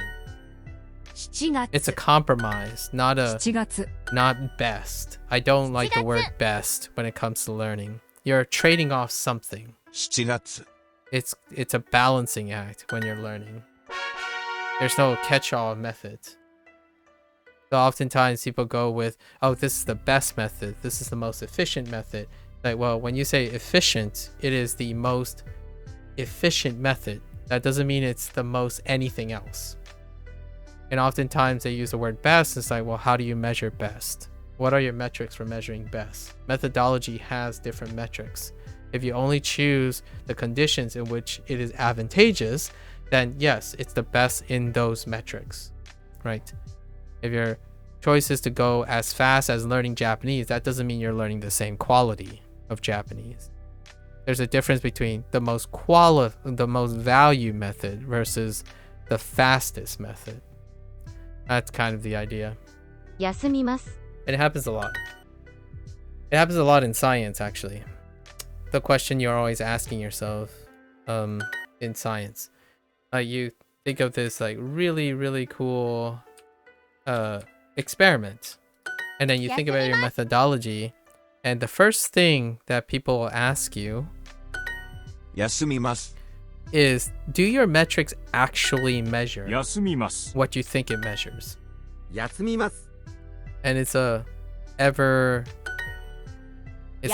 center, you know, it's the linchpin 休みます of all experiments. 休みます休みます And for me, my priorities do not align with picking the best scenario based on a limited number of requirements.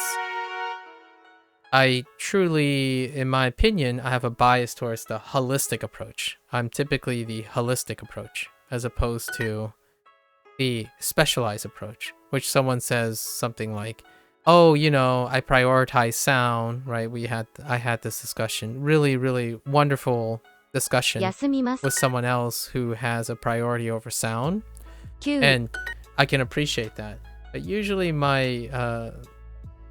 however, I appreciate that and the others. I try to appreciate all of the possibilities. 9 So visual can be just as potent, if not complementary or synergistic with prioritizing sound.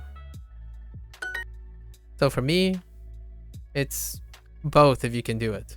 9 Which oftentimes it's not a luxury. It's not a privilege that people can have. Go.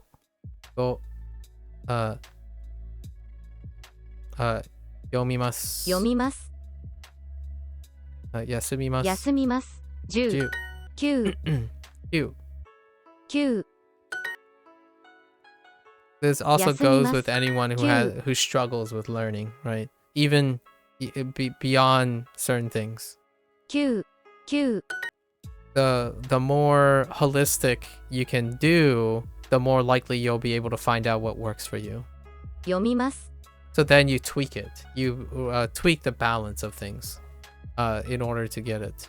But exposing the person to all the methods first is exceptionally wonderful. 休みます And it's kind of the silver lining about the whole total immersion technique, because it's kind of a catch-all in the sense that you're hoping, the assumption is, if you expose yourself to many things, you'll be able to pick out the things that work for you 9 5 over time. 100休みます That might not always be the case because of the environments that are available to you. 休みます So, 見ます pretty interesting. 1000 5 Like, whoops. 5 Like right now, 9 my routine is built around already, 休みます you know, I make things work for me as Ikimasu. opposed to asking the thing to do it for me, right? So right now I have to readjust how I'm going to do this now, because it no longer focuses on writing anymore. 9 So I basically, last evening I started writing 休みます instead. Oops. 休みます6 5 9読みま Yeah, so I started writing all these on my own now. Because, whoops. The Duolingo doesn't emphasize that anymore. And I actually think what they're changing is largely due to criticism. So, that makes sense. 高い And I just adjust to it, right? Adjust to it. 高い It's one of those things when people say, oh, I want this and this. 高い Well, is it possible to have both? Are you stepping back and holistically looking at if it's feasible to have both? That's why my criticism 高い of the critics about saying Duolingo is very slow, 高い and yet they also want it to be comprehensive. Things that are comprehensive are unemphatically guaranteed to be slower. 高い So the question is, do you want a more comprehensive experience, or do you want it to be faster? They're arguably not in the same, they detract from each 高い other. That's kind of why holistic learning takes a different perspective, in my opinion, than specialized learning.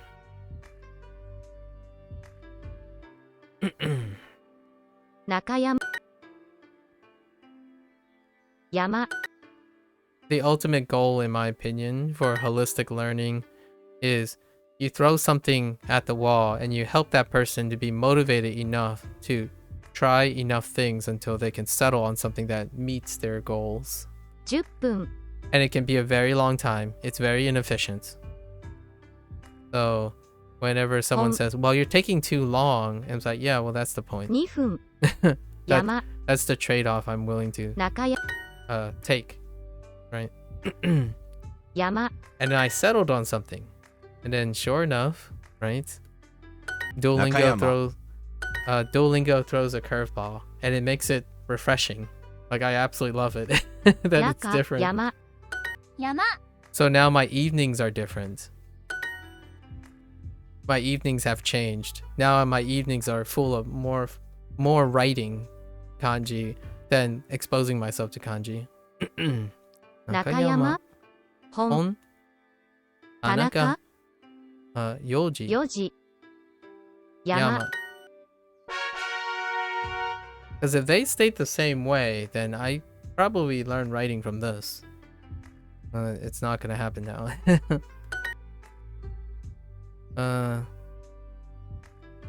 Takai. Nan desu? Okay. Nan desu? It's very hard to talk while doing this. But it's a challenge. Hanashimasu. Hanashimasu. Yomimasu. Yomimasu. Nan 何 desu です ka? か高い。小さい。何ですか何ですか高い。高い。何ですか何です古い。古い。高い。高い。買います。買います。何ですか飲み飲みま。ますす。高い。はい。高い。食べまべますす。小さい。大きい。oops. 大きい。oops. The moment was too late. 高い。買います。買います。なんでですか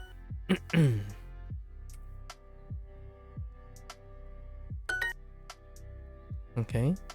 何ですか小さい。小さい。買います。買います。食べます。高い。Yeah, these exercises weren't in it. 何ですか Well, so many of these exercises weren't in it. Alright, 15 minutes are up. Didn't get quite that much. Ooh, is this guy putting in? Ooh. Might be exciting this time around. So, I want to do the next 5 lessons, right? We're not going to push today. This is the new vocab. The new vocab. Say what you want to do. Alright. Day 2. Alright. Do I need another heart? Nah. Of course. Fransu. Fransu. Yeah. Fransu.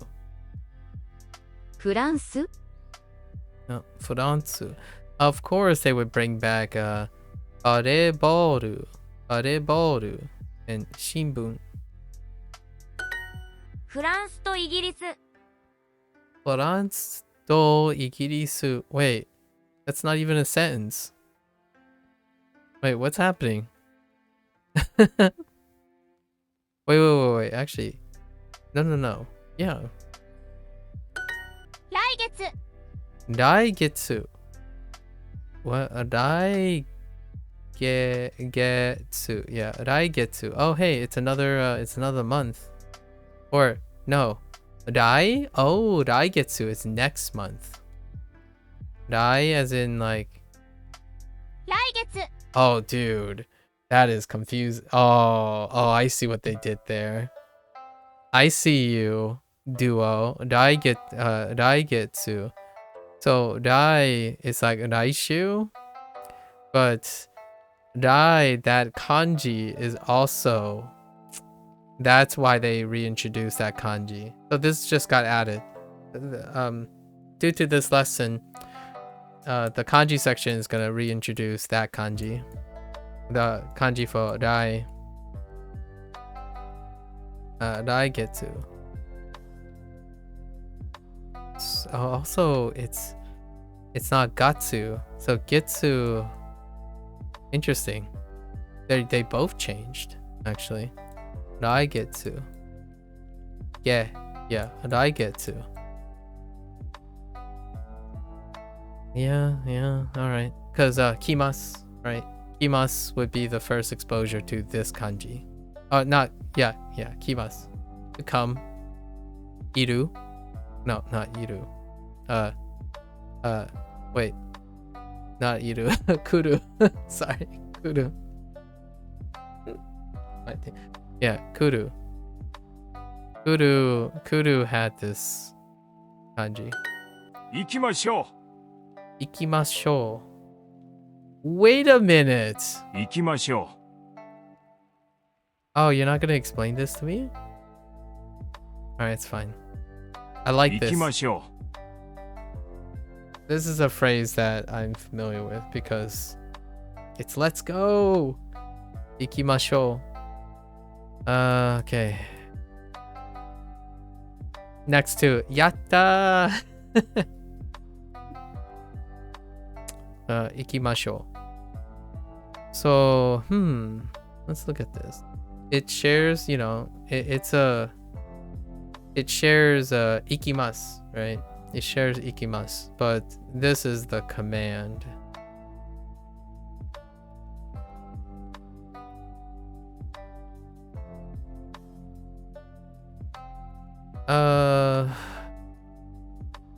What?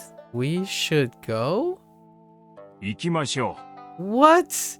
That's an interpretation. Come on.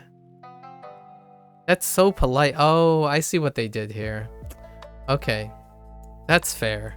That's actually fair. Let me make sure.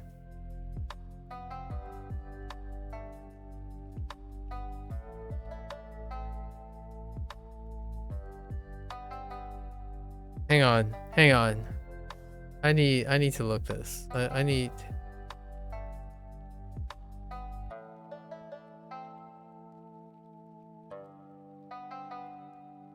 Let me see. Where is this? Oh, it doesn't have it. Oh, I'm gonna have to look at this some more. It's not quite the thing I was looking. Oh yeah, it is. Yeah. I get it. Yeah, it's the volition. Yeah, volitional. Ikimashou. Yeah, for ikiru. Ikimashou. So they're using the volition form and the polite volition form. So I get it. That makes sense. The moment I heard we should go, it's polite, and I totally get what they're doing with this. Instead of let's go, that's casual, and this isn't the casual form of the volition of ikiru. Yeah. So fair enough. We should go, or shall we? Or actually, that's a question. So not shall we? But we should go. That's fair enough. It's almost subjunctive. We should go. Fair enough. Ikimashou.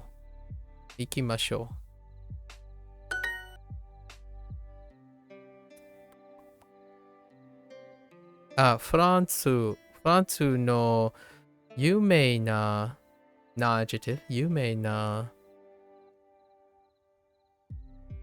Oshi? Oh no.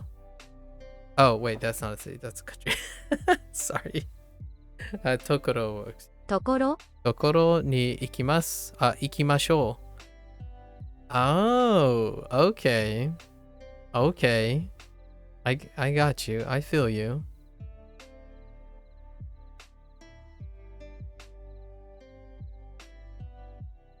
Okay. So, ikiru. Chidan. And then you take off the row. Mashou. Okay. Alright. Sorry, I'm going over my, conjugation stuff in my head. Fransu no yumei na tokoro ni ikimashou. We should go to famous French places. 来月海に行きましょう。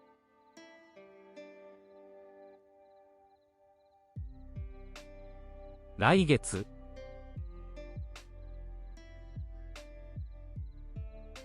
What? 来月海に行きましょう。海に美術館美術館美術館美術館 Sorry. 行きましょう。Teaser. Very teaser. 来月海に行きましょ来月、海に行きましょう。来月。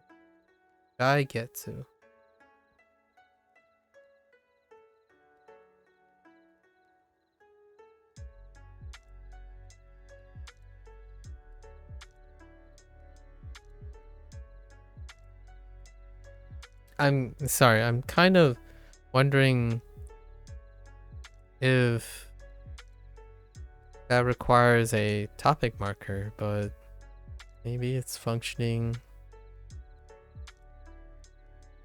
Huh. It's probably because how it's expressed. We should go to the beach next month. Okay. 楽しい旅行。楽しい旅行。旅行。旅行。trip。旅行。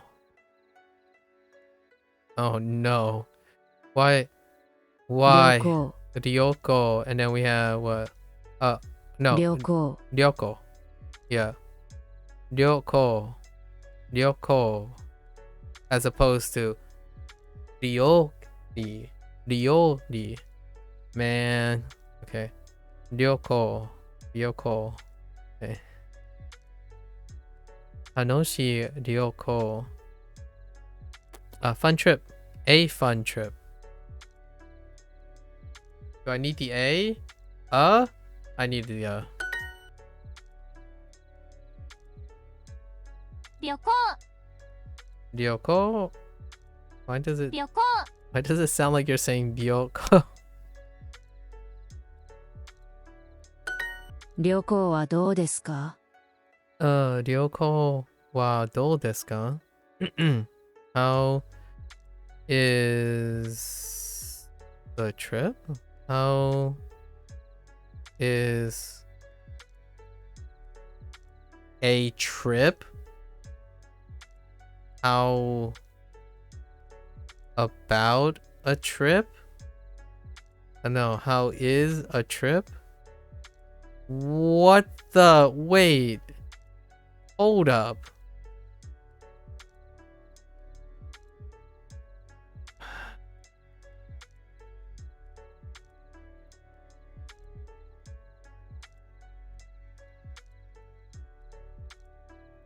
How is a trip? Wow. I haven't ever heard of it that way before.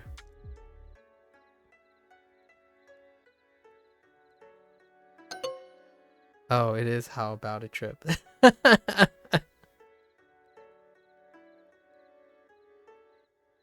How about a trip? Are you serious right now? Oh, I guess how existent about what? How to be what? Oh no. I think this is cursed. But okay. I guess because of the dole? Sure. But how it 何をしましょうか I don't know about that one, Chief. We'll just have to get used to it. Nani o okay, another one. Nani o shimashouka. しましょうか Yeah, because of the should, shall. Yeah, that's okay.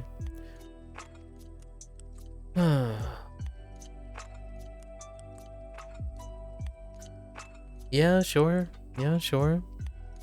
Yeah, I get it. That seems alright. What should we do? Okay.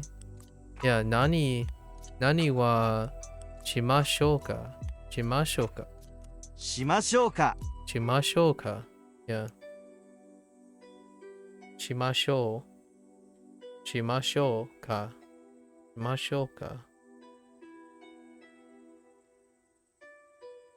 Okay. Sure. 今何をしましょうか？ Okay. 今何 Nani? お Oh, 行きましょう。行きましょう。 I heard しましょうか Shimashoka.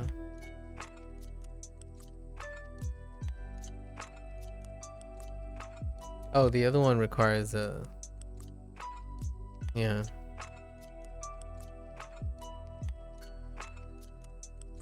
I'm paying a lot more attention to questions or formats of questions because they're far more interesting to me, or probably far more useful to me than statements. 今何をしましょうか Ima nani o shimashouka?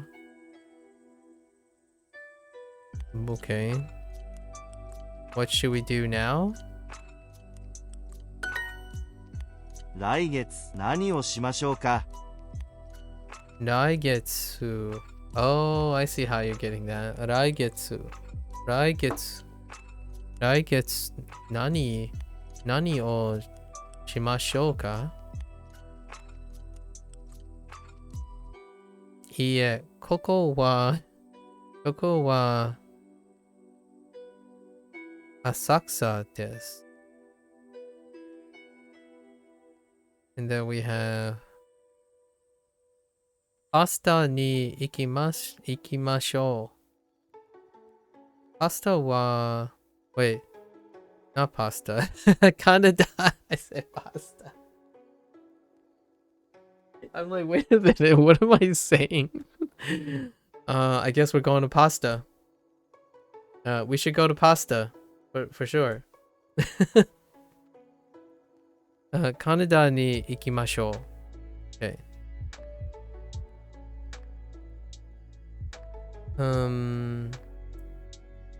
How does it? 来月。So, 来月何をしましょうかしましょうか Okay. We should go to Canada. What is this?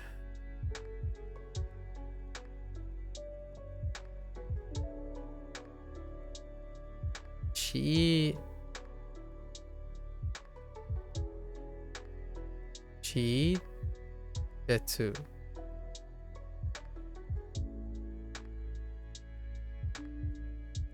Oh, no. Getsu.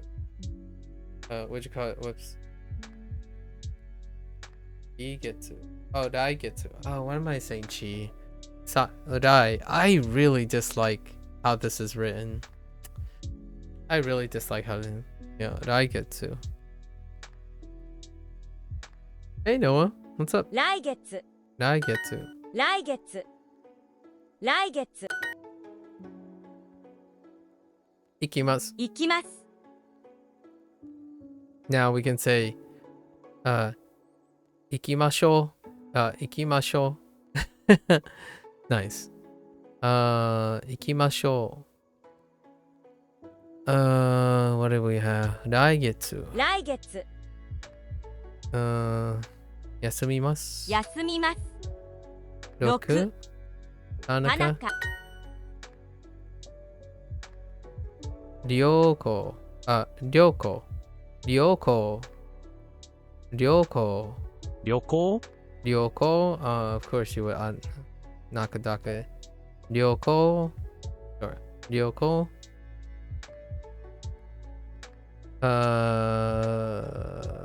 trip 旅行 coach oops コーチ誰寒い寒い寒い寒い寒い秋 or 秋 I think it's 秋sure 花さん、来月何をしましょうか。花さん来月何をしましょうか No. しましょうか。花さん、来月何をしましょうか。しましょうか。As opposed to しましょうか。しましょうか。しましょうか。しましょうか。Wait, hold on. 花さん、来月何をしましょうか。何をしましょうか。OK。ベトナムに行きましょう。ベトナムに行きましょう。OK。OK。旅行はどうですか？旅行はどうですか？ Oh, what was this? How about a trip? It's almost a rhetorical thing, but sure. Sketch. We're feeling a little sketch now. 高い、高い。高い、 Okay. 高い。 Wait, why are you reintroducing takai? 合います。 Aimas? Aimas? Interesting. How come this is in the kanji section? Okay. Chichi? 父、 Takai. 高い、 Aimas? 合います。 Kuji. 9時、 Raigetsu. 来月。 Ah. 合います。 Why are they showing me I must but no kanji for it?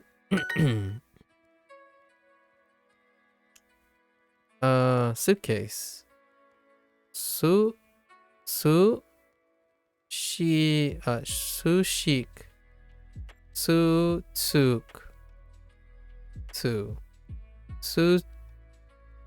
Kitsu. Oh. Suketsu. Sutketsu. Suketsu. スーツケース、 Sutketsu. What the? Why? Why would you do this? Oh my gosh. Sutketsu. Oh my gosh. スーツケース、 Sutketsu. スーツケース、 Sutketsu. Why would you do this? Japanese people, why? I just kidding. Sutketsu. Ah, 大きいスーツケース。 Sutketsu. Okay, fine. I guess we can lop off the end. It's fine. Ogi suitsketsu. A big suitcase. A plane. Ikolki. Ikolki. Ikolki. Ikolki. 飛行機 Ikolki. Ikolki. Ikolki. Suitskets. Ugh. 飛行機のチケット Ikolki no.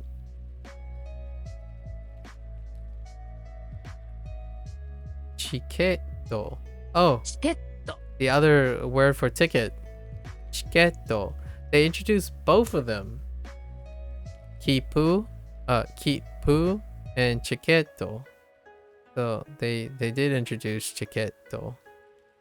In this case, チケット it's interchangeable. In this case, however, I don't know. Chiketo also can be used for something else. Anyways. Hikoki. Hikoki no chiketo. 飛行機のチケット Chiketo.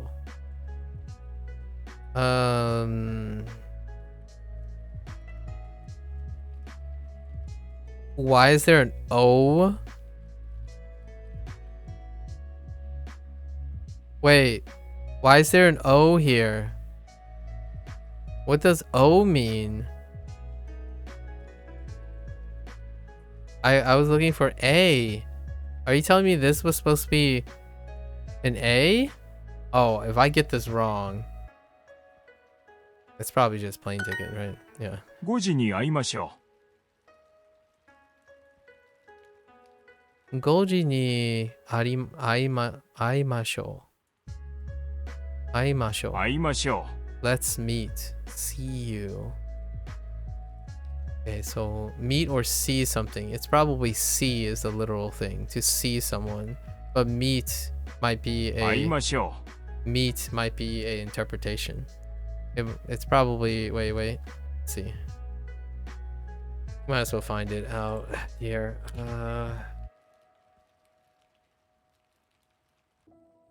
Aimasu, probably. Meet? Oh, it is meet or encounter. Interesting. So, Aimasu? Aimas? Oh, Aimas, sorry. Au. Au. Au is the plane. Yeah, Aimasu.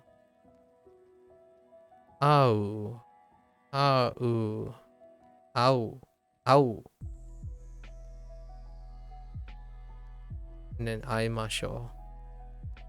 Yeah. Ow. Okay, it is to meet. Koji ni aimasho. Aoi masho. Aimasho.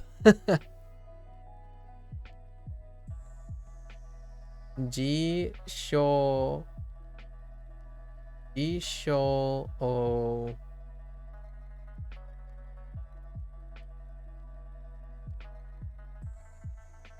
something imadaka.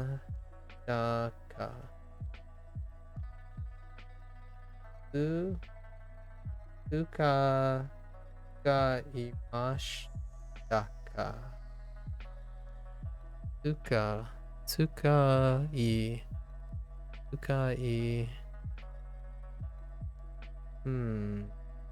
Tsuka.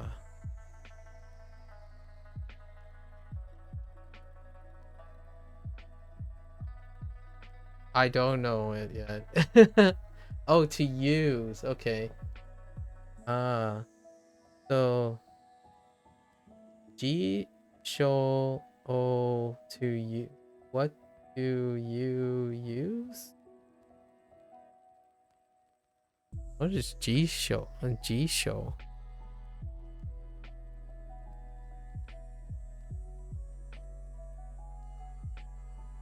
I don't know any of that except for ka. Oh, dictionary. Oh yeah, that's right. Jisho. I do know that. Wow. You know what's weird? I haven't so far. I only saw this, and then the moment I couldn't I couldn't see. I don't see this, right? I don't see this as the same as this. Like I don't see this anymore. I only see this like as a Japanese word. This is all I've seen before. Well, actually, I don't think I even seen this. I think I've seen the kanji. I think you guys used the kanji for this, didn't you? Because I don't even remember seeing it Jisho. But okay, makes sense. Like the dictionary. So what is that? What do you wait, I don't understand. Do you use a dictionary? Is that what you're asking? Do I use a dictionary? No, I use a verb conjugator. I don't use the dictionary yet. Not that desperate yet. I think of predicates as entire conjugation tables right now. If that helps. I type in what I guess. I try to guess the plane. Yes, and it does. Yeah, the verb conjugators have at least most of the meaning. So I'm technically doing a dictionary thing, but only for verbs, nouns are kind of just fun. Like, you know, the whole noun thing. I like to learn them vanilla style, like throw them around and whatnot. But I know that gshow.org or something has all the usage and stuff. But I like looking at conjugation tables. It's something I inherited from learning Spanish. I enjoy looking at conjugation tables. I'm trying to help normalize myself to all the forms before the forms happen, if you know what I mean, right? So that's why I'm taking leaps of faith to guess what the plain form is, because I'm using it to help normalize things. So whether I guess it right or wrong, that's not the point. It's about doing it, doing the conjugation. So I'm like going back and forth and looking at it. Totally. You were surprised I looked up a word? I look up a word after. I don't usually look up a word during stream. But my memory is getting really hazy now. So yesterday's Total Recall, I dropped 2 of the new predicates. So I've been inundated by verbs, or I've been inundated by nouns and like other words lately. Like Duo has a lot of other words, and the predicates are being buried in my memory. So now I'm looking, I try to look them up today as they occur. Usually I remember them and I look at them after the stream. So today so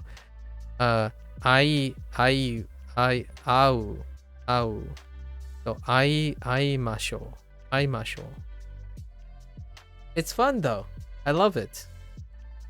It's to practice. I'm basically practicing seeing all the conjugations in their kana form, which you can't really get that in Duo. They don't place them side by side. So you don't often see, you might be able to see pairs, right? Like for example, I could imagine a time when someone says, I don't know if they do this, Lotus, you can tell me if they do later, in Duo, where they would have 2 sentences next to each other, right? It will make a statement about the present or the non-past, and then it will make a statement about the past, and then they will use the same word. Like, I am learning Japanese, I learned English, and there will be 2 statements. It'll be fill in the blank, and then they will use learned, right, or whatever they're going to use, learn, in the 2 different conjugation forms in order to put them next to each other so that they can encourage you to see that, oh, implicitly this is 2 different tenses of the same verb. And I can see that. I can see that them doing something like that. But I don't think they're going to do it in an extent where you can see aimashou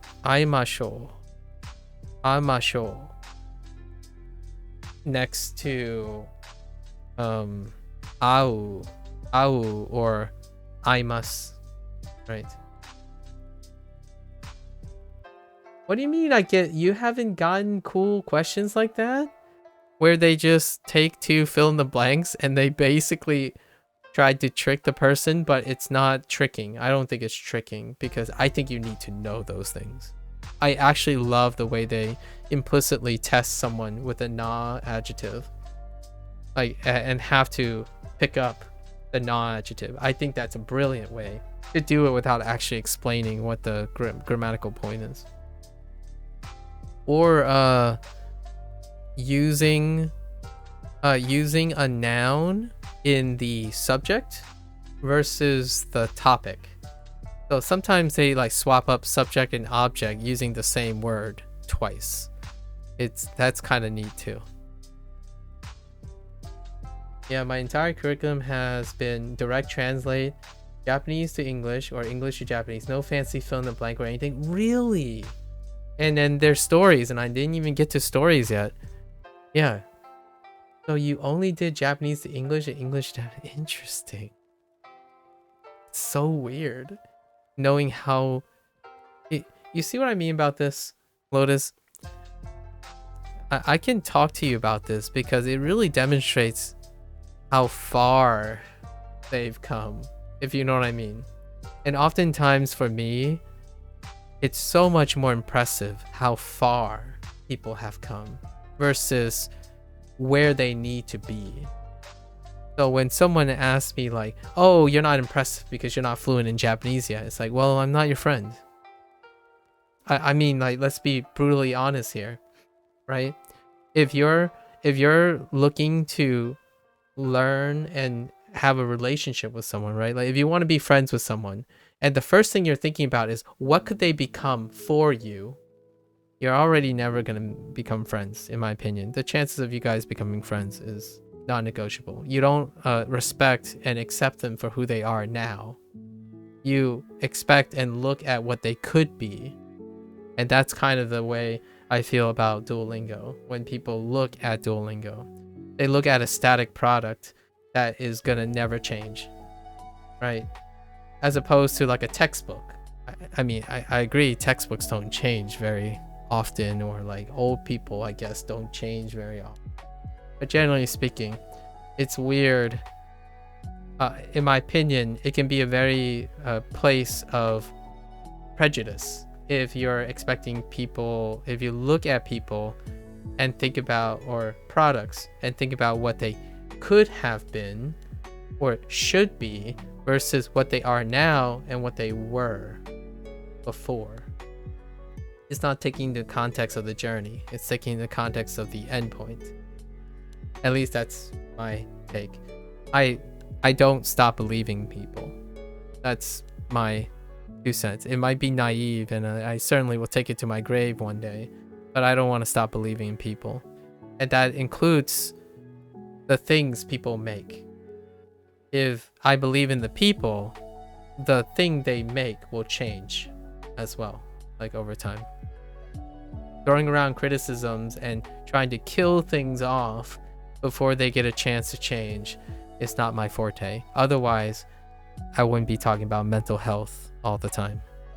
I truly believe those who are suffering can become gloriously successful people when they figure out how, or for themselves, or like be aided in explaining that. You don't, if your life sucks, it doesn't have to continue sucking, right? That kind of thing. Anyways, that was a little sentimental. I'm sorry if I ended on a slightly more negative note, but I really don't stop believing in people.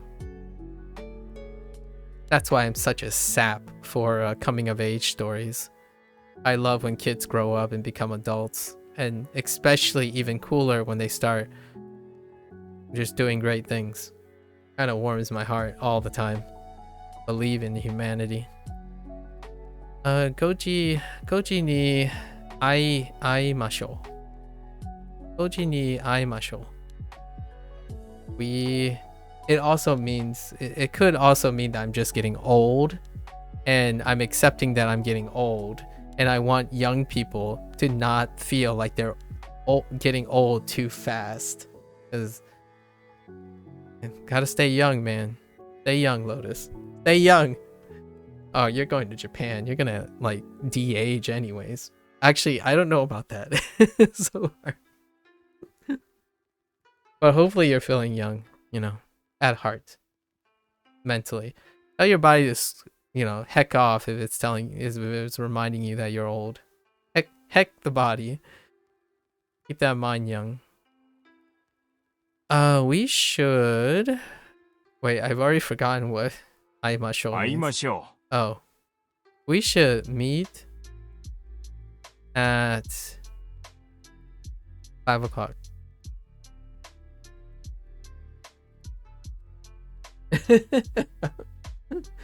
Peace with a skateboard.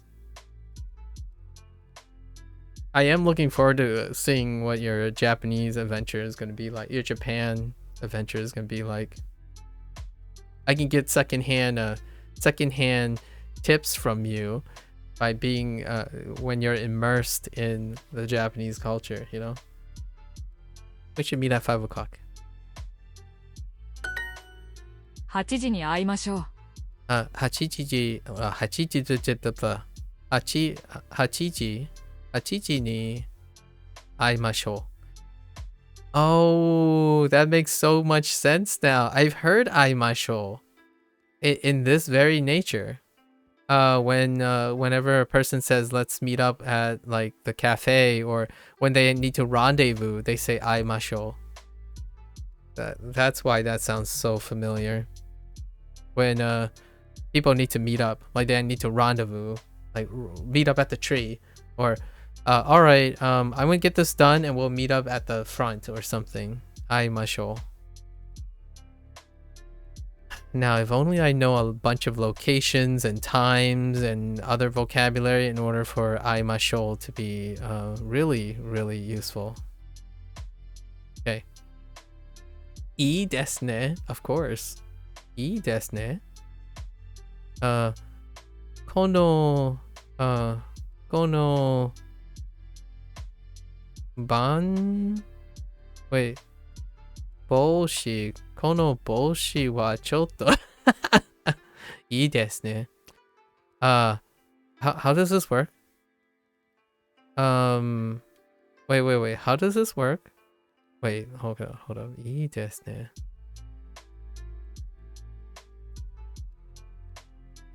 What? That's good.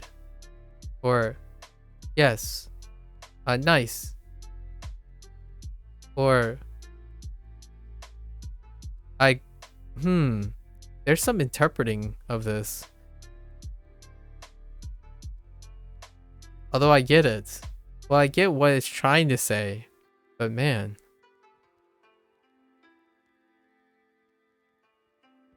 Hachiji ni aimashou. Okay. Yeah. Sounds good. Oh, okay. Sounds good. Oh, I see the interpretation. Okay. Yeah, it's a deep rabbit hole. Yeah, E is a deep rabbit hole. I know. We're not going there yet. It's too soon. It's too soon. Too soon, Lotus. We're not going down that rabbit hole, and not today either. I was trying to get an idea of what is Duo going to say, and they're going with sounds good. That fair enough. Sounds good is fair enough. I was trying to like word it like I was thinking all right. You know, like all right. So like hachiji ni aimashou, right? And if you say ii desu ne, it's like all right or fine or yes, like gotcha kind of thing, as opposed to sounds good. But sounds good makes interpretively makes sense here. So sounds good. I'll take it for now. 弁当を買いましょう。弁当を買いましょう。So wow. So we're just gonna show it all up in everywhere. Okay. All right. I'm ready for this. We finally got a new condition, tense. I don't know what you want to call these nowadays, but new conjugation, right? This is the newest conjugation since unofficially introducing masen, right? The volition, yeah, the volitional. So the new volitional, and it's the polite volitional, right? Polite volitional. So they didn't even officially introduce the negative non-pass. Like technically they didn't focus on the negative non-pass because they only did arimasen, which technically this would be the first introduction of any tense outside of the present tense. Present polite tense, or non-pass polite tense is the only one where there are multiple predicates and it's in the non-pass polite tense. This is the first time ever. And how long did it take? No, I'm just kidding. How long did it take for they officially introduced other predicates, like multiple predicates in a specific tense? The polite volitional tense, right? Nice. I'm looking forward to it. I imagine they're gonna introduce the past tense in this unit too, at some point, right? Like officially. I don't know if they're gonna introduce negation yet. Maybe they'll introduce negation in this section. I feel like it's either negation or past tense coming up. Probably negation. So cool. So cool. I mean, I already know most of this, but it's so cool seeing it in Duolingo. I know. Some people would get bored, like, I already know this stuff.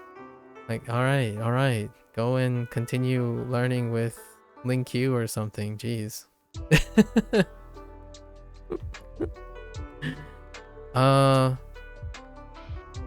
We should buy box lunches. I can get behind this. Bento o kaimashou. I can, some of these, wait, what else can we say? Okay, sorry. Volition is great. I love volitional. I don't know how long they're gonna, it's gonna take before they introduce continuous, right? Continuous perfect. Future perfect continuous or something. That would be nice. Or just continuous in general. Like you have started doing something and continue to do it, which is involving the te form, right? You need to at least be a little bit well connected with the te form to some extent. We should buy box lunches. Bento o kaimashou. Oh, and here's another thing that hurts me, or like not really hurts me, but I haven't done. In the evening, I don't speak at all because I'm resting my voice. So all the new stuff, when people are typing te forms in chat and I'm reading it, I'm going to say wrong sounds even though I'm reading it. Like, oh, I get what that means, but if I'm repeating it, I'm not actually speaking it in the evening. It's kind of like the people who they read a lot but they have trouble speaking, right?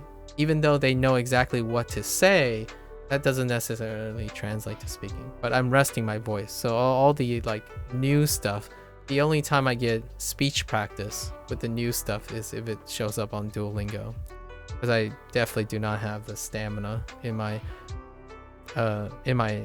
vocal cords anymore by the end of the day. So anyways, bento o kaimashou. Actually, let me hear this again. 買いましょう。 Yeah, 買いましょう。新しい服を買いましょう。新しい。 And it's a great time to use 新しい。新しい。Wait. What were we gonna buy? 新しい服を買いましょう。服を買いましょう。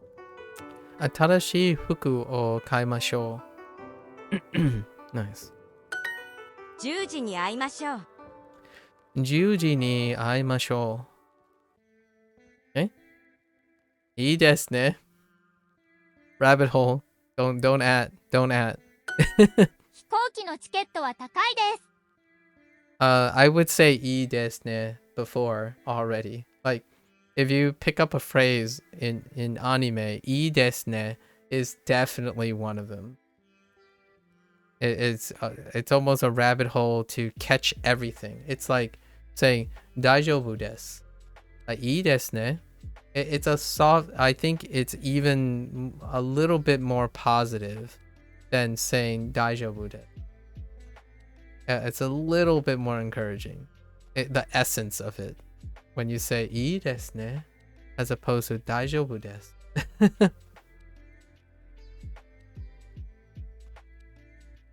Or 大丈夫 if you are going very friendly, I suppose. And obviously, and even shorten the other ones. 飛行機, right? 飛行機の Oh no, don't make me do this. Oh no, it's not. チケットは Okay. 高いです. Wait. 高い。So they're reintroducing takai, but it still means the same thing. I don't understand why that's marked as new. How is this different from... Hang on. How's this different from the first time they introduced?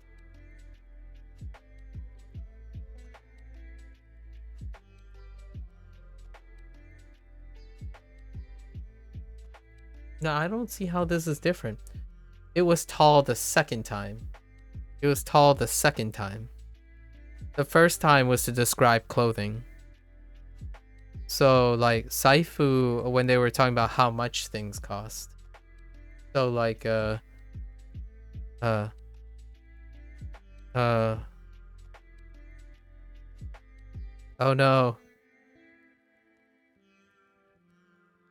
Oh no. Kutera? Kura? Oh no. Maybe it's the first time as expensive with the kanji. Oh! You got it, Lotus. Wow. Lotus, are you sure you're not in a computer science field? Because you just comboed me. You just logicked me to heck. So A, right? A, you thought of kanji, or I thought of like meaning, right? I was thinking of meaning, but then you're like, nah, it's meaning and kanji with B. Way to go. So I was thinking like, oh yeah, we have A1 and A2. And now we're back to A1. But then you're like, whoa, it was B1. And then the second time was B1 and B2. And you're like, but there's still a B2.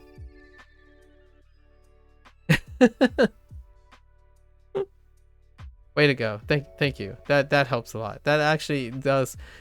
Not that I'm not that this might just be an error, right? Like a leftover from restructuring the lessons. But generally speaking, I think when they highlight something, they actually do insist that there is something new. And yeah, you are absolutely correct. The first time it was introduced as a kana, takai as expensive. And the kanji wasn't introduced as takai with the kanji until it was tall.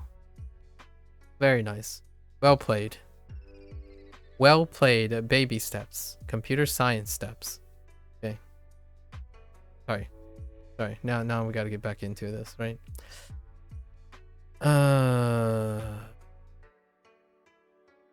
Okay. Hikoki no jaketo wa takai desu. Okay. Hikoki no jaketo. Okay. Alright, so we should know. Plane tickets are expensivo. Okay.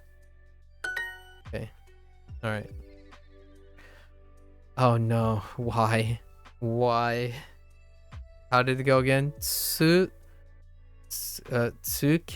Oh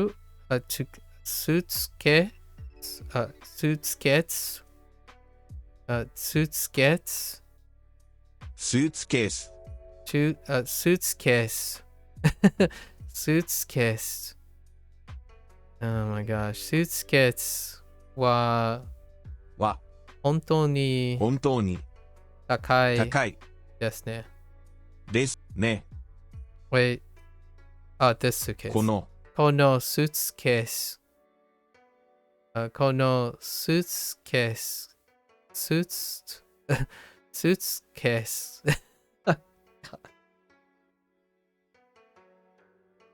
この suitcase.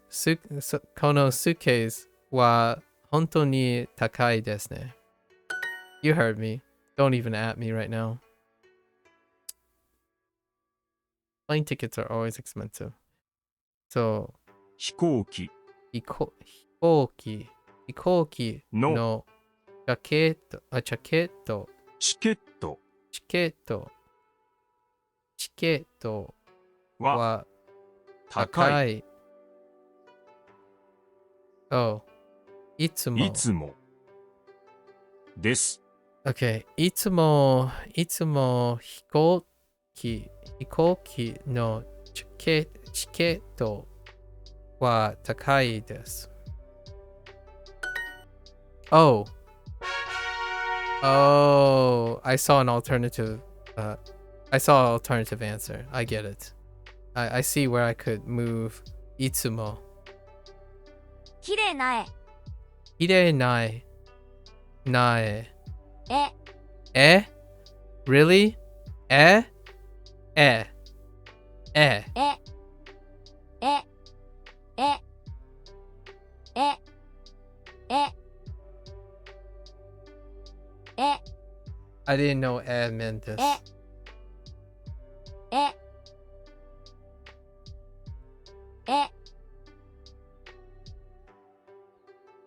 Okay.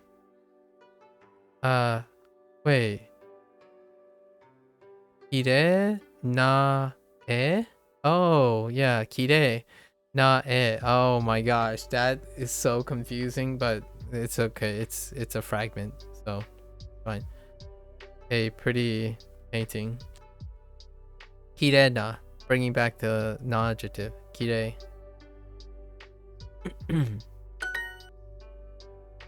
Eh? 花を見ましょ花を見ましょう。花を見ましょう。Okay. We should look at flowers. Okay, fair enough. 有名な絵を見ましょう。Okay, 有名なを見ましょう。Wait, was there an object? 花? 有名な絵を見ましょう。Wait, what? 有名な絵を見ましょう。Oh, oh my gosh. な絵を見ましょう。Oh, that's gonna be so mean. Why do you make... Oh, I am not... Oh no. Oh no. Oh no, this is bad. Oh no. I already have trouble hearing two kana objects and nouns. But really? Wait, what does that mean? Something is no. Oh, it's for kanji? Oh. Well, that's so much better. Although hearing is a different story. It's not going to solve my hearing problem. Oh no. Well, I guess if I... Dude. 有名な絵を見ましょう。有名な絵を見ましょう。How can you hear that? 有名な絵を見ましょう。有名な絵を見ましょう。有名な絵を。It's like a triple diphthong. Heckin triple diphthong. Ao. I'll. 見ましょう。Like 夢な絵を。Holy heck, dude. Like what you call it? They do exist in English, but they run together. So,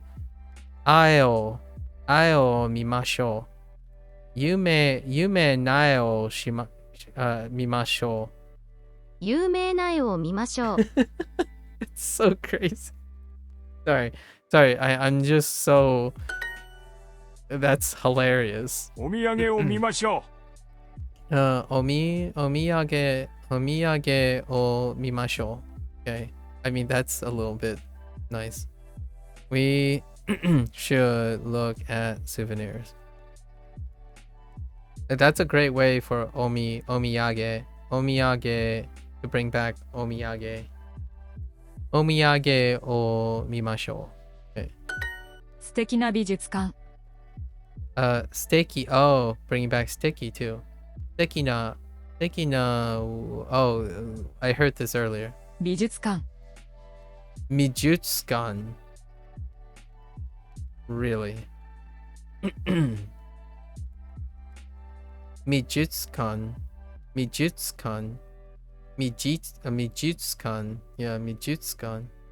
Oh, oh no, Bijutsukan. 美術館 Bijutsukan. 美術館 Okay, alright. This one's gonna be hard to 美術 remember. 館 Bijutsukan. It kind of reminds me of Bioning. Yeah, Bioning. Bioning. Bijutsukan. Okay. Seki na Bijutsukan.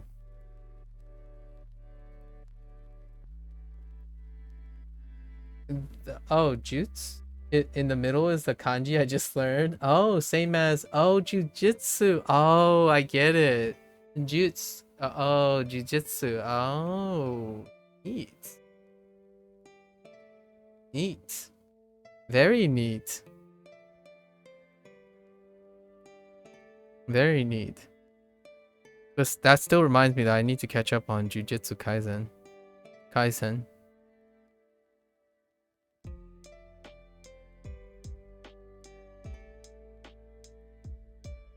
Okay. A lovely art museum. Sure. Suteki na bijutsukan. Bijutsukan.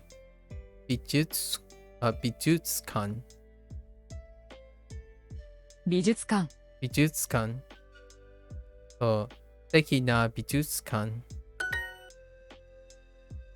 美術館 Look, Falstaff is so moody, his lips doesn't even move. 美術館仕事美術館 Look at that. He's so moody now, he doesn't even bother moving his lips anymore. These are rigged to their mouths, but in this case, Falstaff is like, nah, I'm gonna speak without even moving my mouth anymore. 休み美術館 Sorry. いろいろな絵を見ましょう。いろいろなoh my gosh. いろいろな絵を、いろいろな絵を見ましょう。いろいろな絵を見ましょう。いろいろな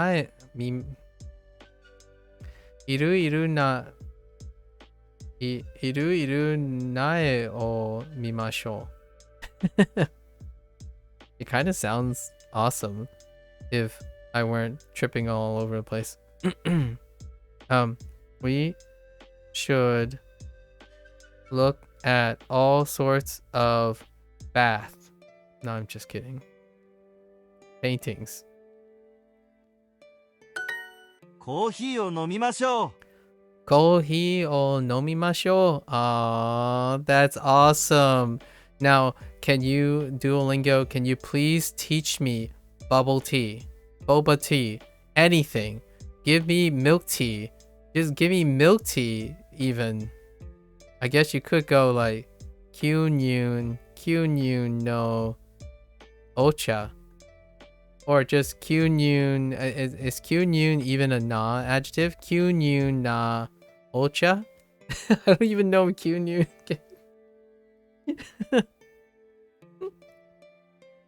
Come on, I don't drink coffee. Come on. But I guess I could see myself using this phrase for other people who drink coffee, though.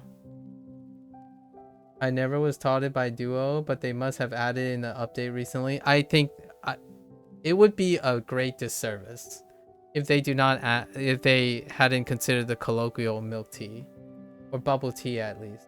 Oh, bubble tea was in your word review this week. Oh, okay. So they do introduce it somewhere. Okay, fair enough.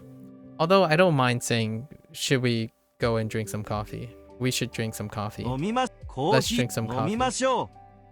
I also hate the katakana-ization. Yeah. I'm starting to feel that way a little bit, you know? I feel the pains. Kohi o nomimashou.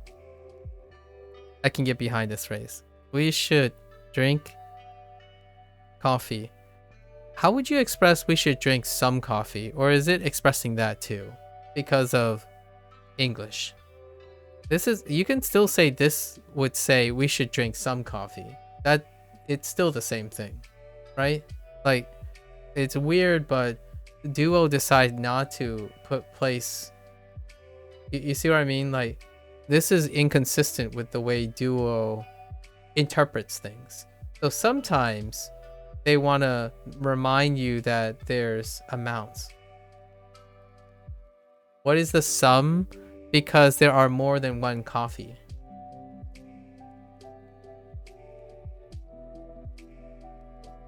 Like, more than, like, in English, I guess, you don't have to drink either all the coffee or a specific coffee, but it's some coffee.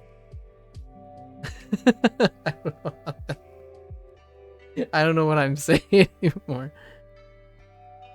It doesn't really matter. I think the meaning is still the same. So it's like, let's drink coffee, but not all the coffee in the world. Yeah, exactly.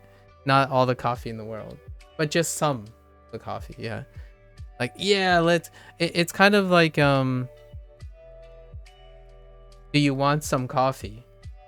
Right? Versus, do you want coffee? Some people would say, a lot of people say some a lot of times. Like, do you want some coffee?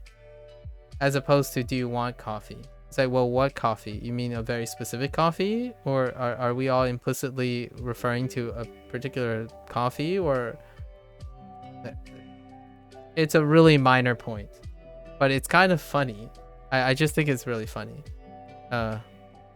Just some of the coffee. Like, do you want to drink all the coffee? We should drink all the coffee, like, in this shop. Oh, so Cho, okay. Wait, how does Yo, okay, Jo to yeah, Jo to, no wait, is it Ji yo? Yeah, Jo to kohi o nomimashou. Oh, so wait, am I doing that right? This is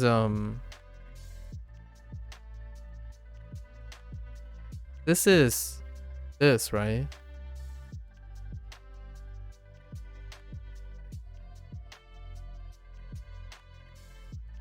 So Joto kohi o nomimashou ka. Oh, nomimashou ka. Yeah. Cho. Oh, it is Cho. Oh, it's Cho. I'm so silly. What am I talking about? It is Cho because it's like wachoto, like choto. Sorry. Wait, what am I thinking of? What is this? What is Jo?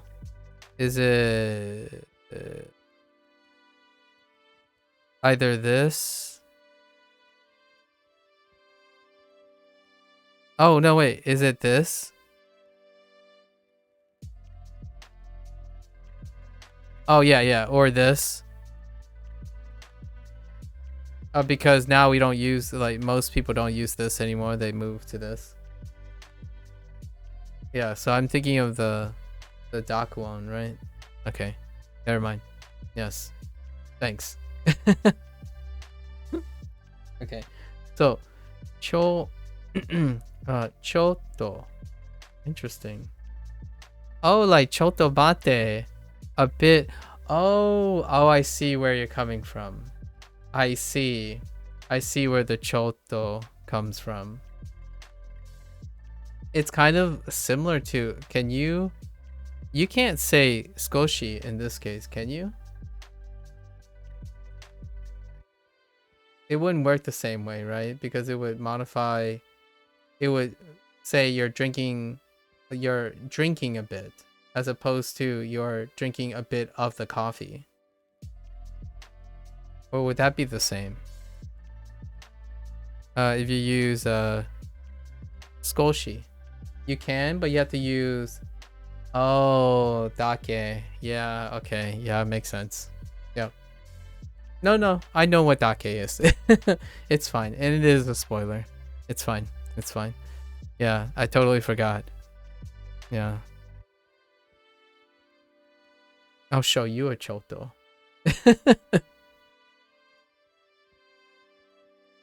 All right. Fair enough. That's enough brainstorming. No, we'll know. We'll know now. I won't. カフェでコーヒーを飲みましょ Wait, are they actually really う。 introducing... で、 Oh, yeah. Nice. They're introducing the preposition で、 use of de. The preposition use of de. で、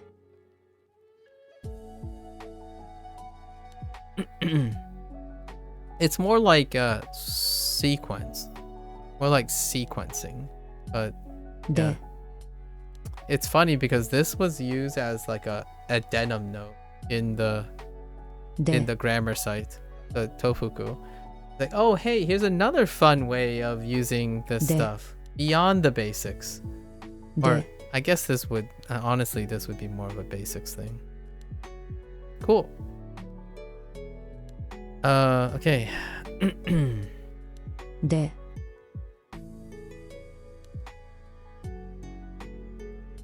Cafe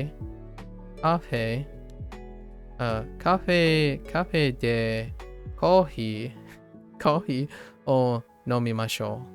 Okay. We should drink coffee at the cafe. Reversed prepositional phrases. Is that the Louvre? Why are they using the Louvre? This is called the Louvre, right? In France? I might be making this up. The only reason I say it's the Louvre is due to a show that I watched. Lupin. I don't know if you ever watched this, but it's a fantastic show, in my opinion. It's still ongoing. I think this is the Louvre that they're trying to show here. Or something like that. Sorry, I'm very uncultured on French stuff. My only exposure in the last couple years was more of a meme, and then also the show Lupin.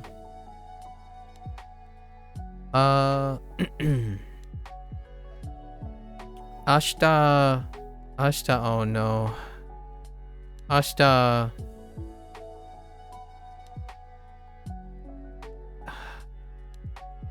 Bijutsukan. Bijutsukan.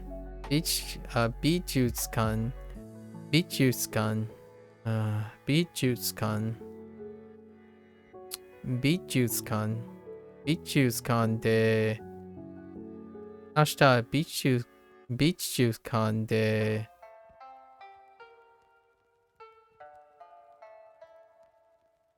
会いましょう。 Aimashou? What are the other ones? Yogimas? Heck no. Arimasen? Interesting that they included arimasen. We were just talking about that. The only version of negative non-pass. Negation non-pass, which was unofficially introduced, technically. And then kakarimasu ka? Okay. How does this read? Let's see. Oh, okay. Tomorrow we should meet at Tomorrow we should meet at.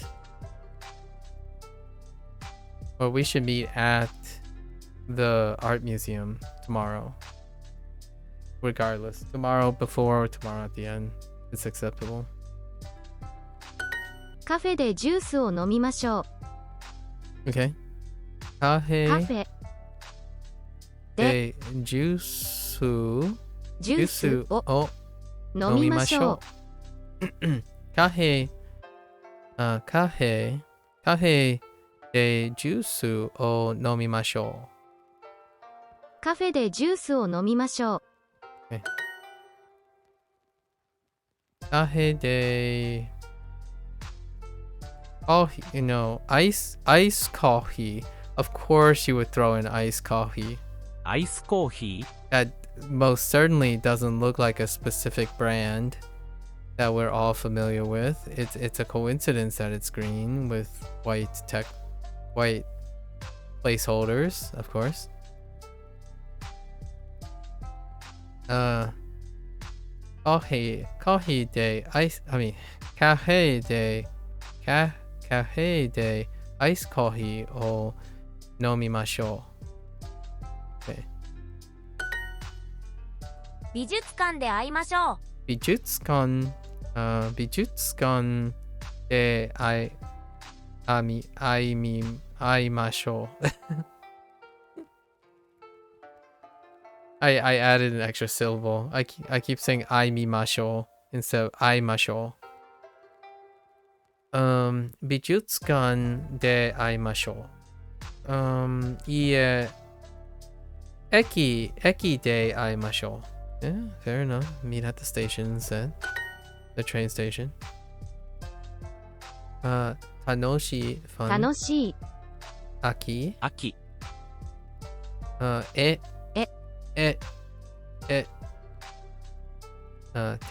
天気雪 Okay. 美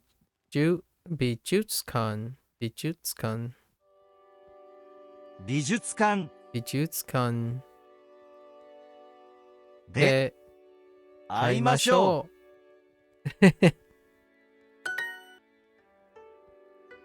We should drink juice at the カフェでジュースを飲みましょう。Sorry. I'm having a little too much fun here. It's so fun when a new tense is introduced. The zoo.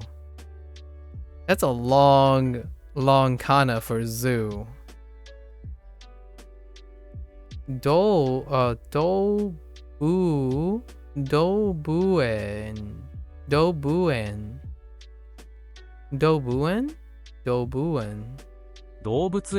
Oh, dobutsu. Tsu. Whoops. Dobutsuen. Whoops. I actually thought that was an oo because I got in the Dobutsuen. Okay.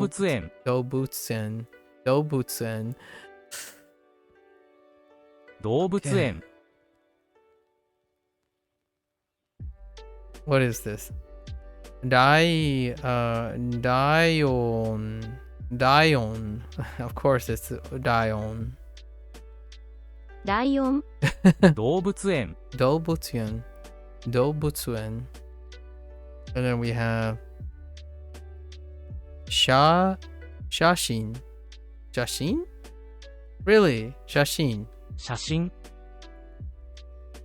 Really? 動物園 Dobutuen.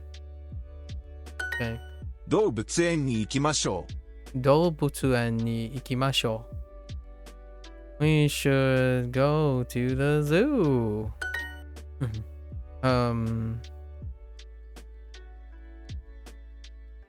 Something ni ego.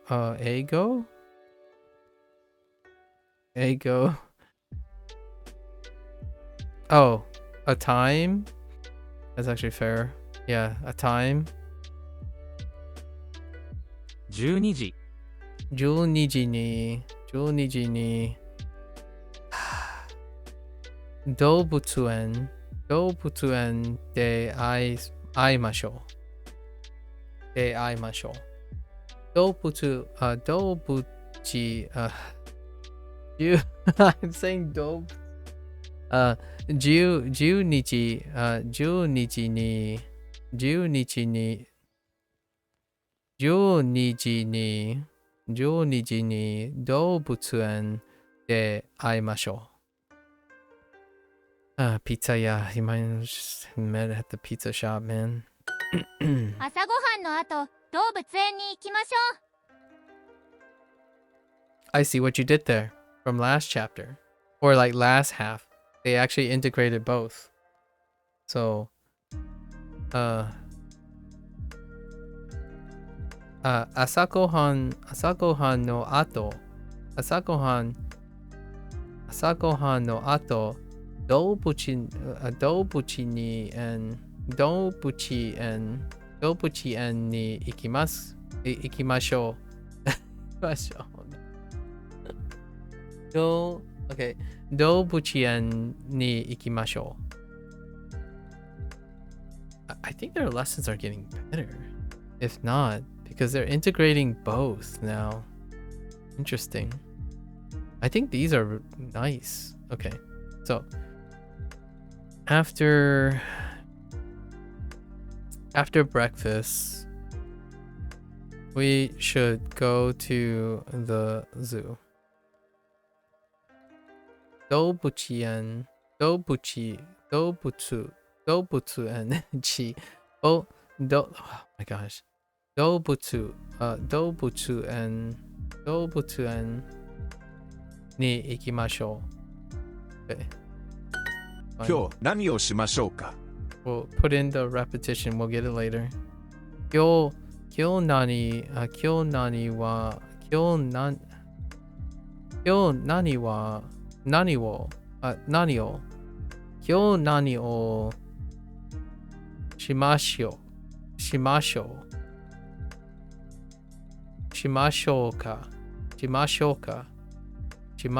をしましょうか。今日何をしましょうか。Wait, how do you say it? 今日何をしましょうか？ Okay. 今日何はしましょうか？すみません。No. What do we have? 動物園に行きましょう。動物園。And can I hear it? No.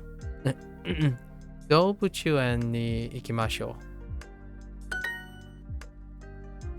行きましょう。More forceful. Photo. 写真。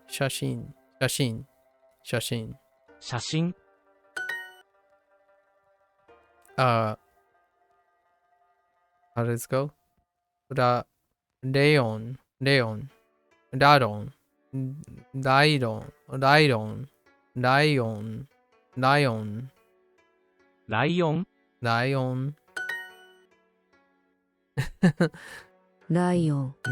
ン。かっこいいライオン。かっこいいライオン。Okay, sure. I can get behind that. 写真を撮りましょ写真を撮りましょう。撮りましょう。We should take. Wait. 撮りましょう。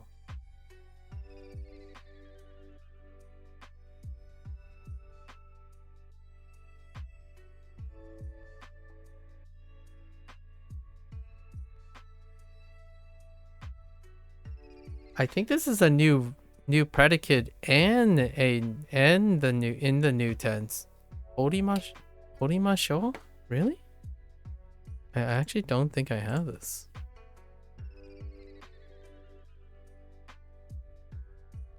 Yeah, toru? No, I don't have toru.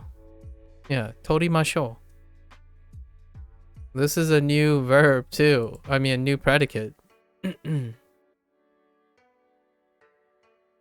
Alright. Wow.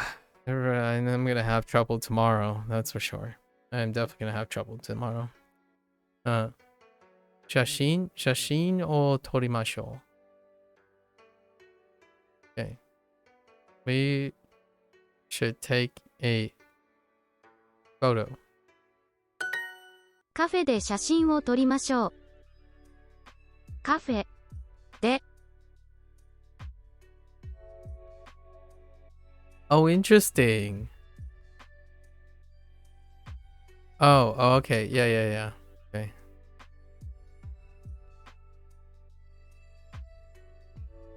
写真を撮りましょう。カフェで写真を撮りましょう。I get it. Yeah, take a picture at the cafe. Fair enough. いろいろな写真を撮りましょう。いろいろな写真。いろいろな写真を撮りましょう。Okay. We should take all sorts of photos. Cute. 今何をしましょうか。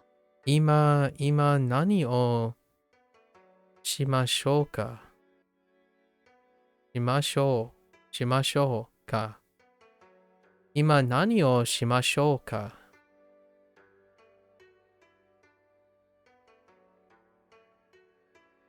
はい。What is this? はい。毎朝ヨガをします。How do we go? ライオンと写真を撮りましょう。Way to put that together. Lion to, they were totally giving their self on the back of their shoulders like, oh yeah, we can combine these.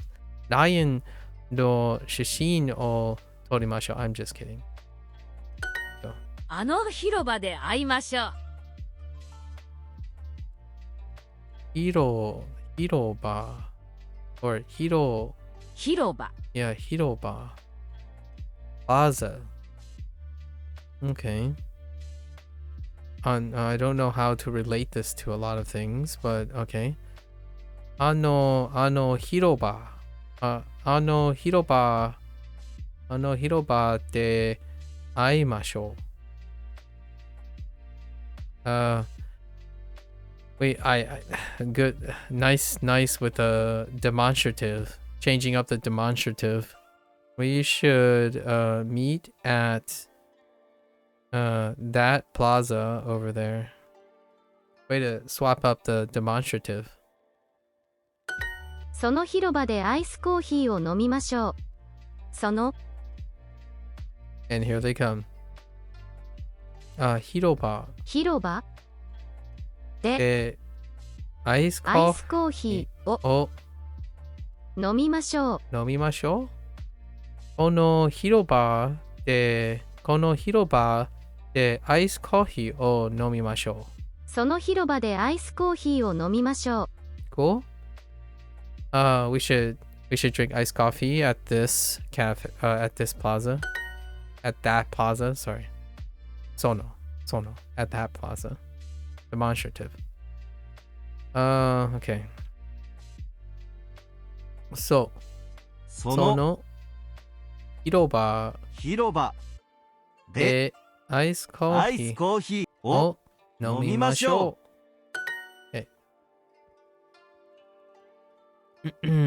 Okay. その広場で写真を撮りましょう。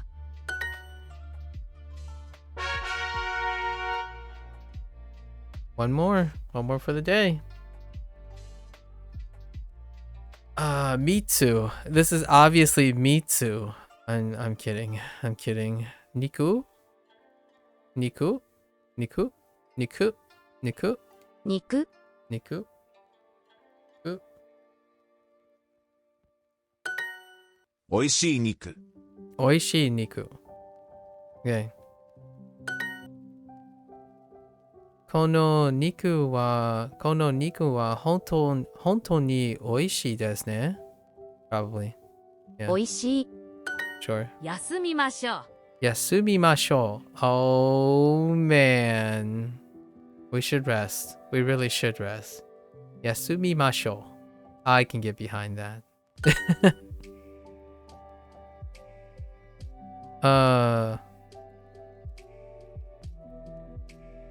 Excuse me? Is this supposed to be like the park or something? Yeah. 公園公園で休みましょう。Okay. 晩ご飯の後休みましょう。晩ご飯の後休みましょう。Okay. After dinner, we should rest. フランス料理 France Rioli. Oh, French cuisine. Wait. No, sorry. Yeah, French food. Wait, what happened to the no? Did the no フ disappear? ランス料理 This question came up a bunch of times already, but huh. Why is it not Fransu no Rioli? Oh, yeah. Lotus? France Rioli. I feel like there should be a no there. It feels so naked. フランス料理は高いですか It's fine, I suppose. フランス料理は高いですか France Rioli. France Rioli はは高いですかフランス料理は高いですか I mean, フランス料理は高いですかフランス料理が好きです。フランス料理が好きです。Okay. You can't. Oh, no. I read something else. Never mind. It's fine. I read something else. I thought maybe someone will answer my question. Why isn't there a no there? Okay. I like French food. Neat. う Very ちに neat. 帰りましょう。うちに帰りましょう。Oh, bringing it back from the last one. Okay. We should return home. うちに帰りましょう。Nice. I like that. It's a hotel. 10時にホテルに帰りましょう。Yeah. フランス料理は美味しいですね。フランス料理は美味しいですね。French food is tasty, isn't it? ケンさん、次は何をしましょうか。ケンさん、次は何をしまし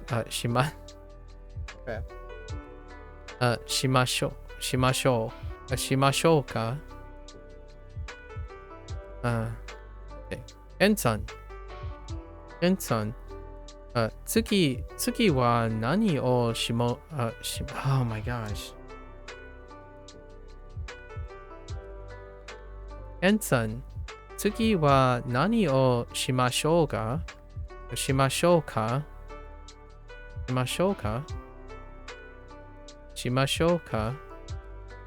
Why does shima isn't coming out? ケンさん、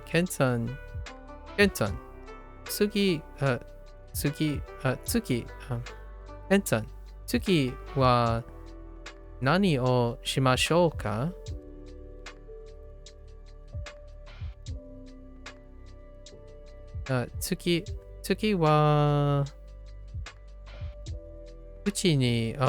次はうちに入りましょう。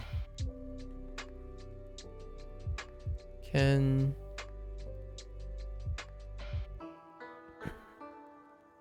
What are you gonna do? What are you going to do next? What should we do next, sir? What should we do next? We should return home. Next we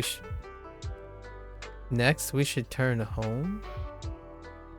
Next thing we should do, how do you phrase that? Hold up.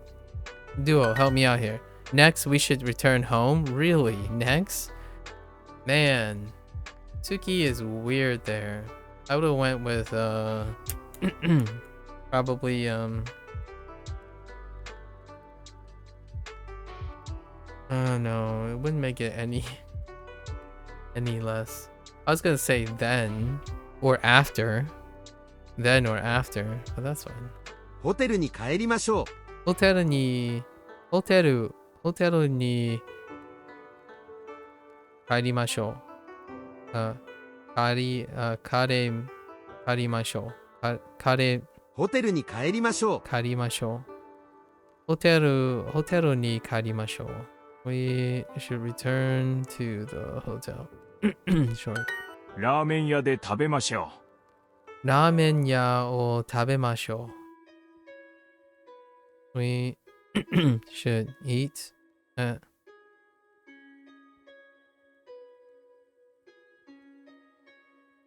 at the ramen shop. Okay. 夢なピザ屋を食べましょう。で食べましょう。So, 有名なピザ屋で食べましょう。有名なピザ屋で食べましょう。Oh no. レストランで晩ご飯を食べましょう。食べましょう。レストランで晩ご飯を食べましょう。 Alright. We did it! Got some time to spare too. We could be really ambitious tomorrow and clear out. Actually, tomorrow is Tuesday? Yeah, we're pretty good. Okay. We're pretty good. Decent day today. Alright, folks. That's a wrap. I think tomorrow's Total Recall is going to be bonkers. I forgot a lot of things. I've got like 7 things from one exposure. So I still like the whole do something, repeat to end the day, but today probably not so much. Alright, folks. There you have it. In the day 47, got some pretty chill little discussions here and there. Not enough to constitute a digression. You know, nice chatting and all that. Sharing discussions. Spoilers of a 1,000-year-old language. It's okay, those peeps are back in the closet, back in the storage. Until next time. Alright, folks. Until next time, stay safe, stay healthy, you know, find ways to motivate oneself to enjoy life and learn things. Feel free to share at any time. As always, また明日。じゃあね。